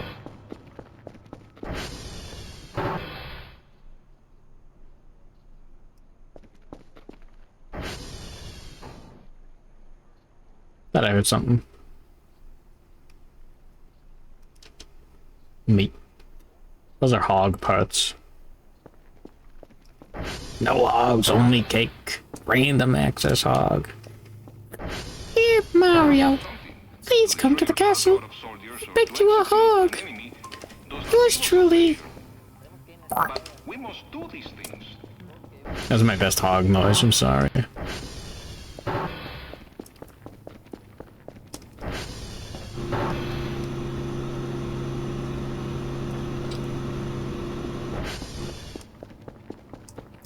See that duende for one friend? Yo creo que sí fue inspirado. Buy a GPU at the food store. Well, I believe that the Alliance for Progress was inspired by the good intentions, but it is too late. Yeah. In order to function at all, the Alliance needs certain basic Let's go in. Ouch. They have to present tax reform. Guatemalan accents are fun. But as soon as these reforms are attempted, Is there like a holiday for like the Guatemalan Revolution or something like that? Can you, like an Independence Day?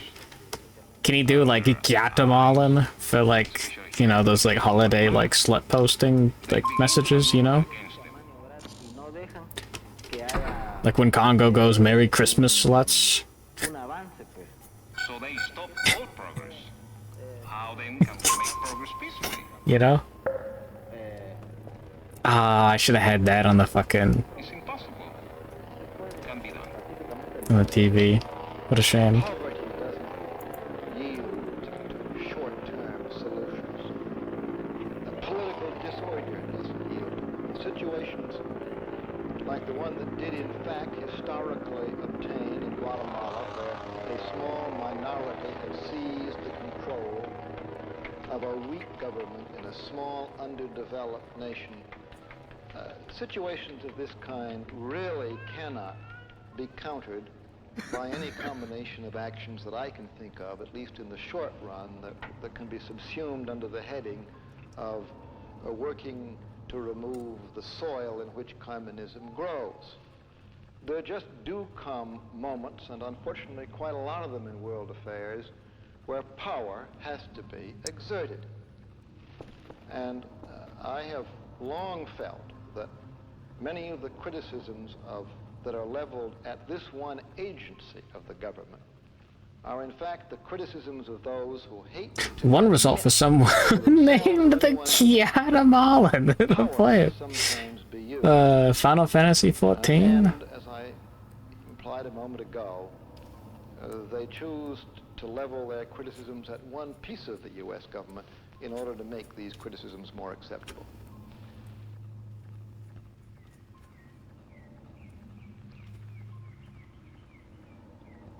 The activities of the CIA must be secret, but the debate about its role in our lives must be public.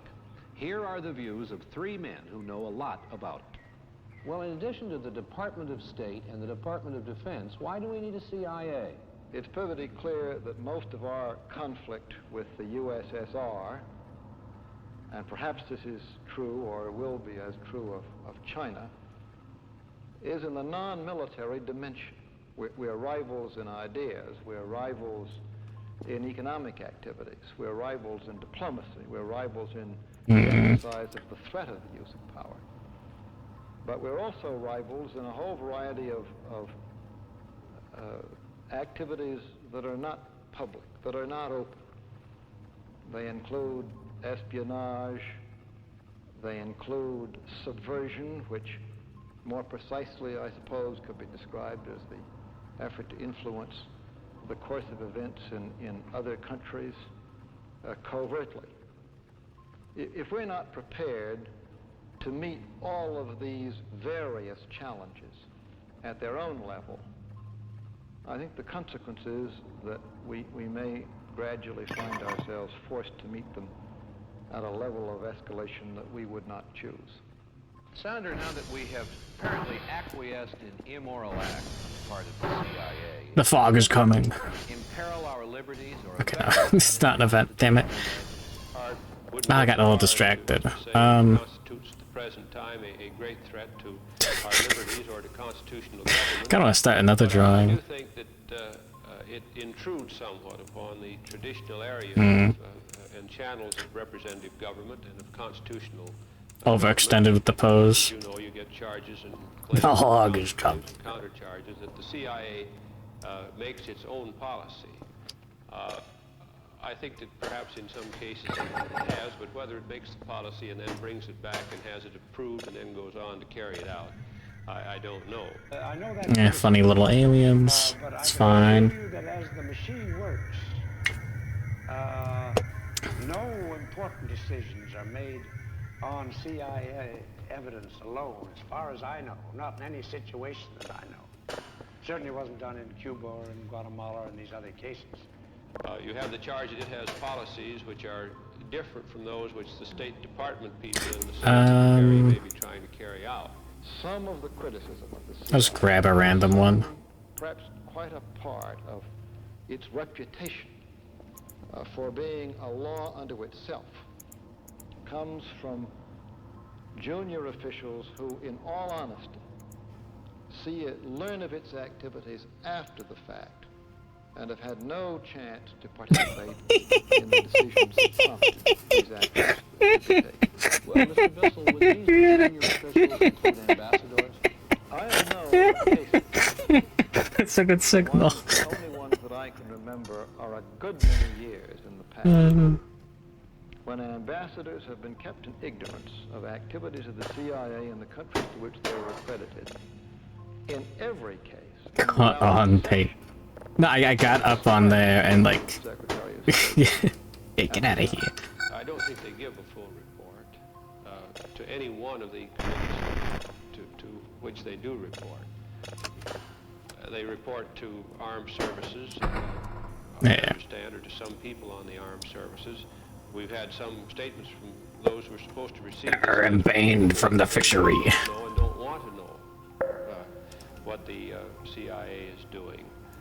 I can assure you that the CIA, when I was there as director, and I'm quite sure it's the same with Mr. McCone, has given these committees full information about what it's doing, how it's spending its money. Yeah, When I appeared before them again and again, I've been stopped by members of the Congress and said, we don't want to hear about that.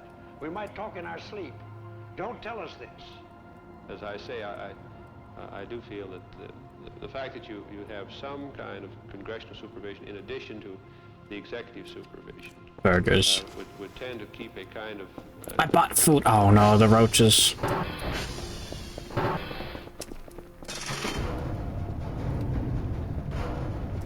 Good.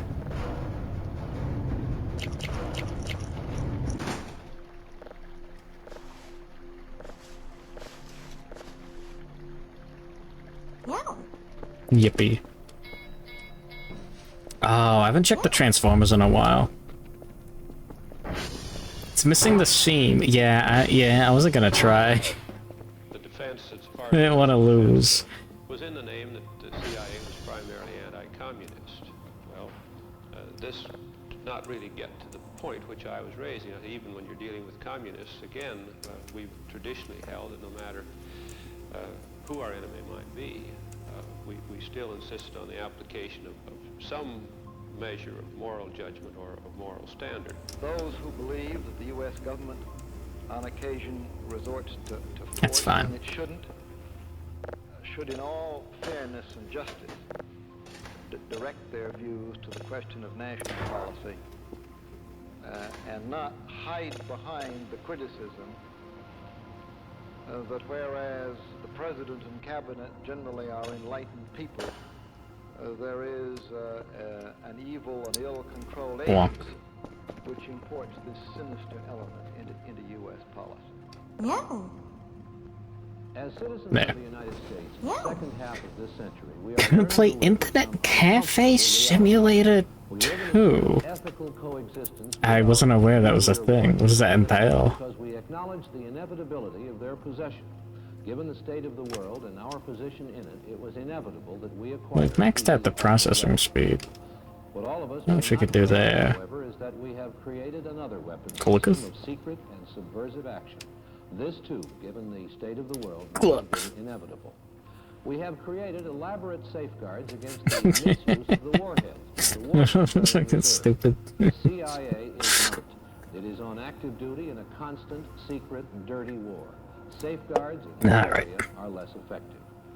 The problem we have is how to reconcile the necessity of the CIA with its secret offenses against our public morality. Is that a roach in here? To be an American these How? days, there doesn't seem to be much that we can do about it. Thank you, and good night.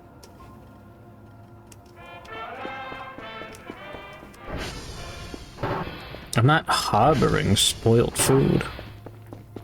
Unity asset game, run an internet cafe in a non-specific Middle Eastern city, and there's gambling. What an odd combination.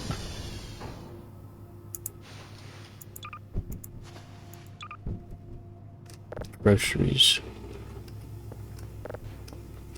Oh yeah, I gotta buy more beer for Molotovs. Mazel Tov cocktails. Thank you, Kerfur. There are more of Kolok's sex hydra. Explain. With pictures.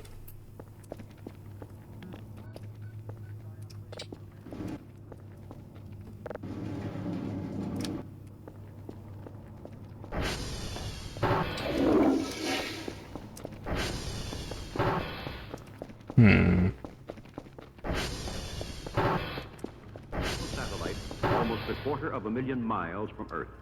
Americans are justly proud of their nation's achievements in space exploration, achievements in which the United States Army played an important early role.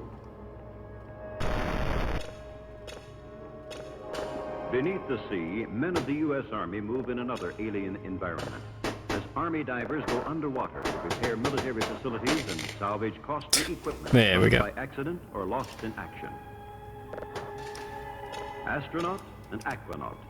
Each accomplishes his goal supported by an array of technical knowledge unparalleled Yeah, in the nothing. history of man. Today, on The Big Picture, the United States Army's contribution to man's conquest of the two vast and mysterious boundaries of his world, the Whoa. sky and the sea. So true. Alright, one more.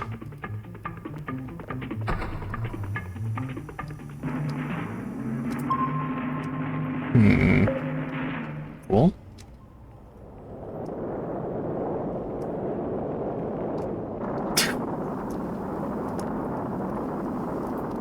July There we 20th, go. 1969, Cape Kennedy. It's a little Florida. better. The day of the beginning of a new era of discovery.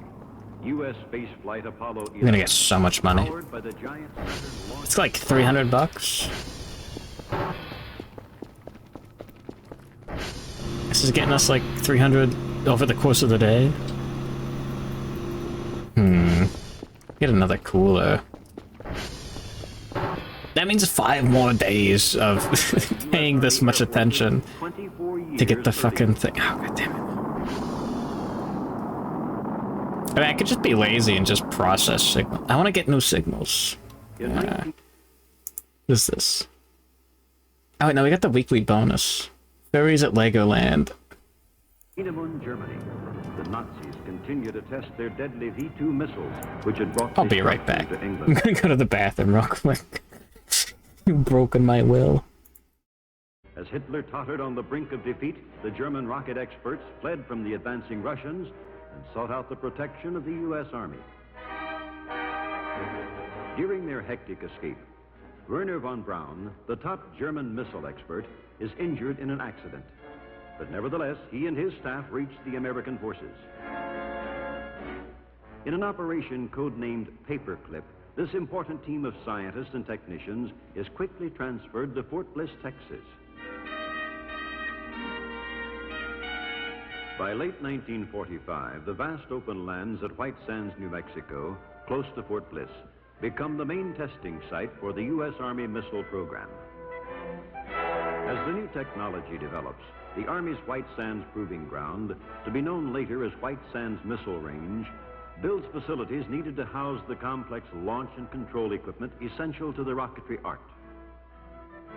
Army ordnance experts and the von Braun Group, most of whom become U.S. citizens, conduct missile testing programs. By assimilating the German expertise and by actual firings of the V-2, America gains its first practical experience in the operation and handling of large missiles. Here began the research that heralded all of our future space effort, both civilian and military.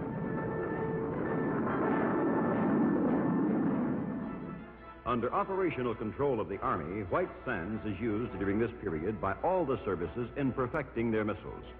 The U.S. Navy's Viking missile receives its early test firings here, carrying intricate electronic apparatus for research of the heavens, in radio communications, weather forecasting, and high-altitude flight. Air Force sleds use the vast Army range, racing at higher speeds than ever before, to learn more about human reaction to the tremendous forces that a man's body must survive as he is thrust into the vast realms of outer space.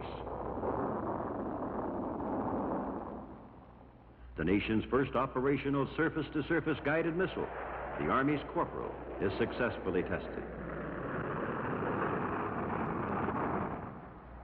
The intensive space studies of the 1950s are a tribute to the work of Dr. Robert Goddard, who had conducted solid propellant rocket tests for the Army in 1918 and had fired the world's first liquid-fueled rocket as far back as 1926.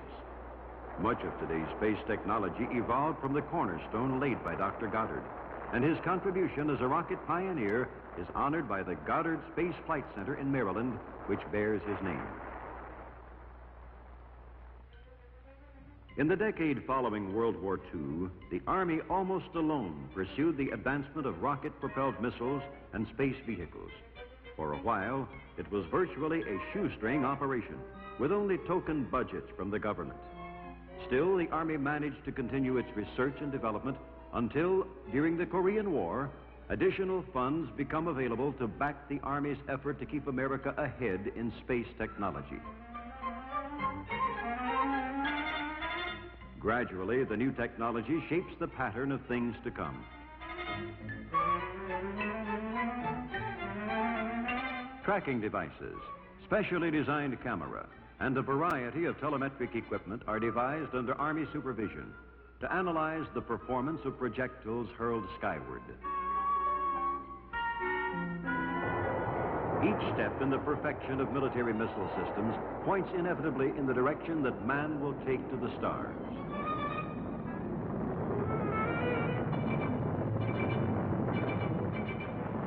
On test ranges, rocket engines undergo prolonged static firings to determine their efficiency.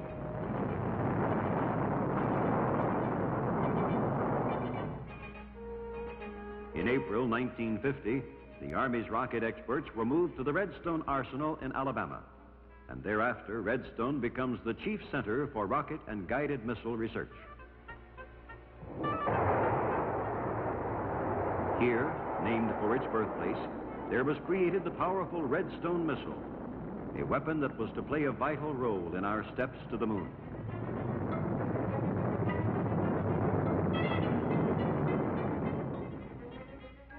Following Redstone, fueled by liquid propellants, the Army began the development of solid fuel rocket engines and missiles that could be emplaced and fired without delay. First of these was Sergeant, highly mobile, quickly emplaced, and extremely accurate.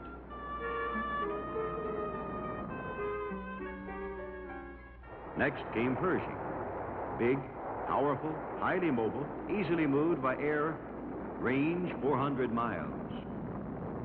Later, a wheeled transporter is fitted to the Pershing 1A so that it can travel across country under its own power. But Redstone, Sergeant, and Pershing were only a part of a whole series of rocket-powered Army weapons developed by the Army Missile Command. Some, like Little John, and Honest John were simple free-flight rockets designed for artillery use in battlefield areas. Others, like Dart, were guided by wire and were directed by the gunner.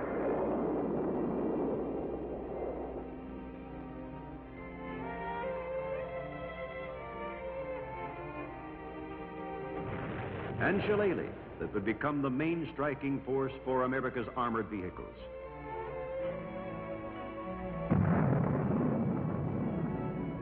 Or Dragon, the free world's first assault missile, light enough to be carried by one soldier, yet powerful enough to destroy armor and other enemy strong points.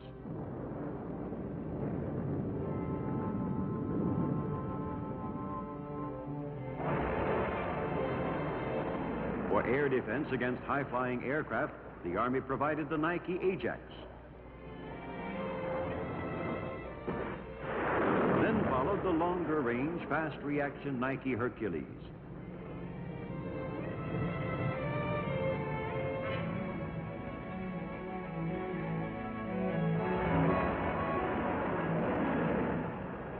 Later, work began on protection against intercontinental missile attack. First in the new family of longer-range missiles was the Nike Zeus.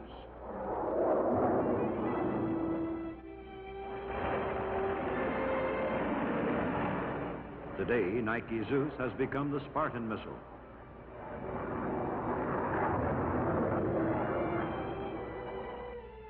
And Spartan has been teamed with a high-acceleration sprint missile. Together, these two highly accurate weapons are part of the Safeguard ballistic missile defense system.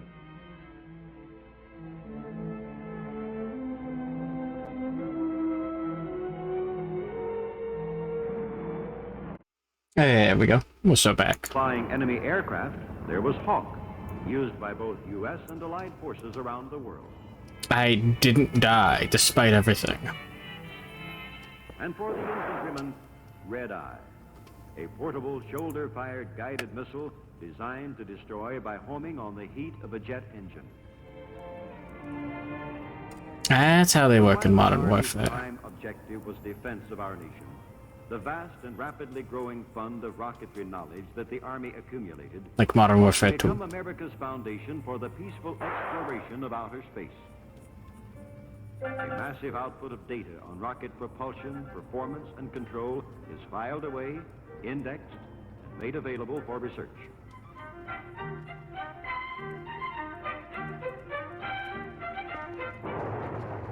America learns more about rocket fuels. Hold on. More about nose cone design to survive the fiery plunge back into the Earth's atmosphere. More about self-contained guidance systems that can steer a vehicle unerringly through all types of weather and atmospheric conditions. The thing they do for drawing Kerfur death. And of particular, Welcome back, the classy wall of flesh. engines powerful enough to lift a man-made satellite beyond the pull of gravity. This Saturn booster, first tested by the Army So in true. 1958, was one of several dramatic accomplishments that would lead to man's first steps on the moon. Several other key milestones on the road to Project Apollo also took place in the late 1950s. An Army Jupiter C missile is chosen to put into orbit the free world's first scientific satellite, which becomes the historic Explorer 1. Explorer 1 will radio back data on the radiation belt surrounding the Earth, knowledge indispensable to manned space flight. No. Shortly afterward, another Army satellite, Pioneer 4, will become the first successful American lunar probe, passing within 32,000 miles of the moon and sending back more information essential to future space exploration. In May of 1959, America achieves a historic breakthrough. A Jupiter missile launches a capsule into space containing monkeys Abel and Baker. They're 300 miles Space up, monkeys. 1,200 miles downrange from Cape Canaveral, ends in their live recovery, 1 hour after liftoff. Living, breathing animals Balloon's Tower Defense 6 is irrelevant. space and back again. Throughout this series of successful space launches, Army spokesmen take the lead in urging a national space program. Major General John B. Madera, Welcome back, head Eagles. of the Army Ballistic Missile Agency at Redstone, and Dr. Von Braun, now Chief of Development and Operations, suggest Think that guy, Von Braun, you think he's from Operation Paperclip? Oh, I wonder. a separate civilian space agency is created by executive order of President Dwight D. Eisenhower. Many Army scientists involved in the early rocket studies at White Sands and Redstone move into the new organization, the National Aeronautics and Space Administration, NASA. Secretary of the Army Wilbur Brucker guides and encourages the Army's historic pioneering efforts in the exciting days at the beginning of the missile and space era. May 5th, 1961, is the start of U.S. manned space flights. Commander Alan Shepard becomes the first American in space. That's why he's Shepard in Mass Effect. It's not a Christ allegory, I think. miles up and 302 miles downrange from Cape Canaveral for a successful... Some egos. Is it the screaming hippo? Thus did history Better be the screaming hippo, baby. early leadership of America's Screaming cat. With NASA established, the Army continues to pretty good. concentrate on the military applications of using the space environment. Army agencies develop new electronic communications for the growing family of missile systems. The Signal Corps moves ahead in communications research, not only in missilery, but in the gradually developing field of satellite communications for linking widely deployed troop units in the field. As far back as 1946, the Signal Corps, in Operation Diana, had bounced radar... That's probably the best we're gonna get. Demonstrating that communications through outer space were possible. In 1958... Grab and spin around on the floor. Linoleum or carpet spinning? These are very different. Transmits the voice of President Eisenhower around Head or tail? a Christmas message that literally comes from the sky. To the men, You sick bastard. children of America, and to all peoples throughout the world, a Merry Christmas and a Happy New Year. Now Signal Corps scientists pioneer in a whole new field of modernized communications built around the concept of orbiting satellites. To fully Like explore Aeroroll Kerfur? the U.S. Army Satellite Communications Agency is created in September 1960. In the years that follow, SATCOM develops Thinking about it. for both tactical and strategic satellite communications and becomes a leading participant in the nation's space program. Oh, out of juice. Damn it. SATCOM's tactical ground terminals consist of various types of radar Linoleum. and transmission. He's knocking your Halloween decorations off the shelf. Based. No, that's good cat behavior. The nation's Oh yeah, how's this stuff doing? launched by Air Force missiles. Orbiting high above the Earth, they carry important Department of Defense messages 24 hours a day.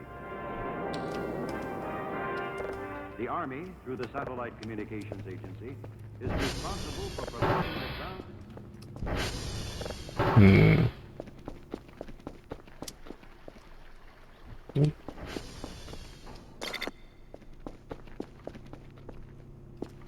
That worked, right?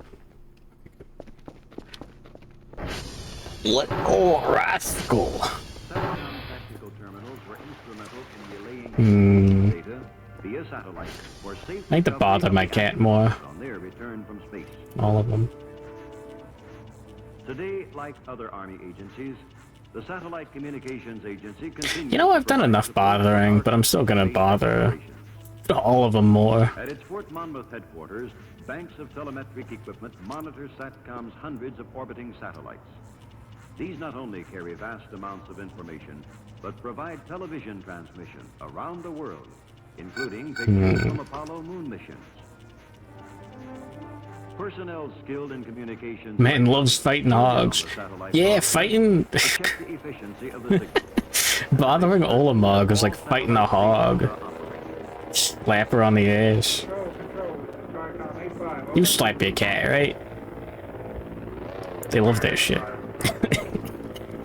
Fucked up. Put your cat like a bongo drum. Squish. Aww. Like forehead. Bottom of it just like a hamburger on that with the cat's head being the meat of that burger. Yeah, that's what it's all about. Program is one of the activities of the U.S. Army Topographic Command.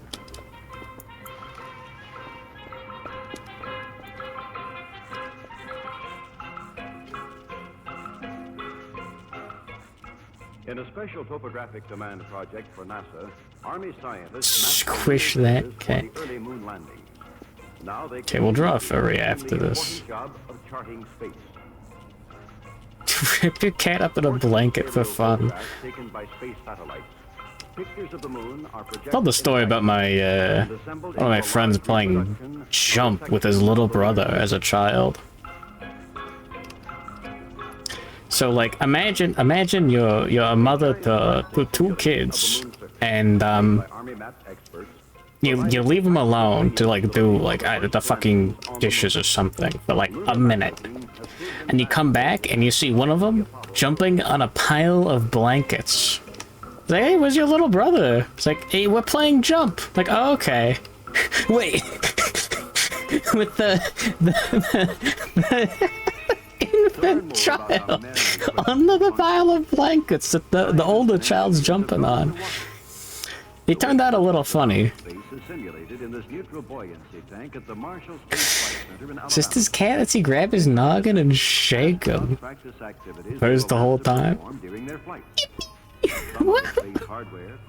He's a theater kid now. And then I see honestly, out of like the whole friend group and everything, like, yeah, he's in like on the normal scale. I'm sitting here VTubing, so he wins. Classic game of jump. It's on the shelf right next to Jenga. And like, I don't know, a Monster Time board game or whatever. And the U.S. Army's contribution to the program is dramatically on display at the Alabama Space and Rocket Center in Huntsville. What is that? Man's earliest dreams of flight are portrayed in works of art.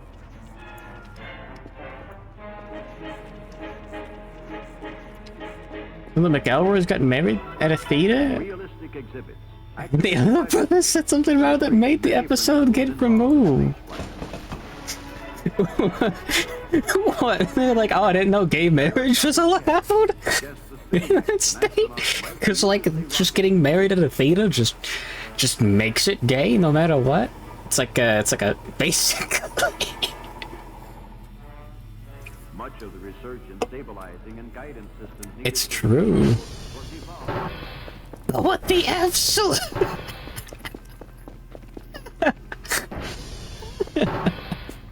They could have just censored the bit. Welcome back again with a classy wall of flesh. 500 comments.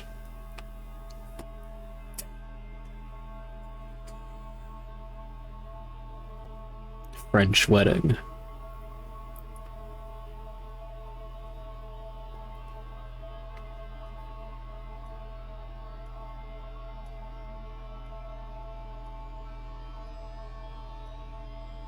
I know I'm not properly sleep maxing.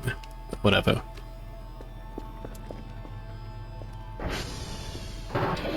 It's fine. I just really want to get that money, man. 85 bucks. The temperature's going up. It's 300 bucks to get the cooler finished. I guess I'll do it.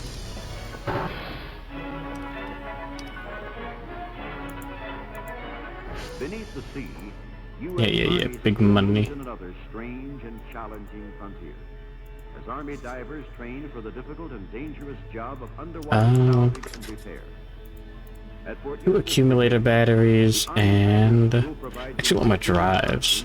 in how to maneuver and work in an underwater environment. Domain expansion. A select group of young men in excellent physical condition. Shrimp pizza. Theater people are such theater people. Yeah, not to be offensive. Okay, a little bit. But, like, yeah, no, like... There's definitely, like, a theater kid, like, stereotype that's, like, it's there. It's just what theater does to an MFer. That's just how it goes. Shrimp pizza. It's gotta be good, right? Shrimp pizza does sound pretty good, honestly.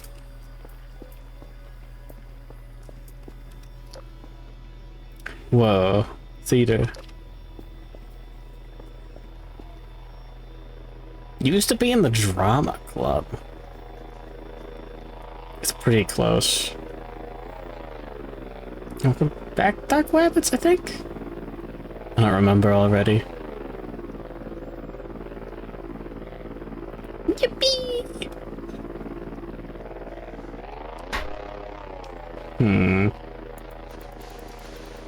Drama's relatively close to theater.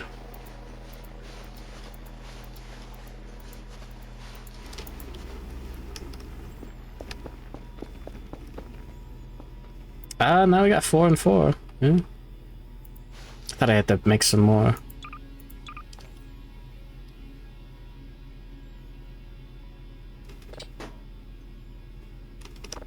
Alright. Here we go! Playing an old man in the Dracula play and a lollipop guild member in the Wizard of Oz. Oh, that tracks. I don't want to use it right now.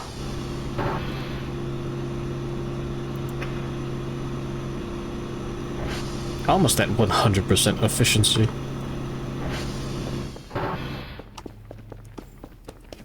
Well, let's manage our drives. I just need more money. The diver gets a chance to put it all into practice Money. in actual underwater travel. Home base is the Army Diver School training barge. A student descends to make an underwater survey. Materials have been placed at the bottom of the water near the barge. Double check that it's saved. To his instructor exactly what he sees below and make an appraisal. I think Unknown has the fun ones. Tell me just what the bottom position is, and when you get onto the steel pipe, I want you to go out and check it out and tell me exactly what you're going to need in order to do this job. All right, topside. Army divers are responsible for clearance and maintenance of inland waterways and harbors used by our military units around the world. The first salvage diving school was formed at Fort Scrivens, Georgia in 1943. To furnish divers for port construction units. Yeah, Vampire for Elf and the Lollipop Guild for Dwarf. Moresby to Manila Bay. Guess I'm racist.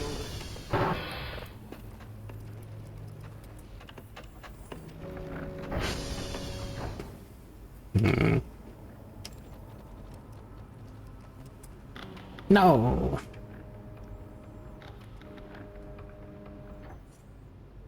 Lollipop Vampire.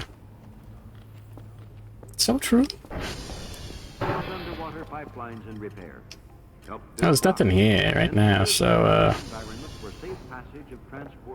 go fix the servers. A major test of Army diver training was participation of members of the Army diving team in Operation Tech Type 2 off the Virgin Islands in 1970. The purpose of the program was to test man's ability to survive and work beneath the sea for long periods of time. Army divers brought supplies down to the aquanauts and provided for underwater safety. Should an aquanaut's breathing apparatus become fouled, an accident occur in their underseas quarters, or a shark or barracuda threaten, the divers would be immediately available for rescue operations. Is it the Sea Lab one again? Whether the effort is deep beneath the sea or in the farthest reaches of outer space.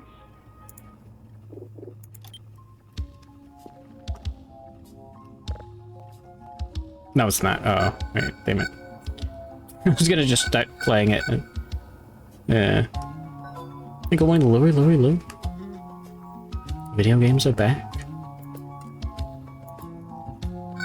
Sierra Delta Hotel to level. Yeah.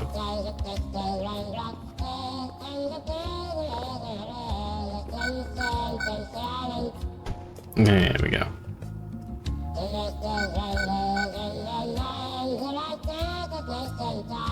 Is that Audica? Is that Audica? I thought that was Markiplier.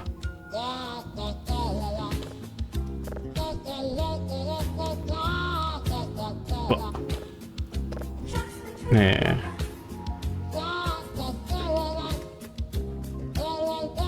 God, if a scary fucked up alien shows up now, I'm gonna be so mad.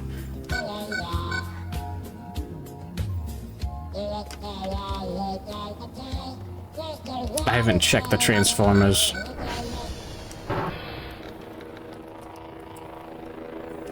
We'll be fine. It is Metal Gear Solid 4 Otacon. Wait, he's in that one? Ugh.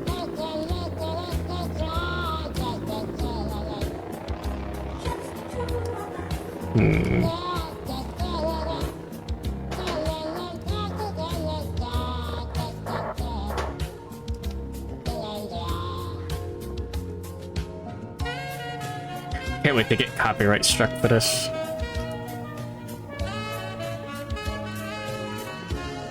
Really haven't seen enough aliens lately. That's more aliens. That's totally a hog. That's hog speed.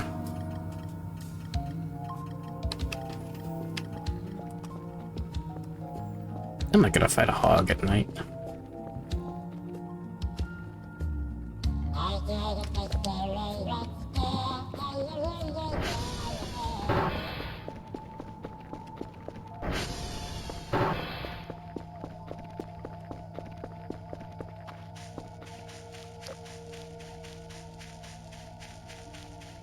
Totally gonna fight a hog at night.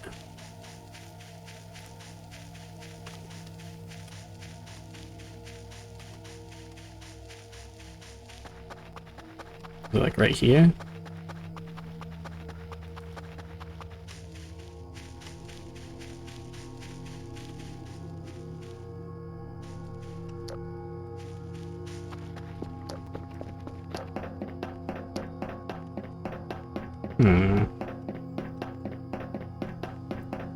There's still a tank.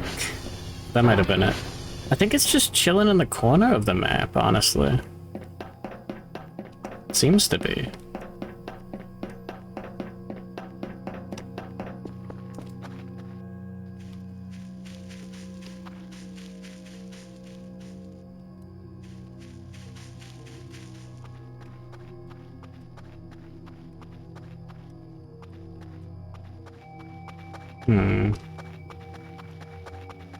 No.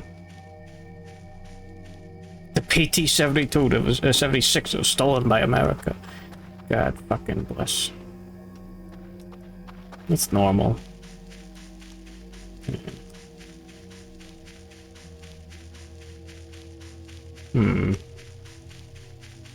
Hogless behavior.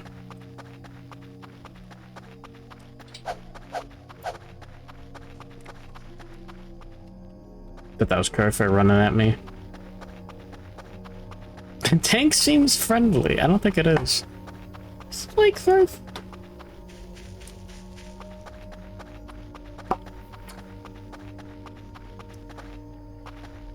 Huh.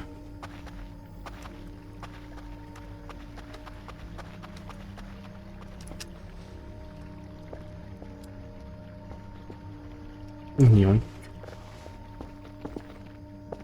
Unscrumple.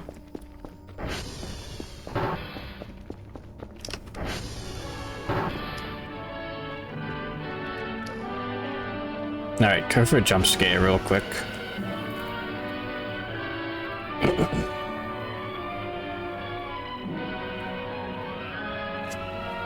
What does a castle in the sky symbolize? That's the, it's the Night Core song. The majesty and might of London. You absorb my tummy ability. I don't know. The gentle I didn't know I had of the land Shakespeare called this blessed isle. The storybook cottages.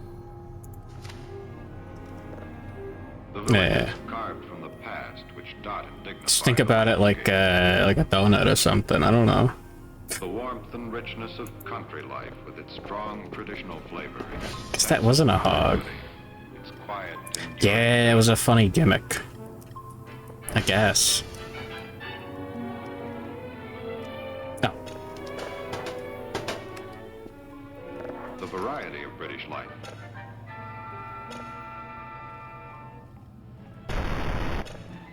The sounds. The sights. The color. The excitement.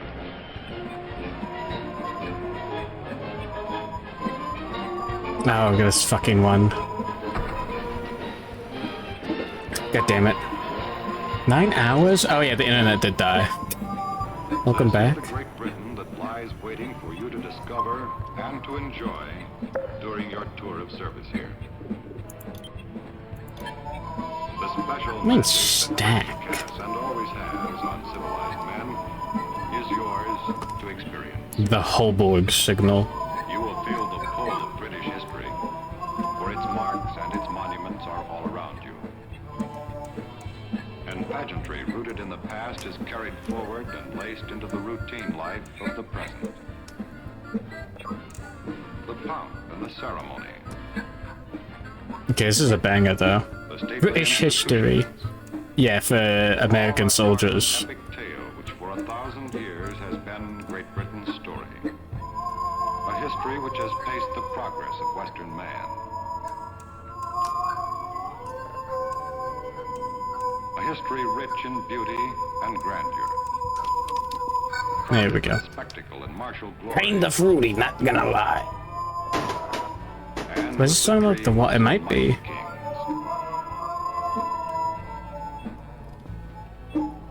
Anyways, yeah, I did the tummy correctly. Just gotta remember that, like, if you're doing the belly button, you get, like... Their character, their spirit. The English have exerted a force on a modern world stronger, perhaps, than that of any other group. It's like drawing a donut. They live, and always have, on an island barely the size of Minnesota. Indeed, it is this fact which in part accounts for the direction in which their history moved. Thanks, Holborg. We got this. I'll double check. Turn to the sea for new markets, for new lands, to find wealth, Frickin' sleep. to carry civilization around the globe. Britain's navies and her merchant fleets became the wonder of the world. And from their power, and in the wake of their paths, grew an empire on which it once was said, the sun could never set. Men such as Lord Nelson, whose life stories are linked with the sea and the spreading of the empire, are among the most illustrious names in Britain's long line of heroes. Today's Britain is a product of that history, but the history itself has changed its course. New states have been created out of England's far-flung possessions. The empire is no more. Swept away with the There we go. Alright, I'll eat some donuts. Yeah, then you can use your own tummy as a reference. Good little donut down. Welcome back. Today, but yeah, no, the tank. There was another tank, like, encounter. It didn't seem too friendly. Preserve peace in the world by blocking communist aggression. And to that end, to ensure free world strength and readiness, she permits us as her partners to maintain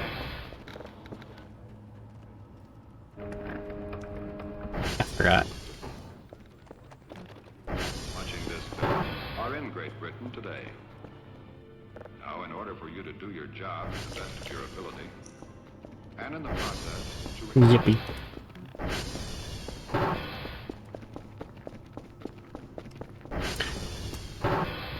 Going to the fridge, eating lots of pizza.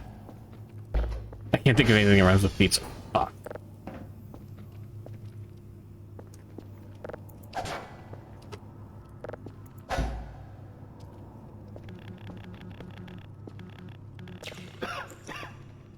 Mmm. Delicious.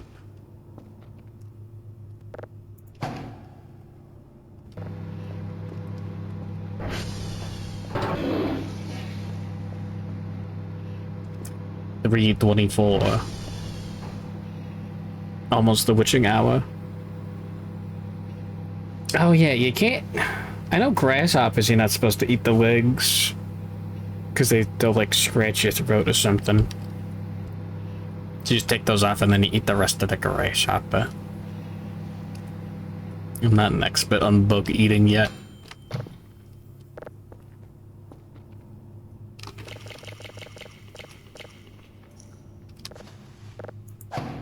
I'm working on it.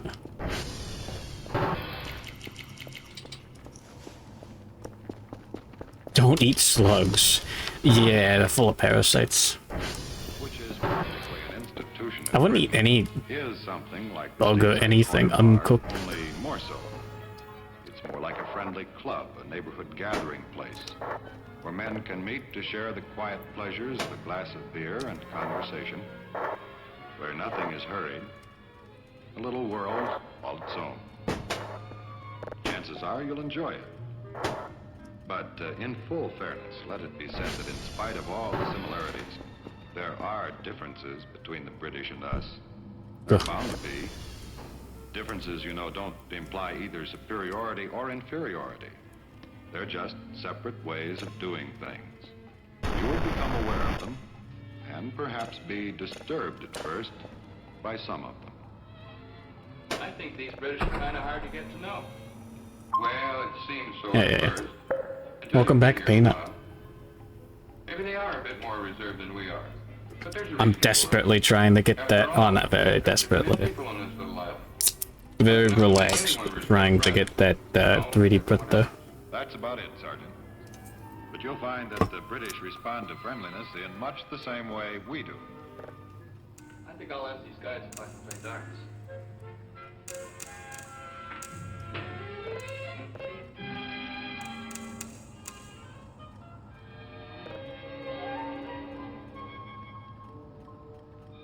There's a 3D printer?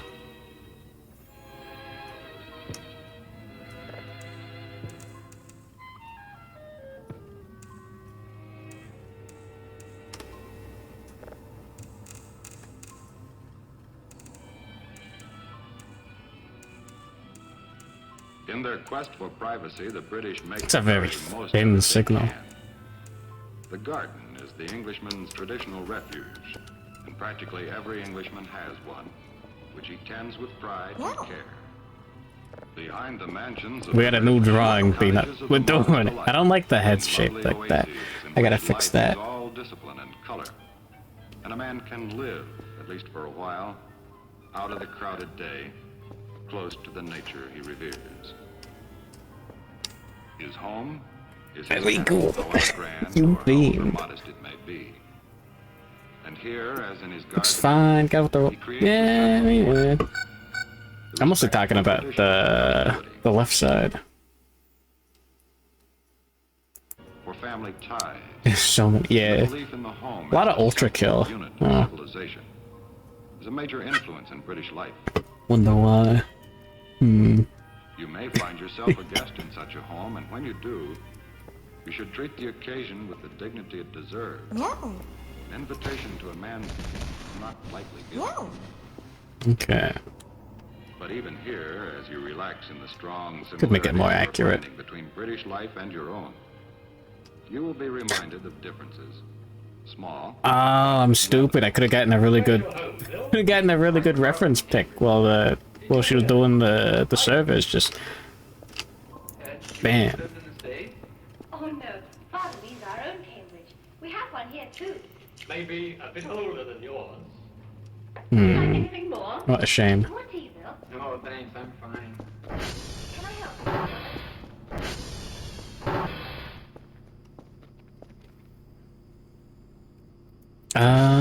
you? 2 more electronic scrap.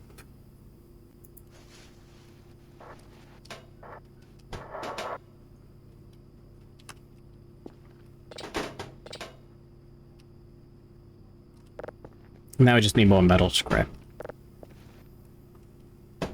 Should get the thick mod, I should.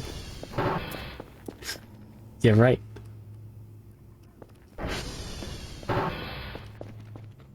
Let's make even more of a mess. Hold on. I already did break all of these. No way, there's metal scrap down here. There's metal scrap down here.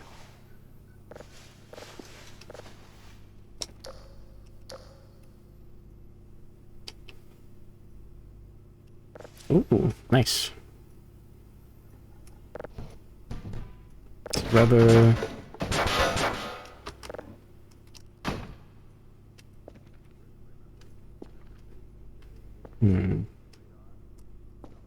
I didn't break all of them. I completely forgot about the corner.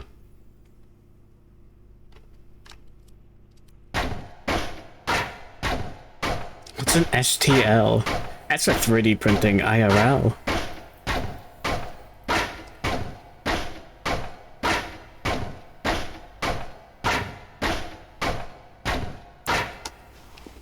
I'm gonna assume the rock's better.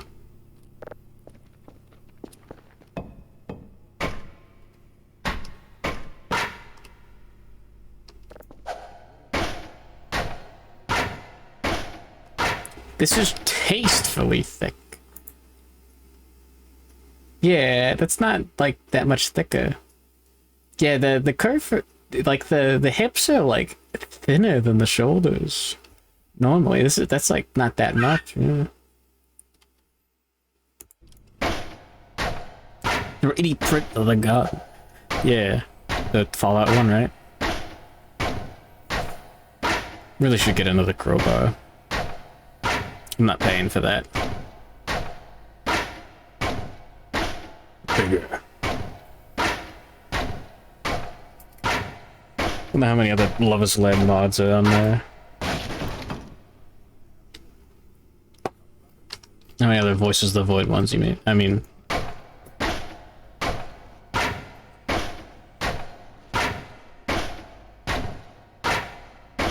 Yippee. I've not had a normal playthrough of Skyrim, I don't think, on the computer. Thank you, Lover's Lab.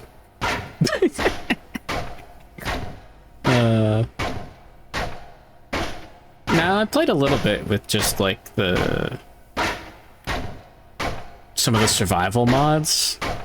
But those are just, like, go to town and craft soup mods, basically.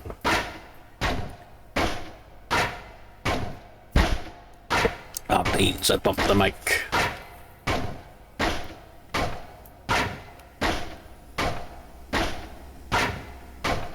To go to town and craft soup. It's just not that involved. Not that difficult, I guess. Not something you have to think of. It's just an inconvenience, I think. Last time I played. It's like, oh yeah. Don't forget to craft your soup. And not like, oh man, how am I gonna craft the soup?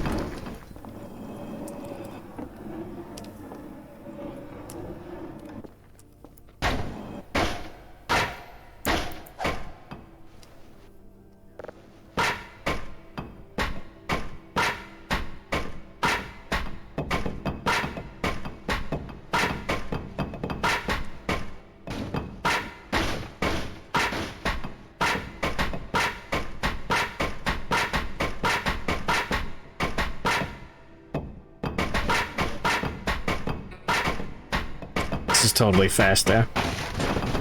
You only have 10 fingers. Are those not fingers? At least pretty close.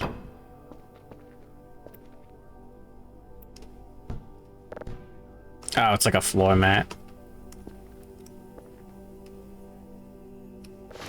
Hey, let's fucking go.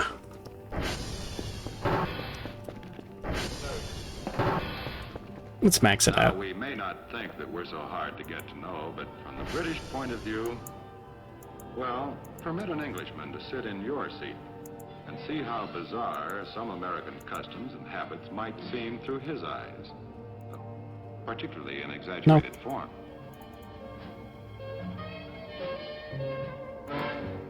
And not only sights, but sounds too. Remember, we are One discussing burger. the difficulties of understanding English as the English speak it. But consider what an Englishman might think of this conversation. Come on, Daddy, let's buzz. Cool it, man. Let's cut. That trip don't wait. No sweat, man. We'll split.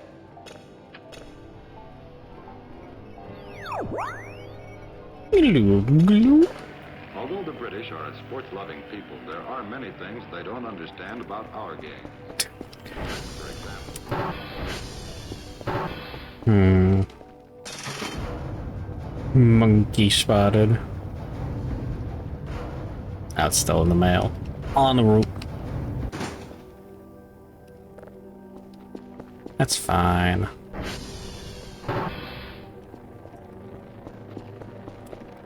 "20 fingers, imagine."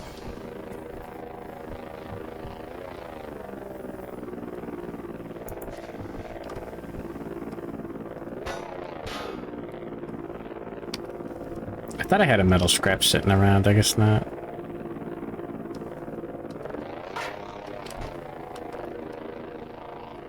One more shouldn't be that difficult.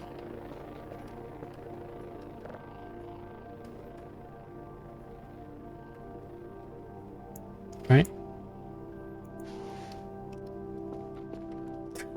There we go. Wasn't that bad.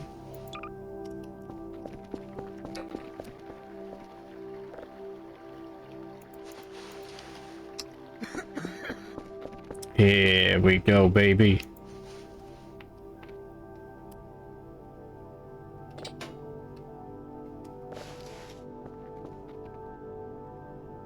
Wait, hold on.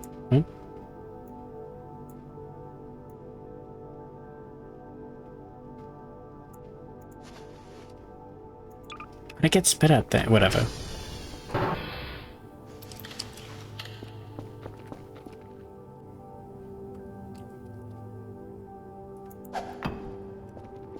There.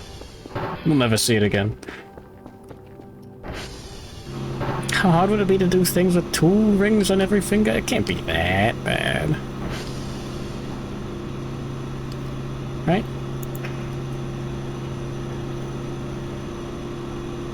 Still need more metal scraps so we can fit the the drivers, the whatevers. 100% efficiency. God, weeps. It'd be like finger armor. What if you had to get something like out of your teeth? Now you're getting rings in your mouth. Let's do server quest.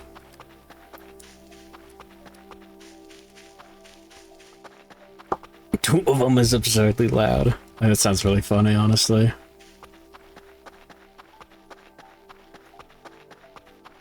Seven vaginas, maybe more. Imagine. Oh yeah. Deglove your finger. A lot of degloving fans around these days.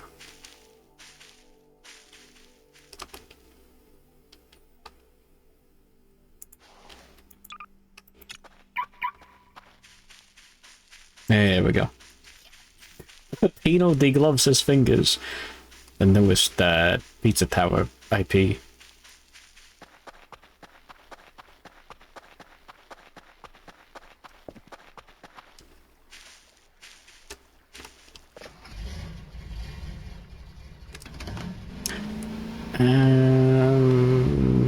have fuel in our backpack.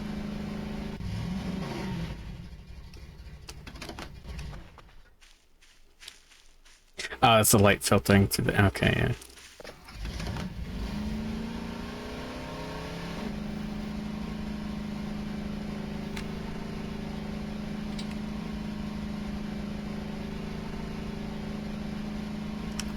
It would be extremely painful. How is Bane gonna deglove you?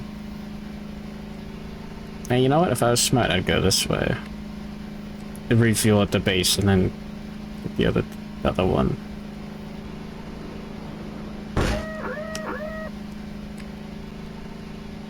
Glover would dribble you like a ball.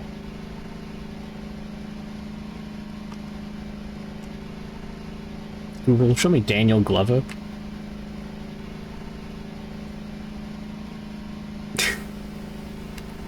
So true.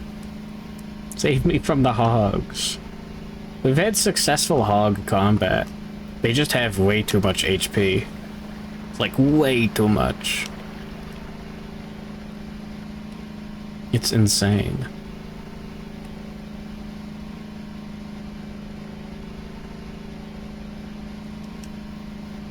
Craft a spear. Yeah, that would do it.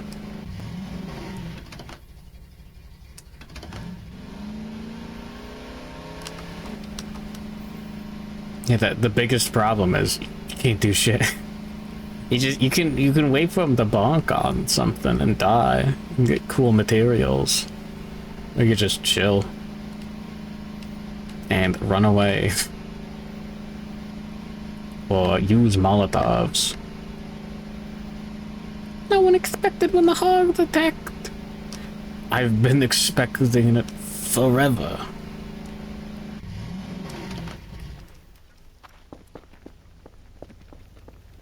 All I need now is money. And you know what? This probably works.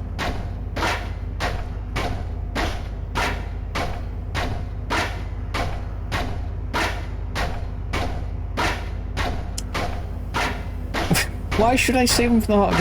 What's the bit? Don Glover. Oh, like Don Glover.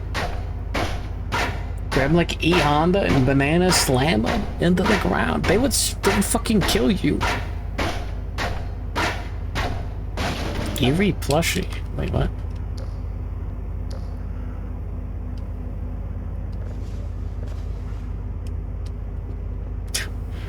I'll leave that stuff there for now.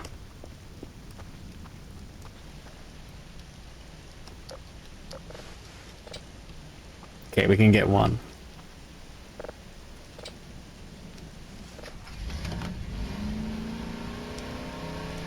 You can play Chow Garden. I'm a little tempted now. 2 words that could break me. Chow Garden. I have a backpack. Yeah, I know. I don't care enough to take off the backpack.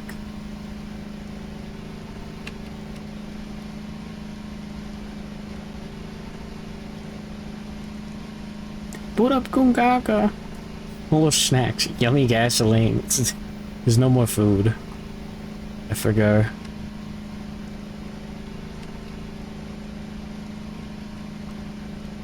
Bag of Gore pile, bury it in the Erie zone.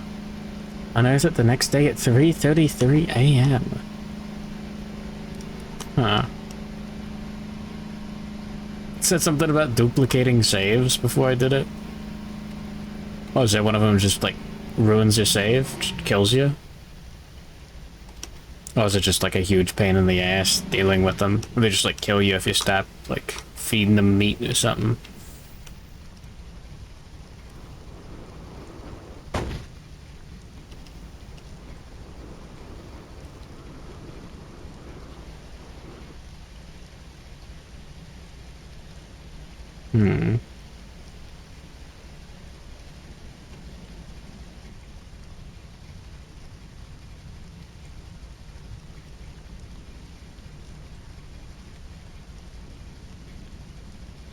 I went the wrong way. Yeah. We'll refuel at the base. Why not? It digs itself up at midnight. Might regret bringing her into the world.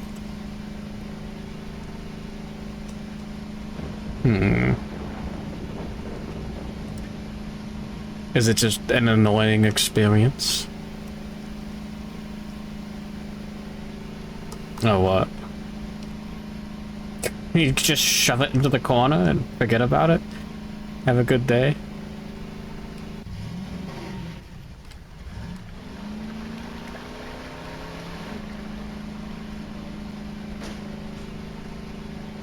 You're making it sound like I'm gonna get pregnant. Gotta go home and feed meat slop to my bitch wife. God bless her soul. He posted a video of her doing things in the bag pool. I'm thinking of the drill tweet where he goes like, I'm not gay, and then everything in a 10-foot radius explodes in a psychic blast wave. I'm thinking that happening in my house. Drawing over the Splash Woman images.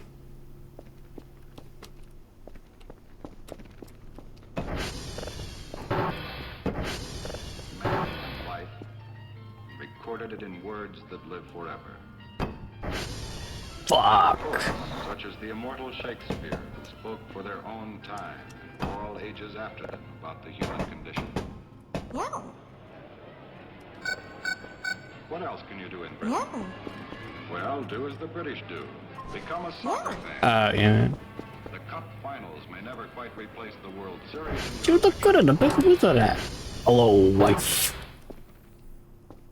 Good. How much health? We'll be fine.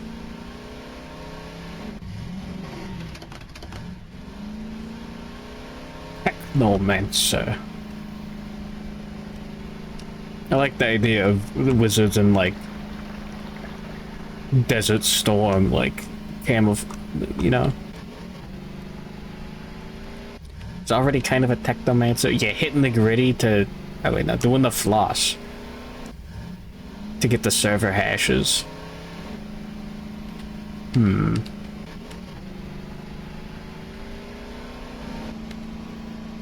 It's fucked up. Kind of regret saying that now.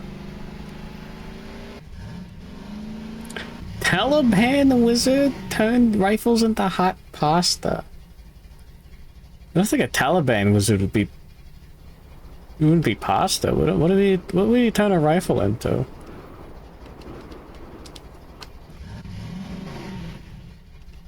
Pasta's Italian. The mud wizard. Oh yeah, that happened. They got pasta, probably? You sound very confident.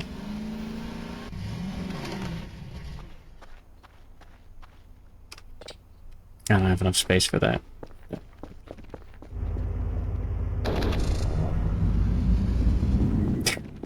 Gotta get a crib for the wife. They don't grow wheat in Afghanistan. Yeah, they just grow poppy now. The CIA. Yeah, exactly.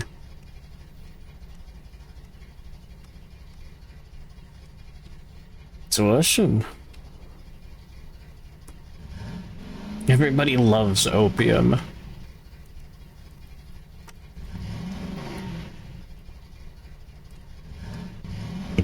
They've got naan. Oh yeah. Lots of fruit. Huh.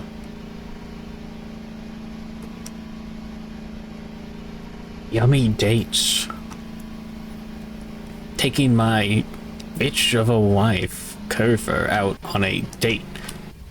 Pulls up an image of fruit. And gun.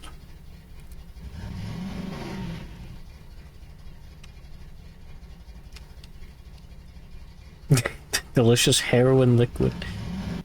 I don't think it tastes good. Poppy seed muffins are pretty good, actually. Hold on.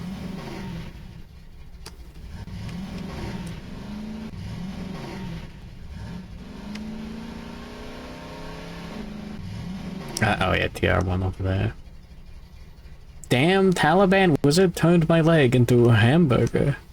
That did happen. Happened to a guy I know. Wait, he's playing Bug Snacks. That's stupid. It's like negative karma, negative points in all regards.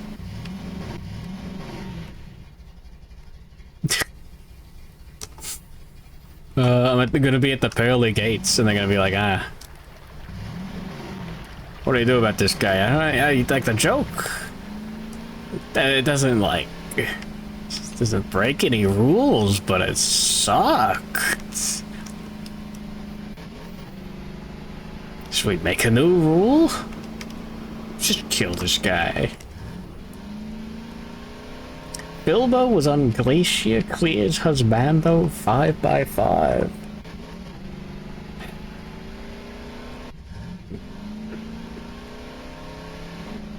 Oh, there's more mannequins, damn. Was it the small book of good jokes you've told? Fortnite funnies. And they pulled out the much larger book of bad jokes you've told.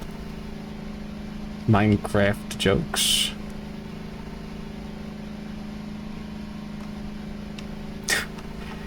Ancient Arabia sounds pretty fun, all things considered. Anyways, I don't remember how much I remember about Bug Snacks. Oh yeah, there's the Omega Kerfur mannequin. I thought that was a mod, honestly.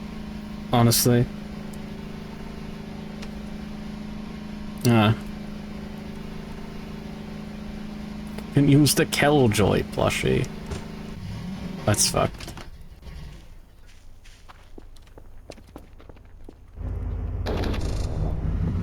There we go. Oh, the transformer, they're operating perfectly. You have a stream later today? Maybe to you.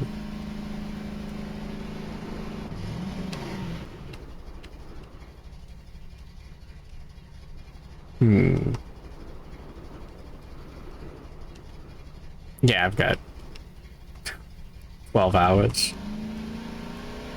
More Voices of the Void. Delicious. Nanachi Luigi, the you Mario. Nanachi Luigi would be a good emote. Sad.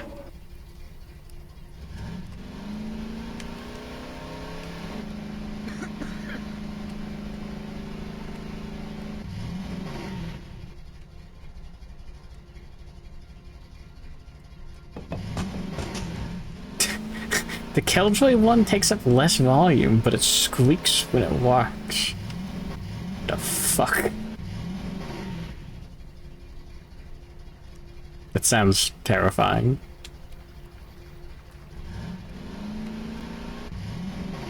Like 666 fuel. Oh my god.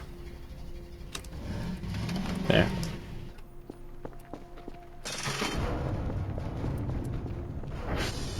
It has the largest butt. Okay, wait, hold on. So how do I craft it? All are part of an epic tale which for 1,000 years has been Great Britain's story. A history which has paced the progress of Western man. A history rich in beauty and grandeur. Crowded with spectacle and martial glory. Oh, is it when you're making a new Kerfur?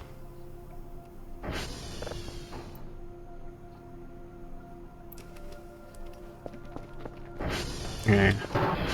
Lord help us. But history is above all the story of people, their character, their spirit. The English have exerted a force on a modern world stronger perhaps than that of any other people. Whatever. And yet they live, and always have, on an island barely the size of Minnesota. Indeed, it is this fact which in part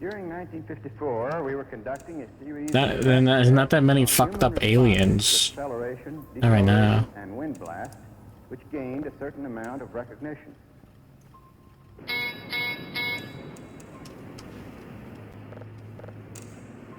Okay, now the freaks are coming out.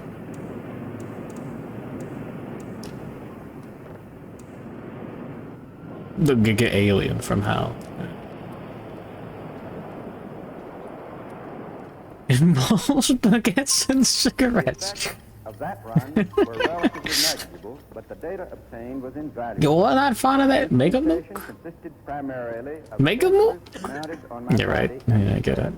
plus cameras to record various stages of the run. Braking was provided by the momentum exchange technique. Still Yeah, it's the best I can unusual, get. might add. Let's take a look It at how makes this weirder operates. stuff. We love aliens. Vertical slots cut at 11-foot intervals along the Pena, it's been long enough. Does this egg do anything? Masonite dams are installed in Like, the can I slots. just, like... The trough is filled with water. Am I supposed to do something with it? A large steel scoop on the sled cuts through the masonite barriers, picks up the water in the trough, rotates it 100 It's an error roll period, like a regular egg. Reversing direction of 1 pound of water produces approximately 2 pounds of retarding force. This is momentum exchange. What force? Depending on the specific project's braking requirements, the dam heights are computer determined. Masonite is then cut Does and Kerfur positioned lay in the eggs? to within 1/32 of an inch of the required height. This technique is used to stop dual rail sleds. Whoa. The other principal system Slugs. of braking involves the use of plastic water sausages for monorail tests. These water-filled bags are placed on the rail at a predetermined location, and a braking force is applied as the sled impacts the bags. In 1956, the Holloman test track was extended to 5,000 feet. Up to that time, the 3,500-foot track had been used for 6 years and recorded some 230 separate test runs. Slightly over 1 year and 117 test runs later, in August of 1957, Hey, there we go. the 35,000-foot track came into being. The scope and versatility of the present track lengthened... High-ups have found that you failed to meet a splash win quota. Can you zoom in on the splash belly squeeze? really becomes quite difficult to describe, at least within the confines of this film.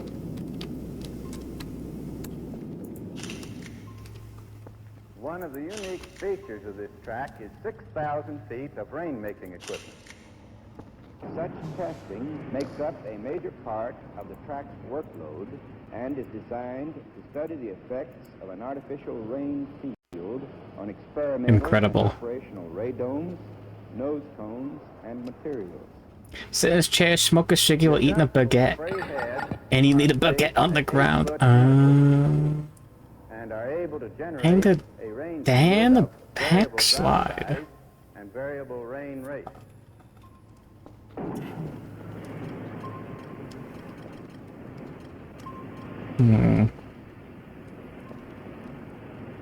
Oh, that's finished. This rainmaking equipment is only an example of the wide range of services offered to any agency interested in testing on the track. Instrumentation, of course, is really the That's key. finished too. This is Midway, located at midpoint along the track.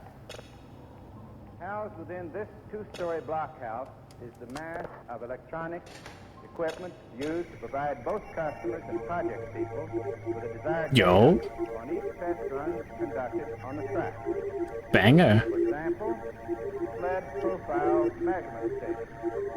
Sled position versus time data is received here and recorded on magnetic tape, and later computer converted Warp to spin. velocity and acceleration information. The method of obtaining such information is unique. At 13-foot intervals along the track are light beam interrupters.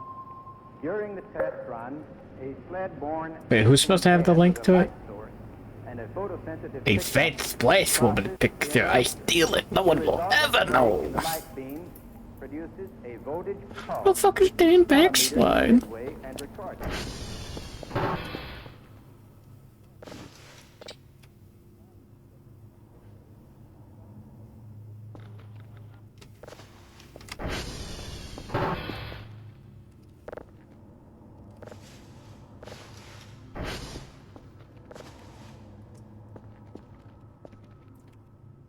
The Dover Boys. Oh yeah. Dan Backslides from that?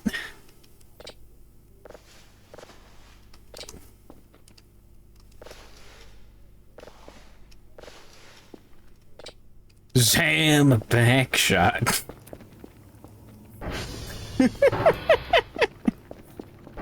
No, don't let the Zoomers have him. No, put it back. No. I don't think I want plastic and paper. Paper scrap is worthless, right? Get more wood, I think. My hunger bar.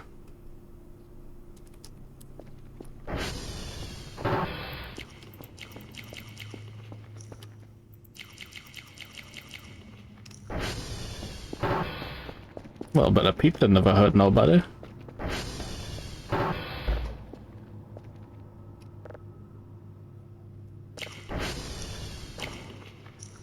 It's me in real life.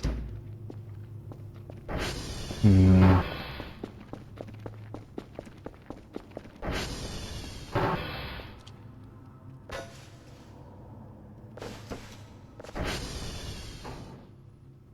there any reason not to sell the CDs?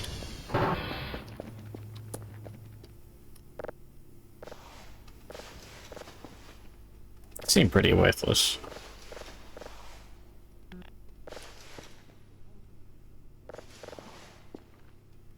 Ah.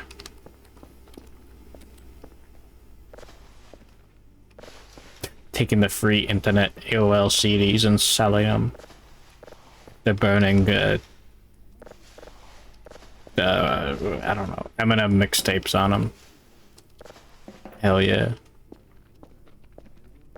I was trying to remember Fred Durst's name, and it's the closest thing I could remember. It's probably understandable. It's a lot of roaches. Oh, because of the dead body. Oh.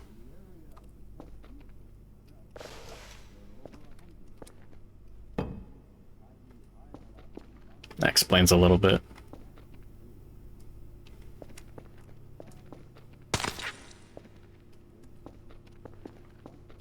Eh. Oh, the potatoes. Oh.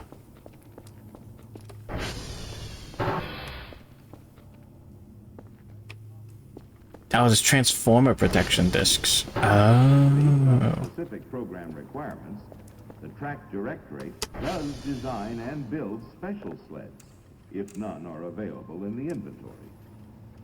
The one area we haven't covered concerns the block houses at the track. There are 4 permanent block houses. There is one at the north. And one at the south end. Nar. One halfway down the track.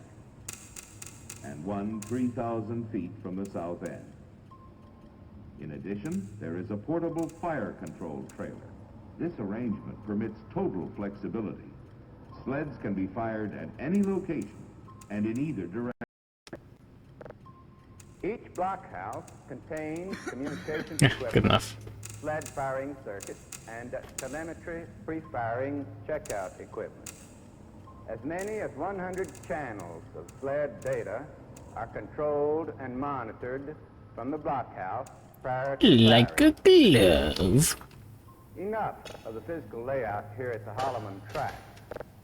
It is big and impressive installation, staffed by skilled, dedicated professionals. All the planning, coordination, designing, and computation come into sharp focus.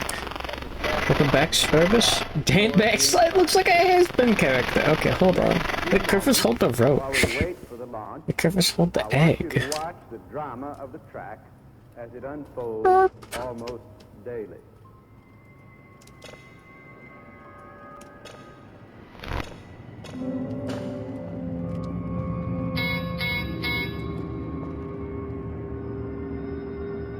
Jesus Christ.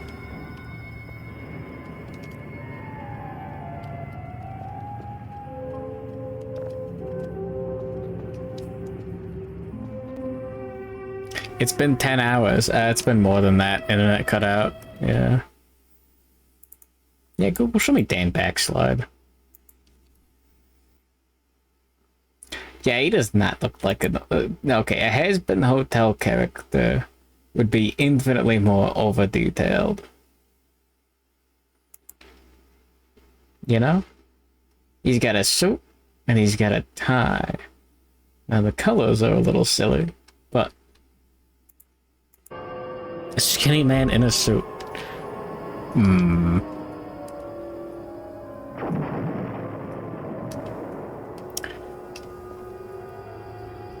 It needs to be overly detailed. Like, it was...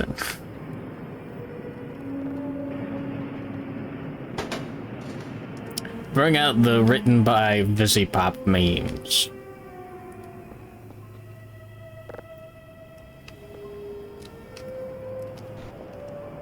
Wow. Ugh. Wow.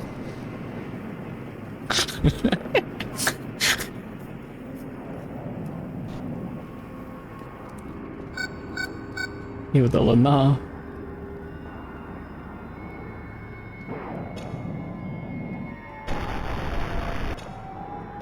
Dwarf planet, that's where I'm from.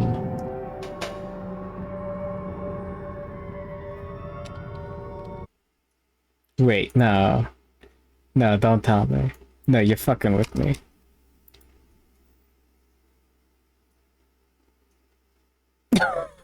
Dan Backslide is actually a has-been hotel character. Oh my god.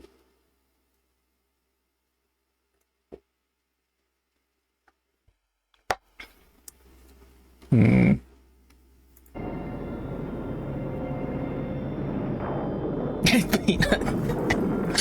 Good. Played like a fiddle. Fiddled like a player.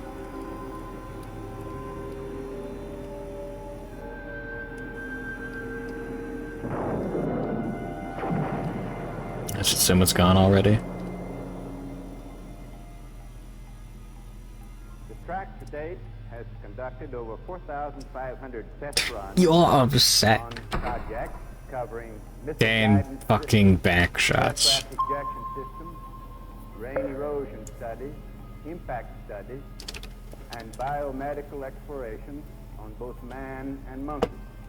This has made the Holloman track one of the foremost research and development facilities in Putting monkeys on racetracks.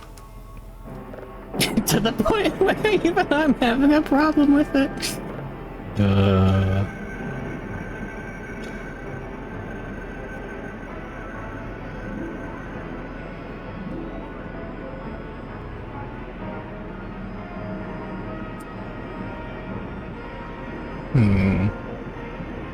God, I'd love to see monkeys like crash cars into each other. It'd be so fucking cool.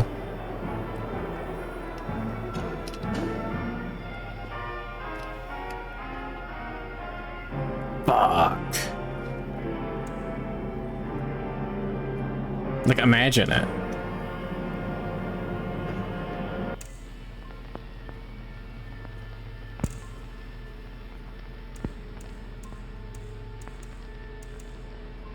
Oh my God.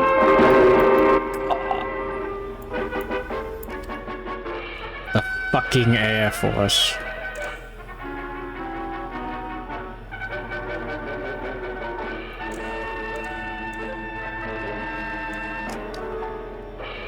Wait to think.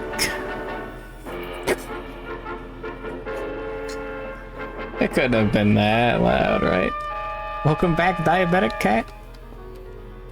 Accidents are not inevitable.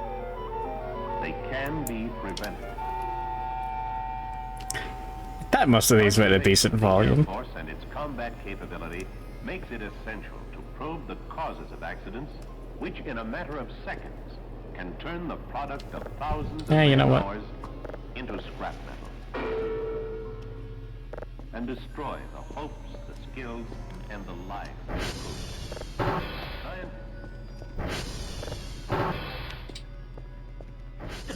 I gotta get sleep.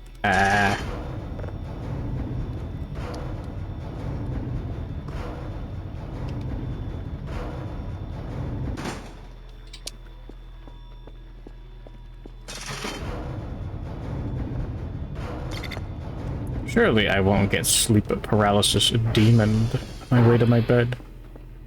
Surely.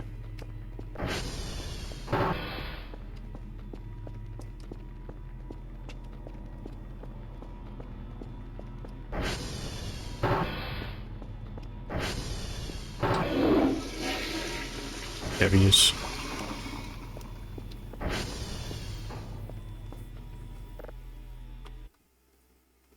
You found the part of the pilot. Oh god. Oh yeah, he's backslid. Oh, he backslides. What was that?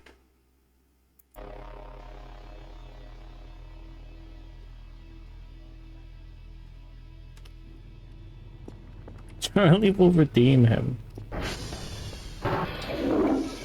Did you see it? No. I was fucking Kerfur. No, it wasn't.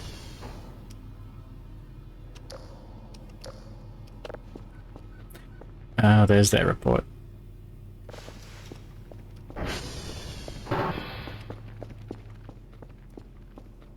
What's that?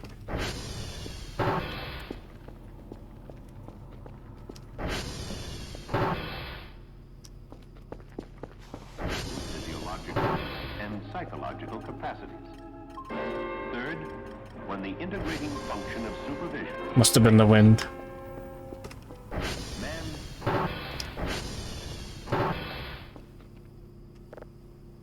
It's over?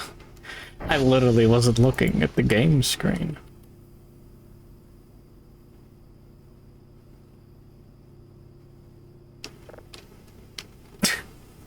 The Kerfur danger signs. Wait, no, there's the Molotov paper that's worth it.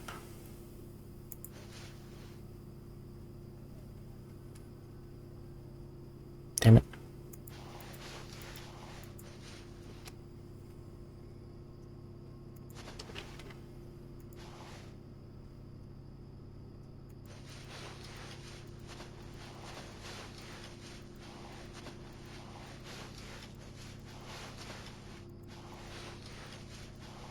We'll hold on to those.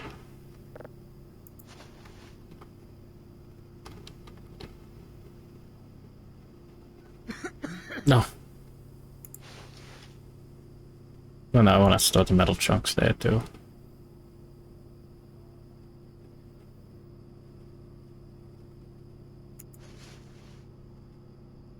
I assume that battery's bad.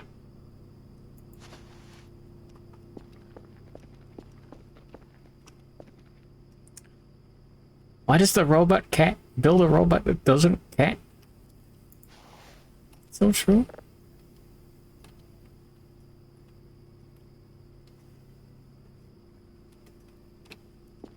Huh.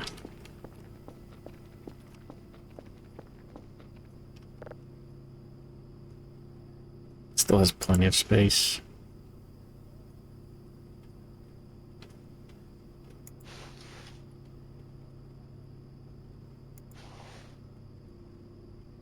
I've got too many potatoes sitting around. I don't know how valuable roots are.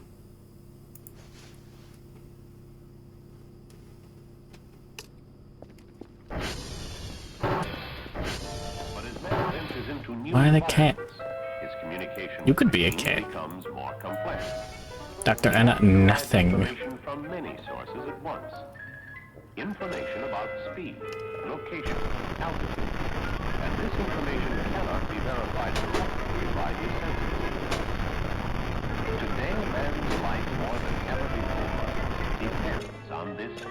affects man-machine intercommunication. The structure of his communication is vital. Gotta communicate with the robot. Aware of the soft spots, where communication is likely to break down. For even simple ideas or orders may be misinterpreted due to insufficient information or too much information that overloads the system and exceeds man's limited ability to absorb it. These are simple things, and we are all somewhat aware of them. But unless we clearly understand and accept their implications, they may be the beginning of disaster. Sometimes the failure is due to a lack of sympathy between the sender and the receiver, or a lack of sympathy with the information being received. The receiver unwittingly distorts the meaning of the information because he is emotionally unwilling to accept it. We frequently hear only what we want to hear, as this nursery rhyme demonstrates so well. Old lady, shall we go a-shearing? What did you say, sir? I'm a little hard of hearing. Beautiful. I'm engrossed in this fucking baby sensory stuff. It's built for Navy, man. Or something. Or Air Force. Man needs information before he acts. The lack of clarity. I hate it when that happens. Jimmy Wales. Do people break? Breaks down very fast and very often when it isn't clear. The robot has gained a huge amount of popularity and became a viral phenomenon on the internet, being featured in various memes and pornographic images. Thank you, Wikipedia. By not being in the proper form, the right channel. All simple things, human errors that cause the loss of valuable men and machines. Behind each potential accident lies a cause or series of events that can be identified and eliminated. The purpose of the Air Force Safety Program is to identify these That's the Chair Force. and prevent them from That explains it.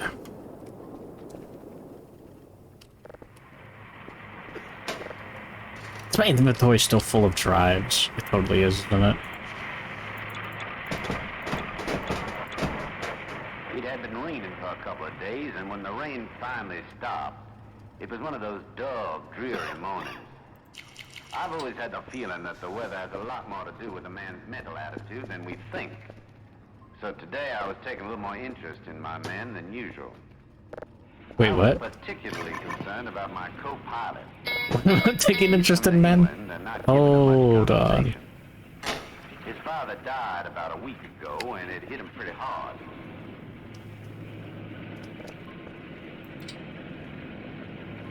I tried to start a conversation a couple of times to see if he had something he wanted to get off his chest, but...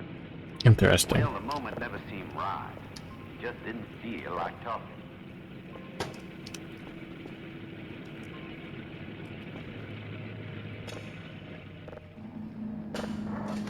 As the big bird gathered speed on the runway, I turned to him. For the first time that day, he looked...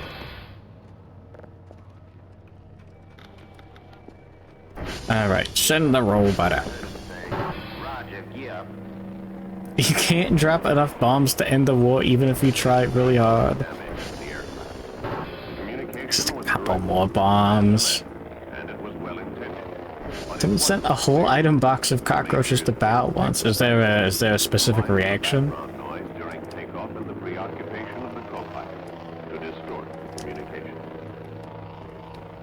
Be funny if there was. No. Aw.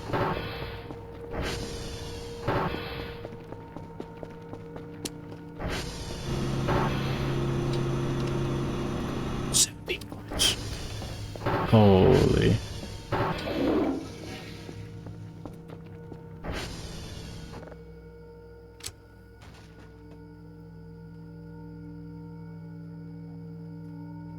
Imagine having to count 500 cockroaches. Probably be... That doesn't sound that bad. A mining room. That's where we'll put the 3D models.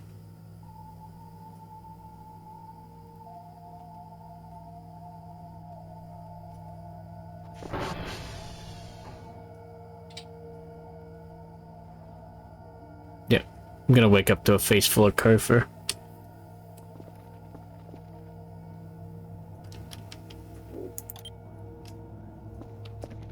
Excuse me?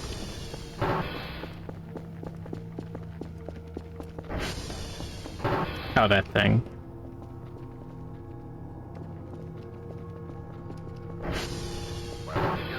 You gonna do something, pussy? I told him I thought there was a new tech order on it, and I wanted to check first, but I couldn't seem to find it. He said, okay, find it, but remember, I have to get this bird in the air soon.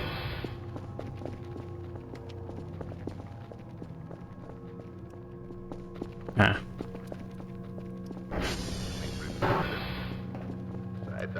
I already encountered this guy once before. I felt the procedure couldn't be that different. So I told the airman to keep searching while I went ahead with the refueling.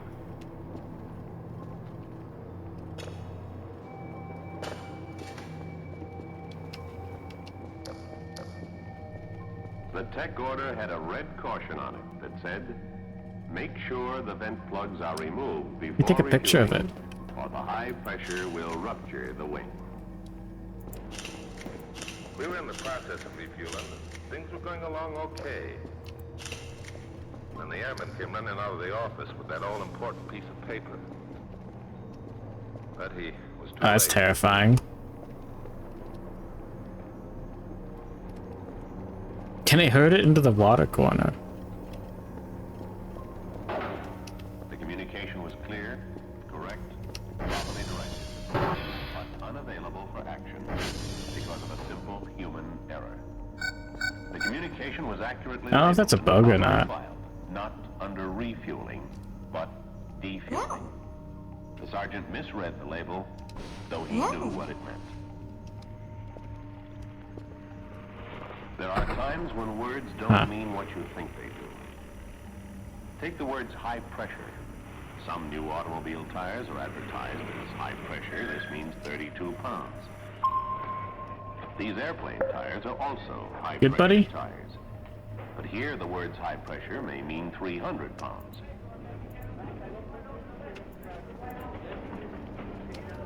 Yeah, it's not on the photos.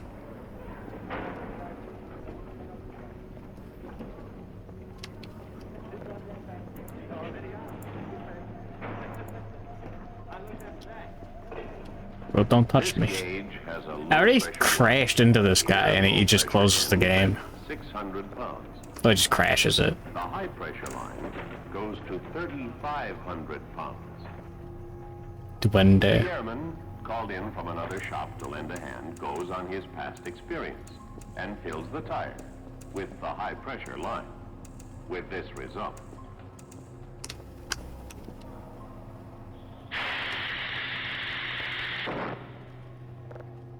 Be sure you know what the communication means before you act on it.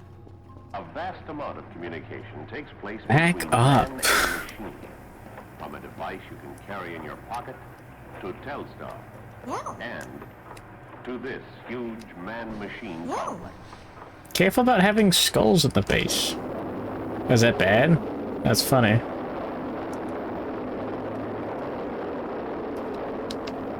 It is funny, right? You actually have to herd it out of your base. At the same time, other machines direct the missile. If the information is just Deer skull is fine. Oh, there's the human skull in the basement, as per usual. Bye-bye. I'm not afraid of you anymore!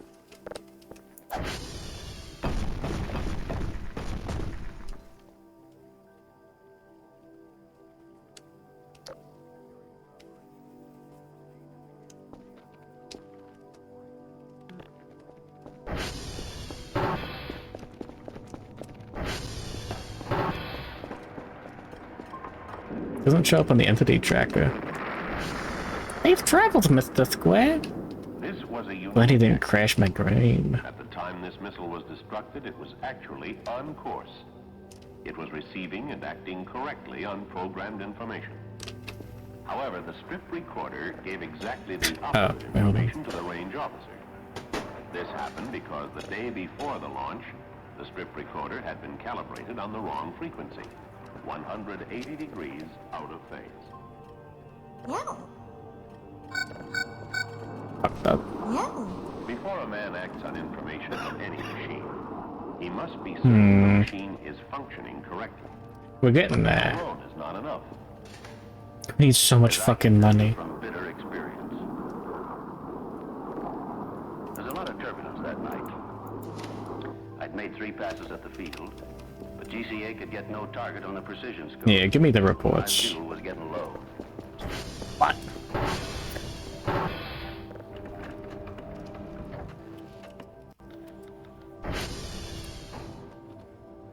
Alright.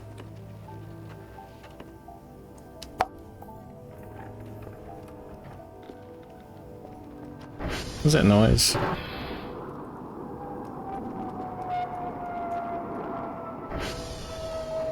It wasn't long before I realized what my error had been. No piggleweights. We should be fine. And this, combined with the turbulence, made There's no way that's a pig. to read the altimeter accurately. He had, in fact, ejected at 17,000 feet. Loop dropping sounds like what? 10,000-foot error. Errors like this are not uncommon. Yeah, see, it's Man gone. must know the limits of his machine and take the necessary time to get an accurate reading. A machine can't follow up to see if the communication was received accurately. I kinda wanna upgrade download speed, but we're so close to the money required. The right person receive it, understand its meaning, and still ignore it because the information Best is viewers. totally unacceptable.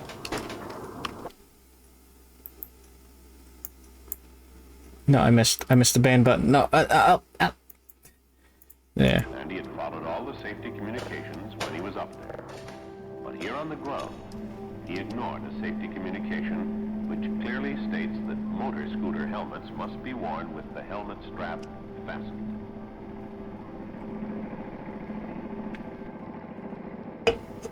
Your FPS dropped when the pigs started spawning.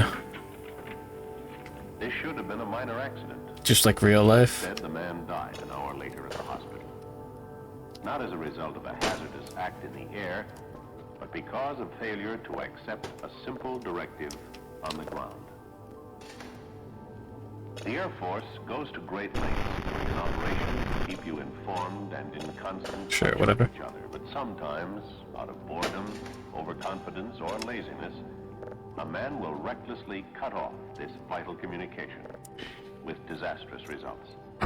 We'll be fine. It should have been a routine armament check, except that the crew chief brought out a faulty cord. That was a close one. Yeah, that guy could have damaged his helmet on the TV. To get a good one.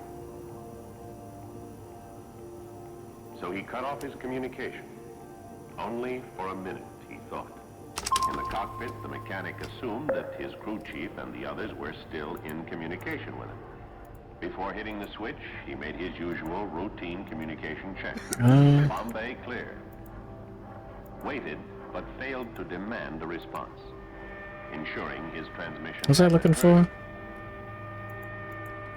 Yeah, whatever. Oh, cameras. Bombay doors closed, killing the crew chief almost instantly. At 19 Kerfur's doing fine. September Okay. 1961, a student crew departed Carswell, Doing great. Texas, on a Yahoo! mission in a B-58 aircraft. This student crew was composed of members of the Live leak videos.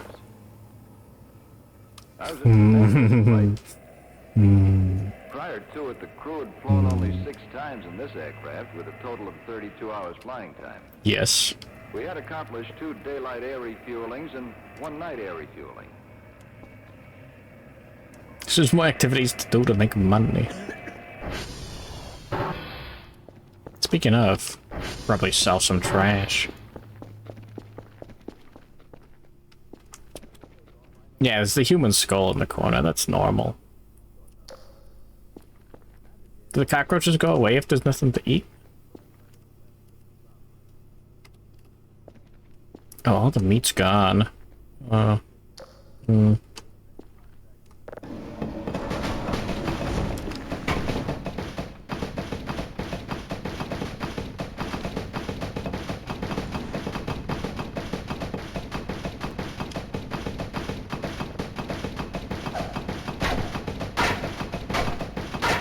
What's behind the mystery door?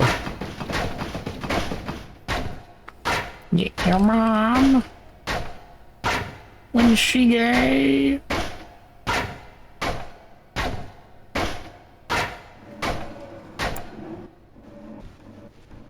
That's normal.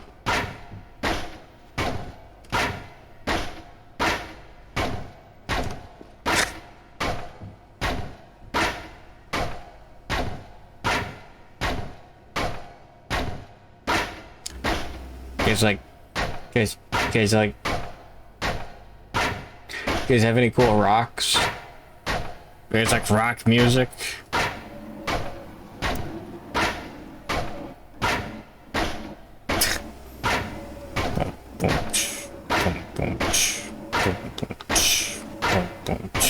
Buddy, I can't fucking do it. This rocks my socks off. It's even worse. It's stupid.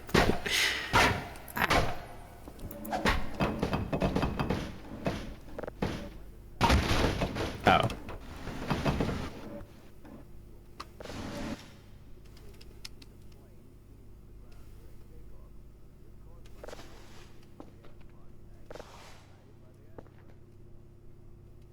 I do need more metal scrap.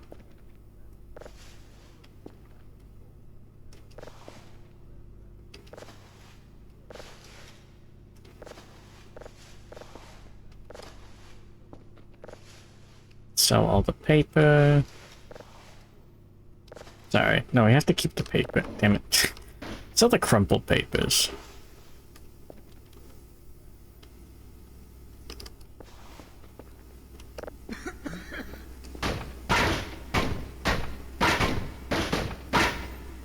This makes me fucking squint.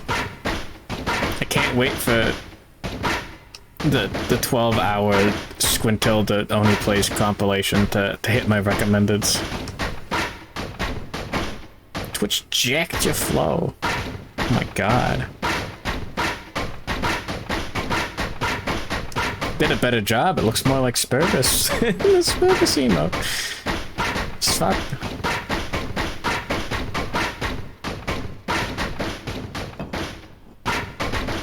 I'm 90% sure this works.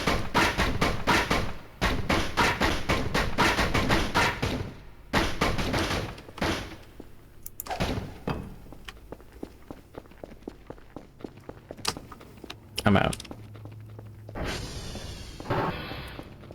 The decision was made to continue refueling throughout the night and to go to Edwards in the morning. Oh my god. There would be more favorable conditions for landing as well as a bombing range for jettisoning the pod. We refueled 8 times with landing gear extended. Oh wow, nothing's broken. 1/3 million pounds of fuel was transferred from 7 different tankers. What do you mean, item grabbing noise? Well, anticipating our arrival, the crew at Edwards Air Force Base put down a foam-covered strip on the runway 9,000 feet long.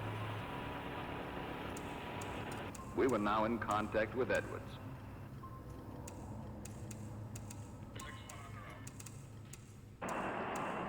Yeah. A chase aircraft from Edwards came up to survey the damage.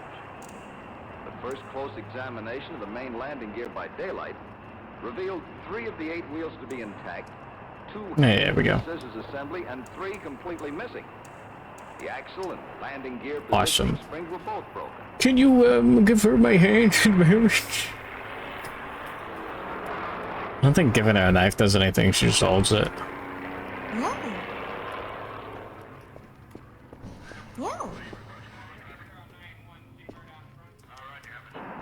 After accomplishing pod drop and jettisoning fuel, we were ready for the landing. Oh, unknown. I was instructed to land That's the good. aircraft with nose gear just to the right of the Give her my narrow undying devotion. so the damaged gear would be in the foam, allowing for better control of the aircraft. Make a robot hold funny things. Hold my soup for me. No, not the bowl. Could still result in Just the soup. remaining parts of the left landing gear, thus Yeah. jeopardizing their lives.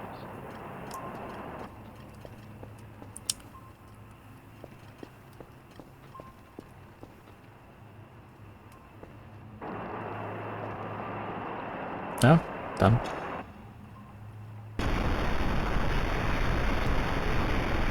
This one has text. And visuals. Don't mind if I do.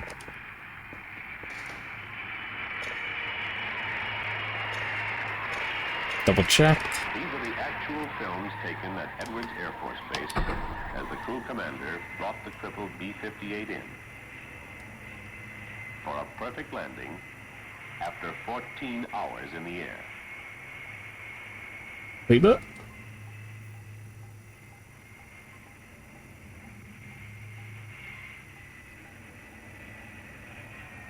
what could that possibly be?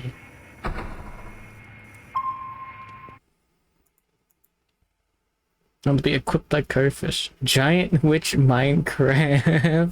Goblin proportions. Communications network backing up every Based. Robot hold Lindoff. Robot hold cotton candy in the rain.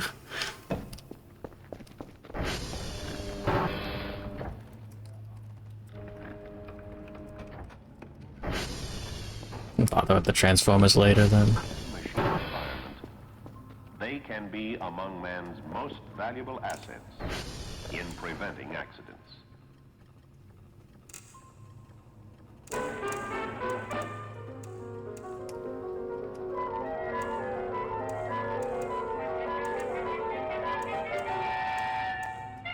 There we go.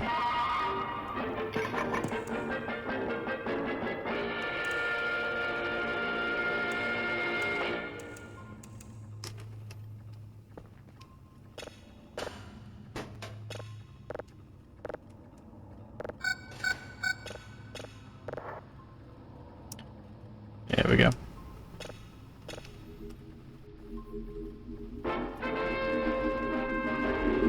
King is telling the player that she has a speech, text-to-speech voice talking about building brown bricks in Minecraft. No. No, man. No, you can't do that.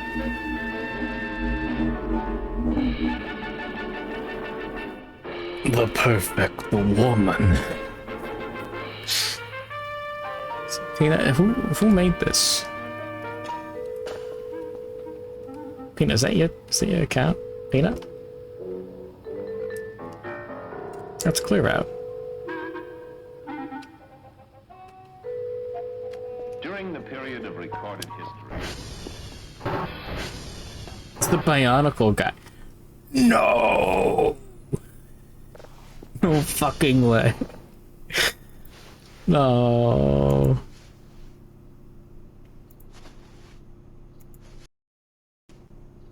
Yeah, that's full canned food.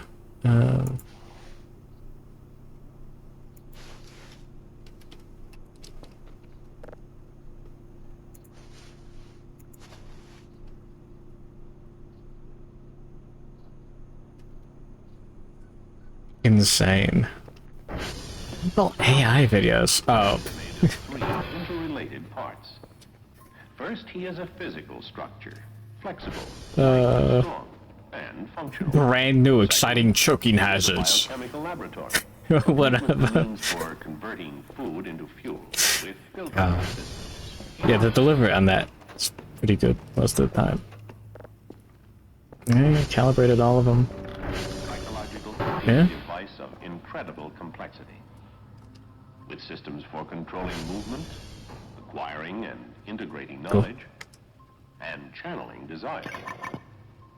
The one where he realizes Bionicles got discontinued. And aspire. That was you. You're the brain guy? Of course. Modern man's Looking at the library. into new and hostile environments. Although technically better prepared, he is the same as he's always been. His mechanical, chemical, and psychological abilities are severely limited. I think I've seen this one before. If the situation exceed these limits, man breaks down. The result? An accident.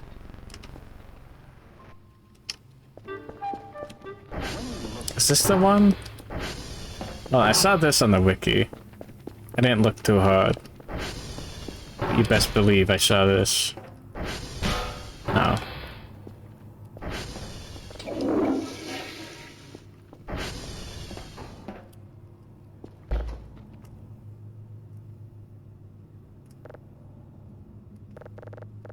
Oh fuck, it's empty.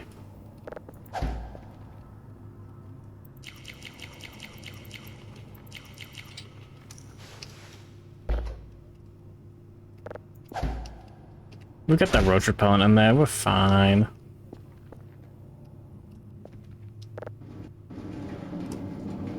Living area is a pain in the ass. I'm not here, I'm not living here.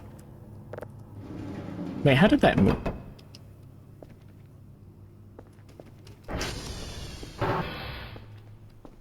Kerfur didn't do that, right? Oh yeah, we can break all of these. That's fun.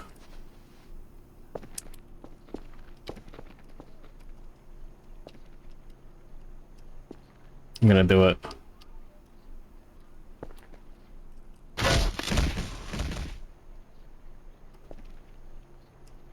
The hammer. The hammer's not good enough. I have to buy a crowbar.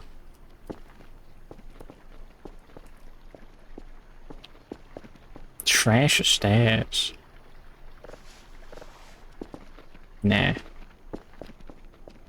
Spider-Man hook.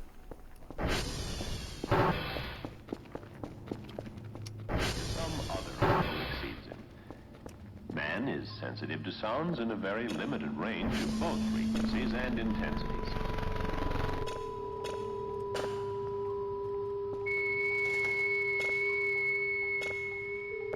Man's noble companion and best friend hears much higher frequencies, above 20,000 cycles per It's second. fine.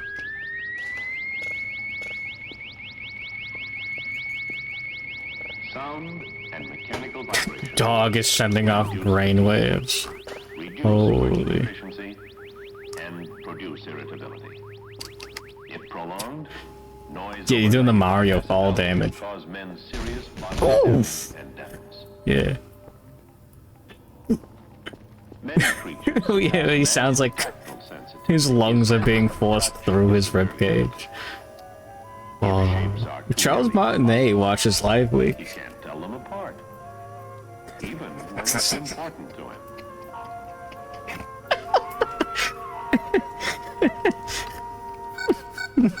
Luigi. Modern man protects himself against his environment by designing easily handled mechanical equipment to correct for his limitation. But if it gets The cold, fuck blew up? his tactile sensitivities are dulled, and his hands may become totally useless. Was that in the? That was. Usually, he has a way of coping with them. What is this? Just a puffball. What?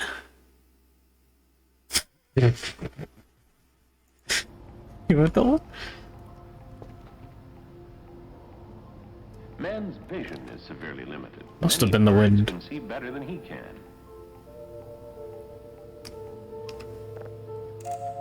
Man can only see so far. The size and shape of objects must be easily identifiable to be interpreted. He has problems with color and low levels of illumination. His visual world is full of optical illusions. That's good enough. He brings his own emotional attitudes to what he sees, and this may delude him. Yo. Medieval man could readily be transposed to the 20th century.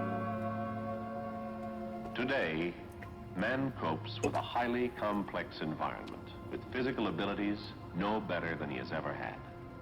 For although Awesome. man's civilization has become more complex, his physical limits have remained constant. He could cope with the high velocities in his new environment, were it not for overreaching his physical limitations. Because he uses equipment in a way that exceeds his real ability, he makes errors of judgment, not only deadly for himself, but for others. Perhaps the most vital physical limit of man is the fact that he operates in time. A standard time sequence starts with the perception of information through his sensory system. Then he interprets this information, compiles and integrates it with other information and past learning, and makes a decision. Finally, he responds with action.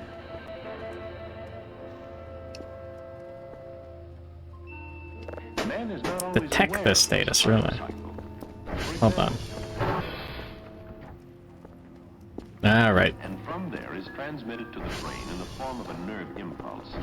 A measurable lapse of time occurs, as much as 0.3 of a second. Recognition Awesome. takes still more time, perhaps a half second or more. Then the evaluation, interpretation, got it. and the decision all take more time, about a second. After the decision, his response takes several more tenths of a second. There's also a time lag as the machine responds to the control, and another for the aircraft to deviate from its flight path. If two aircraft were on a collision course at 600 miles per hour, at 4 seconds before the point of collision, these aircraft would be 1.3 miles apart. Welcome back, Fist of the North Star State. Time were taken in any one of these steps. If the pilot were to look into the cockpit, look outside, and then refocus his eyes on the instrument panel, this action would take about 2 seconds. 2 seconds more than he has. A collision would be inevitable. Whoa! He killed him! Get to unbox a $1,000 3D scanner. Taking apart an industrial 3D printer. At school or just for fun? Don't happen. They are caused. The cause can be either failure of the material or failure of the human. Equipment changes, so material failures are different from one piece of equipment to another. Because man does not change, the kinds of errors he commits remain constant. The errors that he will make can be predicted from the errors he has made.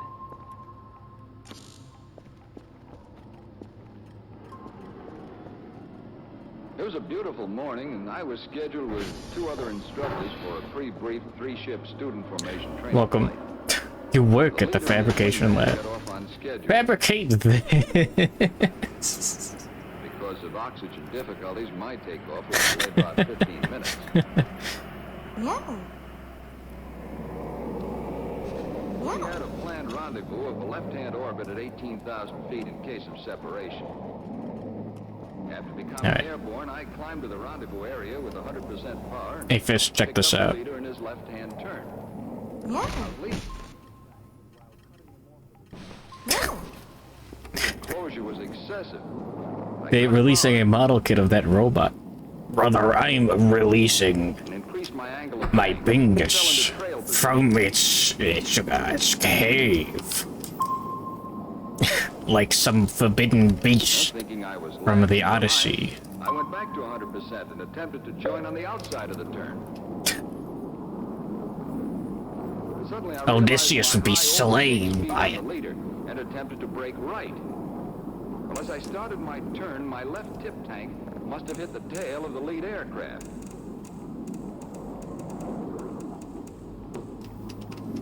Odyssey, Odyssey, Odyssey, Odyssey, Odyssey, Odyssey, Odyssey, Odyssey. I saw he couldn't recover, and I called him to get out of it. Mario. About 10,000 feet, I saw both the student pilot and instructor eject. So I started checking my aircraft for slow flight characteristics. Well, apparently I was all right. And so were they. But moments later, the aircraft impacted near the gunnery range. No one fatally injured. Cause of accident? Lack of knowledge. A man unaware of his physical limits as they apply to high-speed aircraft.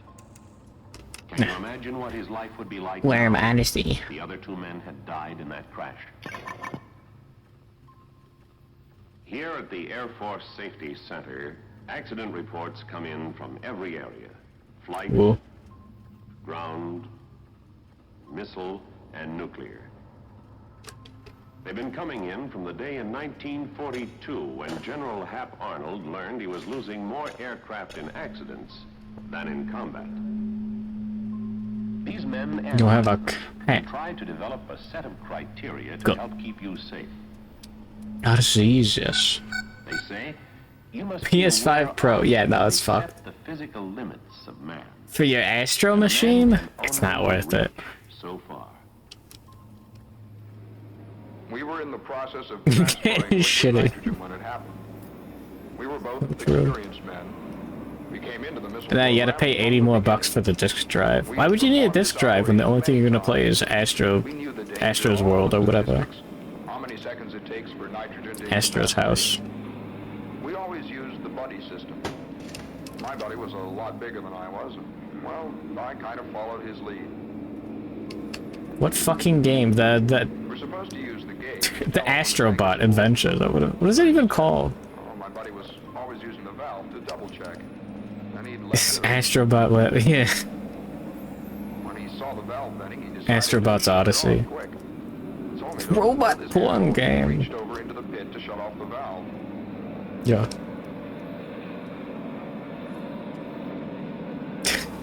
Yeah, it feels like it's like a fucking Nintendo Land.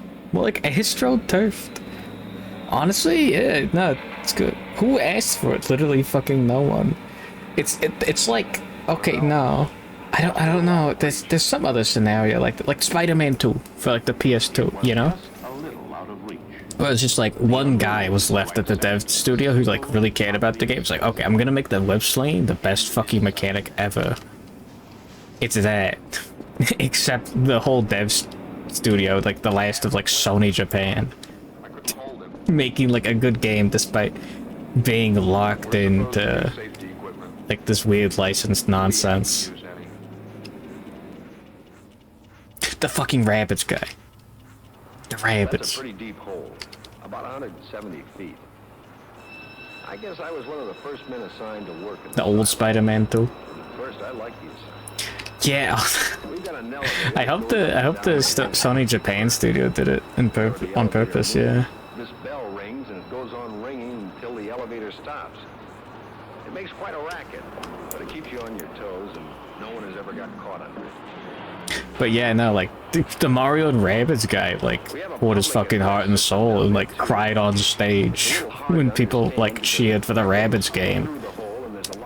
Because like imagine like getting to work on like a Mario game and it's like, oh yeah, Mario and Rabbids. It's like, oh fuck. Whenever they run a test or there's an emergency, Well, I can't kill myself. a blast on this klaxon. I guess I'll try to make it a good game. The first time I heard it, I must have jumped 3 feet. But you get used to it, and it gives you a comfortable feeling that Sony went hard into shilling it because they lost 20 million on Concord. after working down there for several months, I hardly paid Oh yeah. attention to the noise. Gonna get a PS5 for your PS4 games. I remember that I was walking through the tunnel at the time. They designed the panties to be looked at. God fucking bless. I could tell from the other man's face that he was hearing it loud and clear. But I couldn't hear it at all.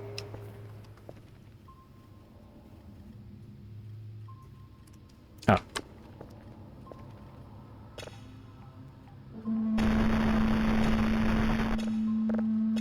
It's unknown, it's gotta be good. The flight surgeon told me I was going deaf.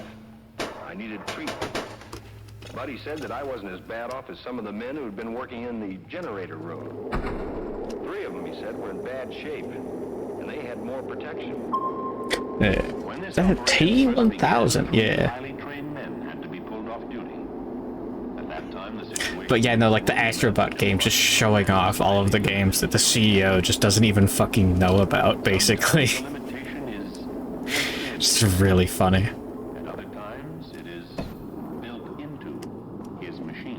Is it a new CEO now? Yeah, that would explain it. It's like, oh man.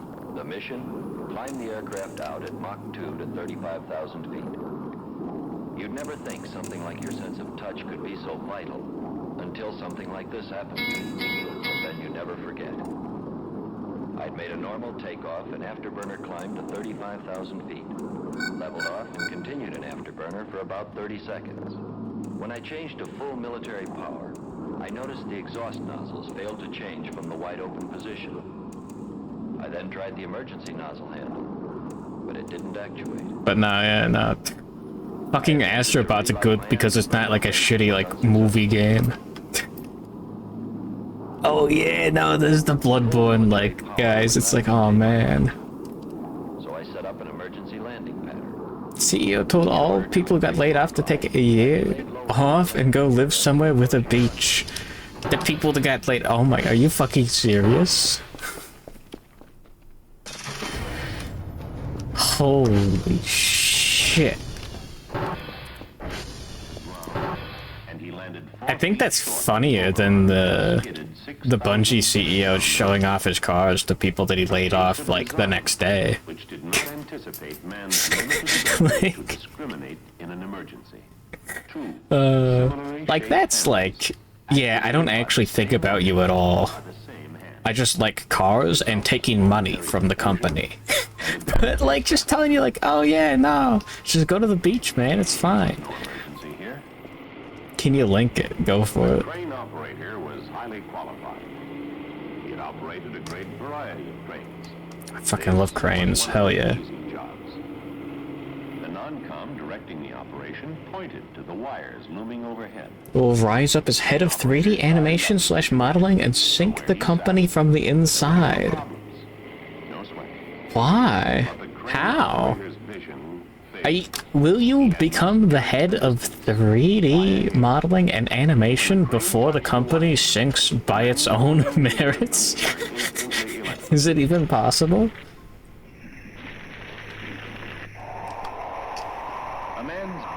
You'll revive it. Oh my god. Still where the action is. And it's like the pandemic. I have to figure out how to get through it. Drive an Uber. Go find a cheap place to live. Go to the beach for a year. Keep up with your news and keep up with it. What?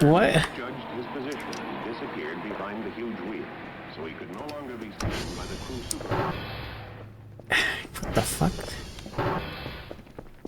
Is he stupid?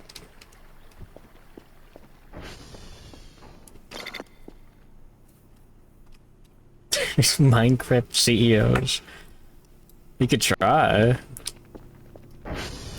I don't know. It's not my job.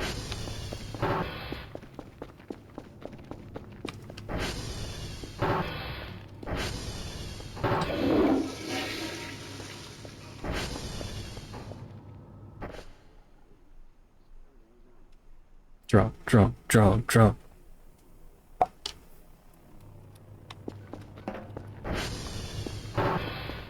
That doesn't speed up the drone.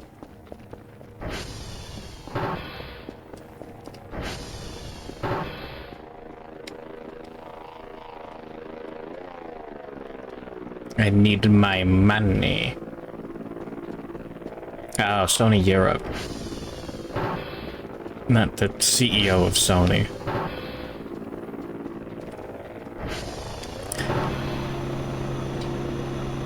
Yeah, I'm interested to see. Oh my god, we're gonna get the money for it. Holy shit. After all these years. Oh my god, it's 2 p.m. What the fuck? There it was, 4 feet of snow. There wasn't any way in the world to see it from above. Man. Have a tiny dick and even smaller balls. The balls are above the dick. Also, the balls hang down around the dick like ears on a basset hound. The dick stinks, and I hate it. God bless. The balls do not smell, however. I also hate the balls. Here goes my hero. Watch your lazy ears. Say this to yourself sometimes. There'd better be a killer reason for standing in my shadow. Does next on the menu ring a bell for you, Normie? You sing that? What is that? Sucking up? Listen, Walker, I don't do the deal with norms, so blowing smoke up the tail ain't gonna get you head seat at the table. I'm what? gonna eat you up and be singing that happy happy tummy song. I got that happy tummy.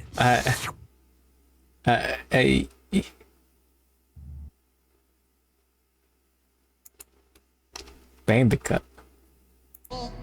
Based. Spooky.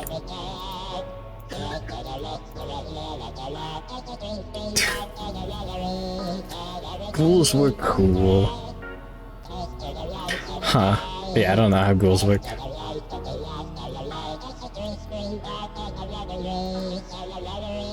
Fellas. After all these years.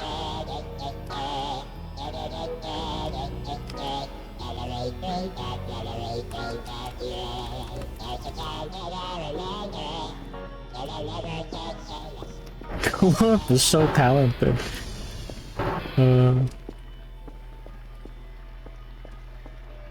Yeah, Fallout was cool back when it was a TV show. I don't get these games. 3D printer, baby.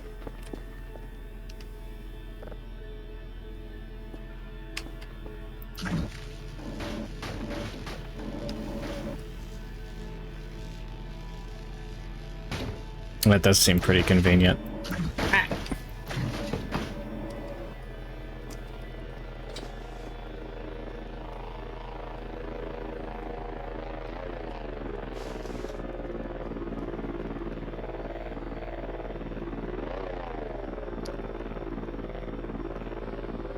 Google, show me Fallout Boy.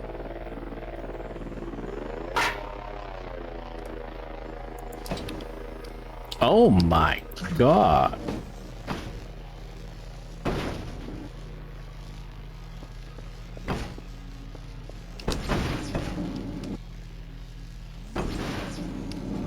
Oh, it's massive. Super lightweight.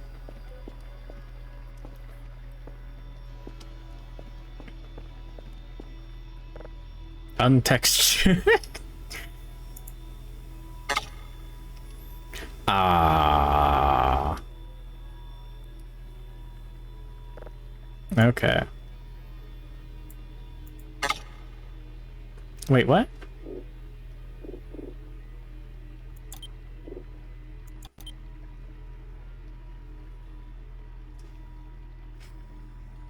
Huh.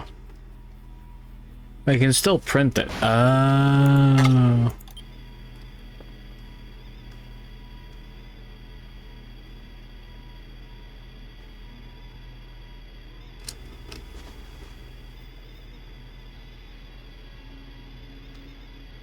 $500 splash woman. This is what it's all about.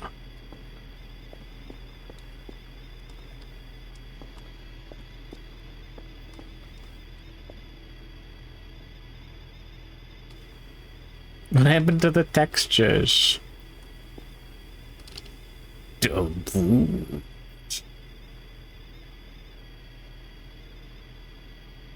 That's whack.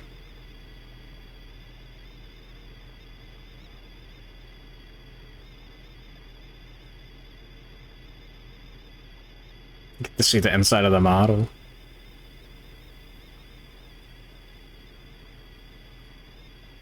It's a stinky peanut. Doesn't have any. Oh. Textures are boobs. Splash woman calvo.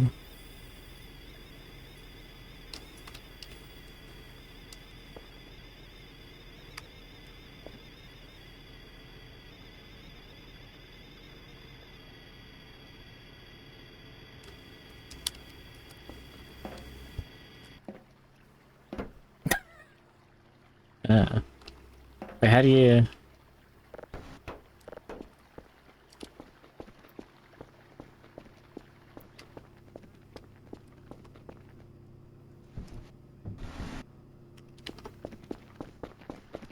Yeah, Stinky made that.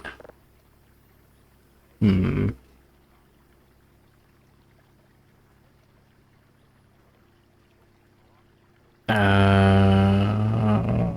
Damn it.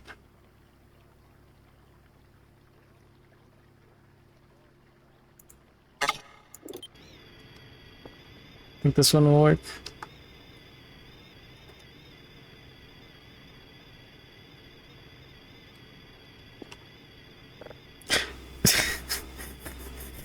Holy Kisha VR chat, yeah.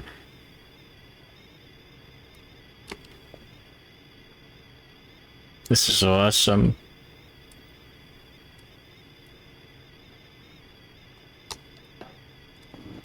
Does this one have an interior? Weird.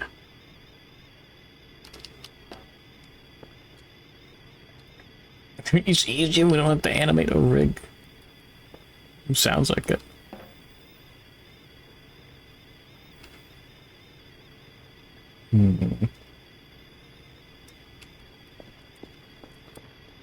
Well, we can fix all the models later.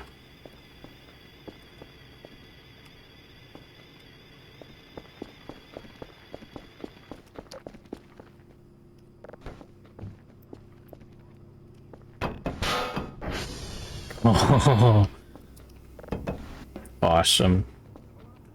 Put the spacecraft into the ecliptic plane. That's the plane of the Earth's orbit. Oh, you can't give it to Kerfur the whole... Expenditure of considerable energy to get out of that plane. Fortunately, all planets move in planes very She's close, real. and they all orbit in the same direction. Unlike the planets, a spacecraft can change its orbit oh my and its god. direction because it can change its velocity.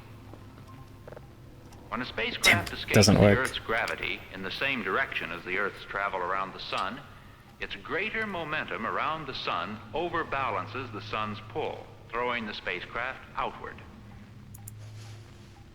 But the Sun's steady pull eventually slows the craft's outward flight, and here, unless it can boost its speed, it will start to fall inward. Put in the water corner. That's a good idea. The spacecraft leaves the Earth at the same speed as before, but in a direction opposite to the Earth's travel. It reduces its own velocity around the Sun, permitting the Sun to pull it gradually inward. But as it falls, it gains speed. Awesome. This increasing Fill it with milk. momentum will throw it outward again. Yeah. Oh my god, it's still going on the Dragon Slayer. Oh my god.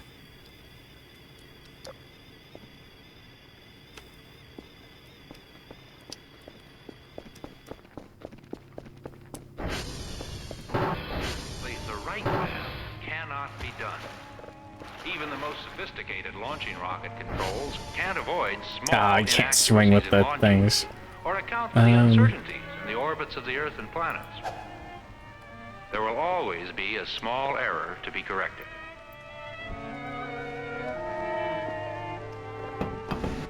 The first correction will compensate for most of this error. A small velocity change made early in the voyage will have a much greater effect than the same change made later. Later corrections will remove residual errors and refine the trajectory of the craft.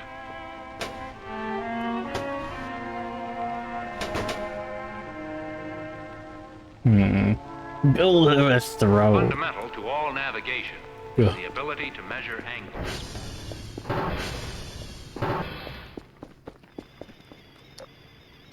Oh my god. Did I get the Noam Chomsky? I don't remember, actually. I think I didn't.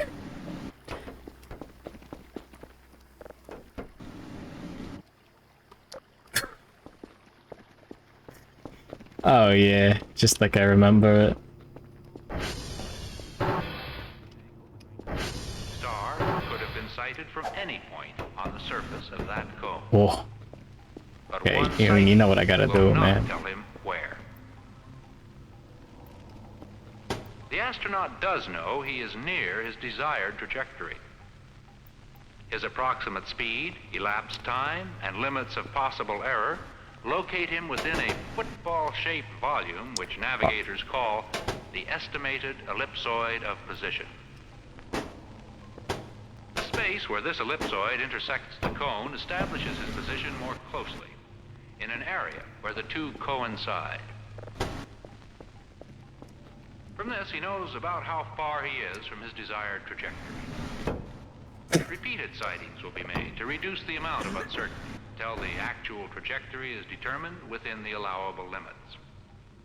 If it does not coincide with the desired one, the astronaut must perform a mid-course correction to put his craft on a corrected trajectory. A more precise method for determining position uses 3 sightings from separate known bodies. The 3 cone-shaped surfaces intersect. Position.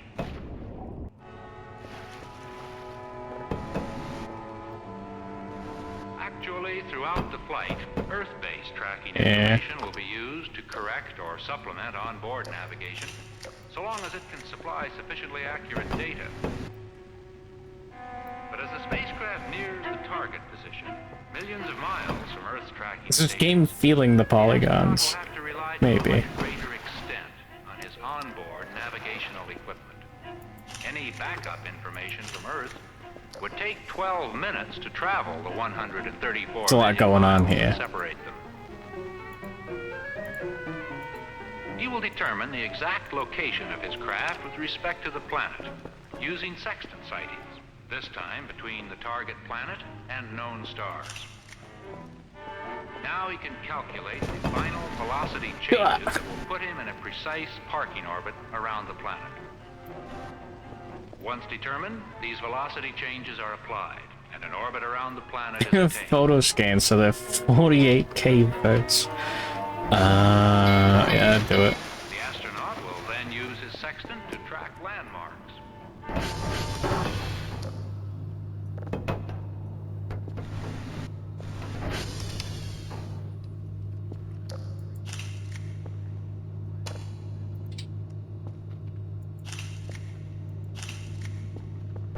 Awesome. In all space operations, man's tools are of utmost importance. They consist Well, there we go. of information-gathering devices, both optical Video and games are electronic, back. time-keeping devices, and computers. Now I should go back to For bed. manned space navigation, the All right. information-gathering devices are the most varied. Let's put this back and then save again. And close the door. More Voices of the Void tomorrow. More drinking tomorrow. More Splash Woman printed from the 3D printer. What's not to love? Who's online right now?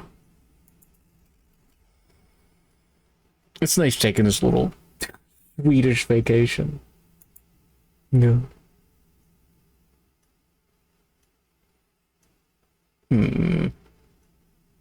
What do we get?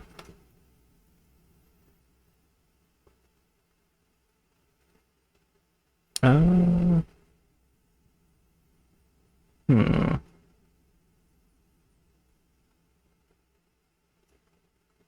don't remember the last time I could raid either.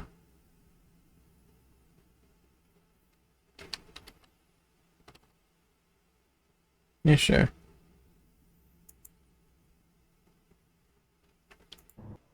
Hold on. Press the save button. Awesome. Oh, god damn it. Oh no, I'm pressing way too many buttons that are incorrect. Alright. See you tomorrow. Thanks for watching. Yeah, yeah. I gotta get more pictures to put in the game. You know, yeah. Just throw shit on the Discord or something, it'll be funny. Thanks for watching. Time to go bang your mom or something.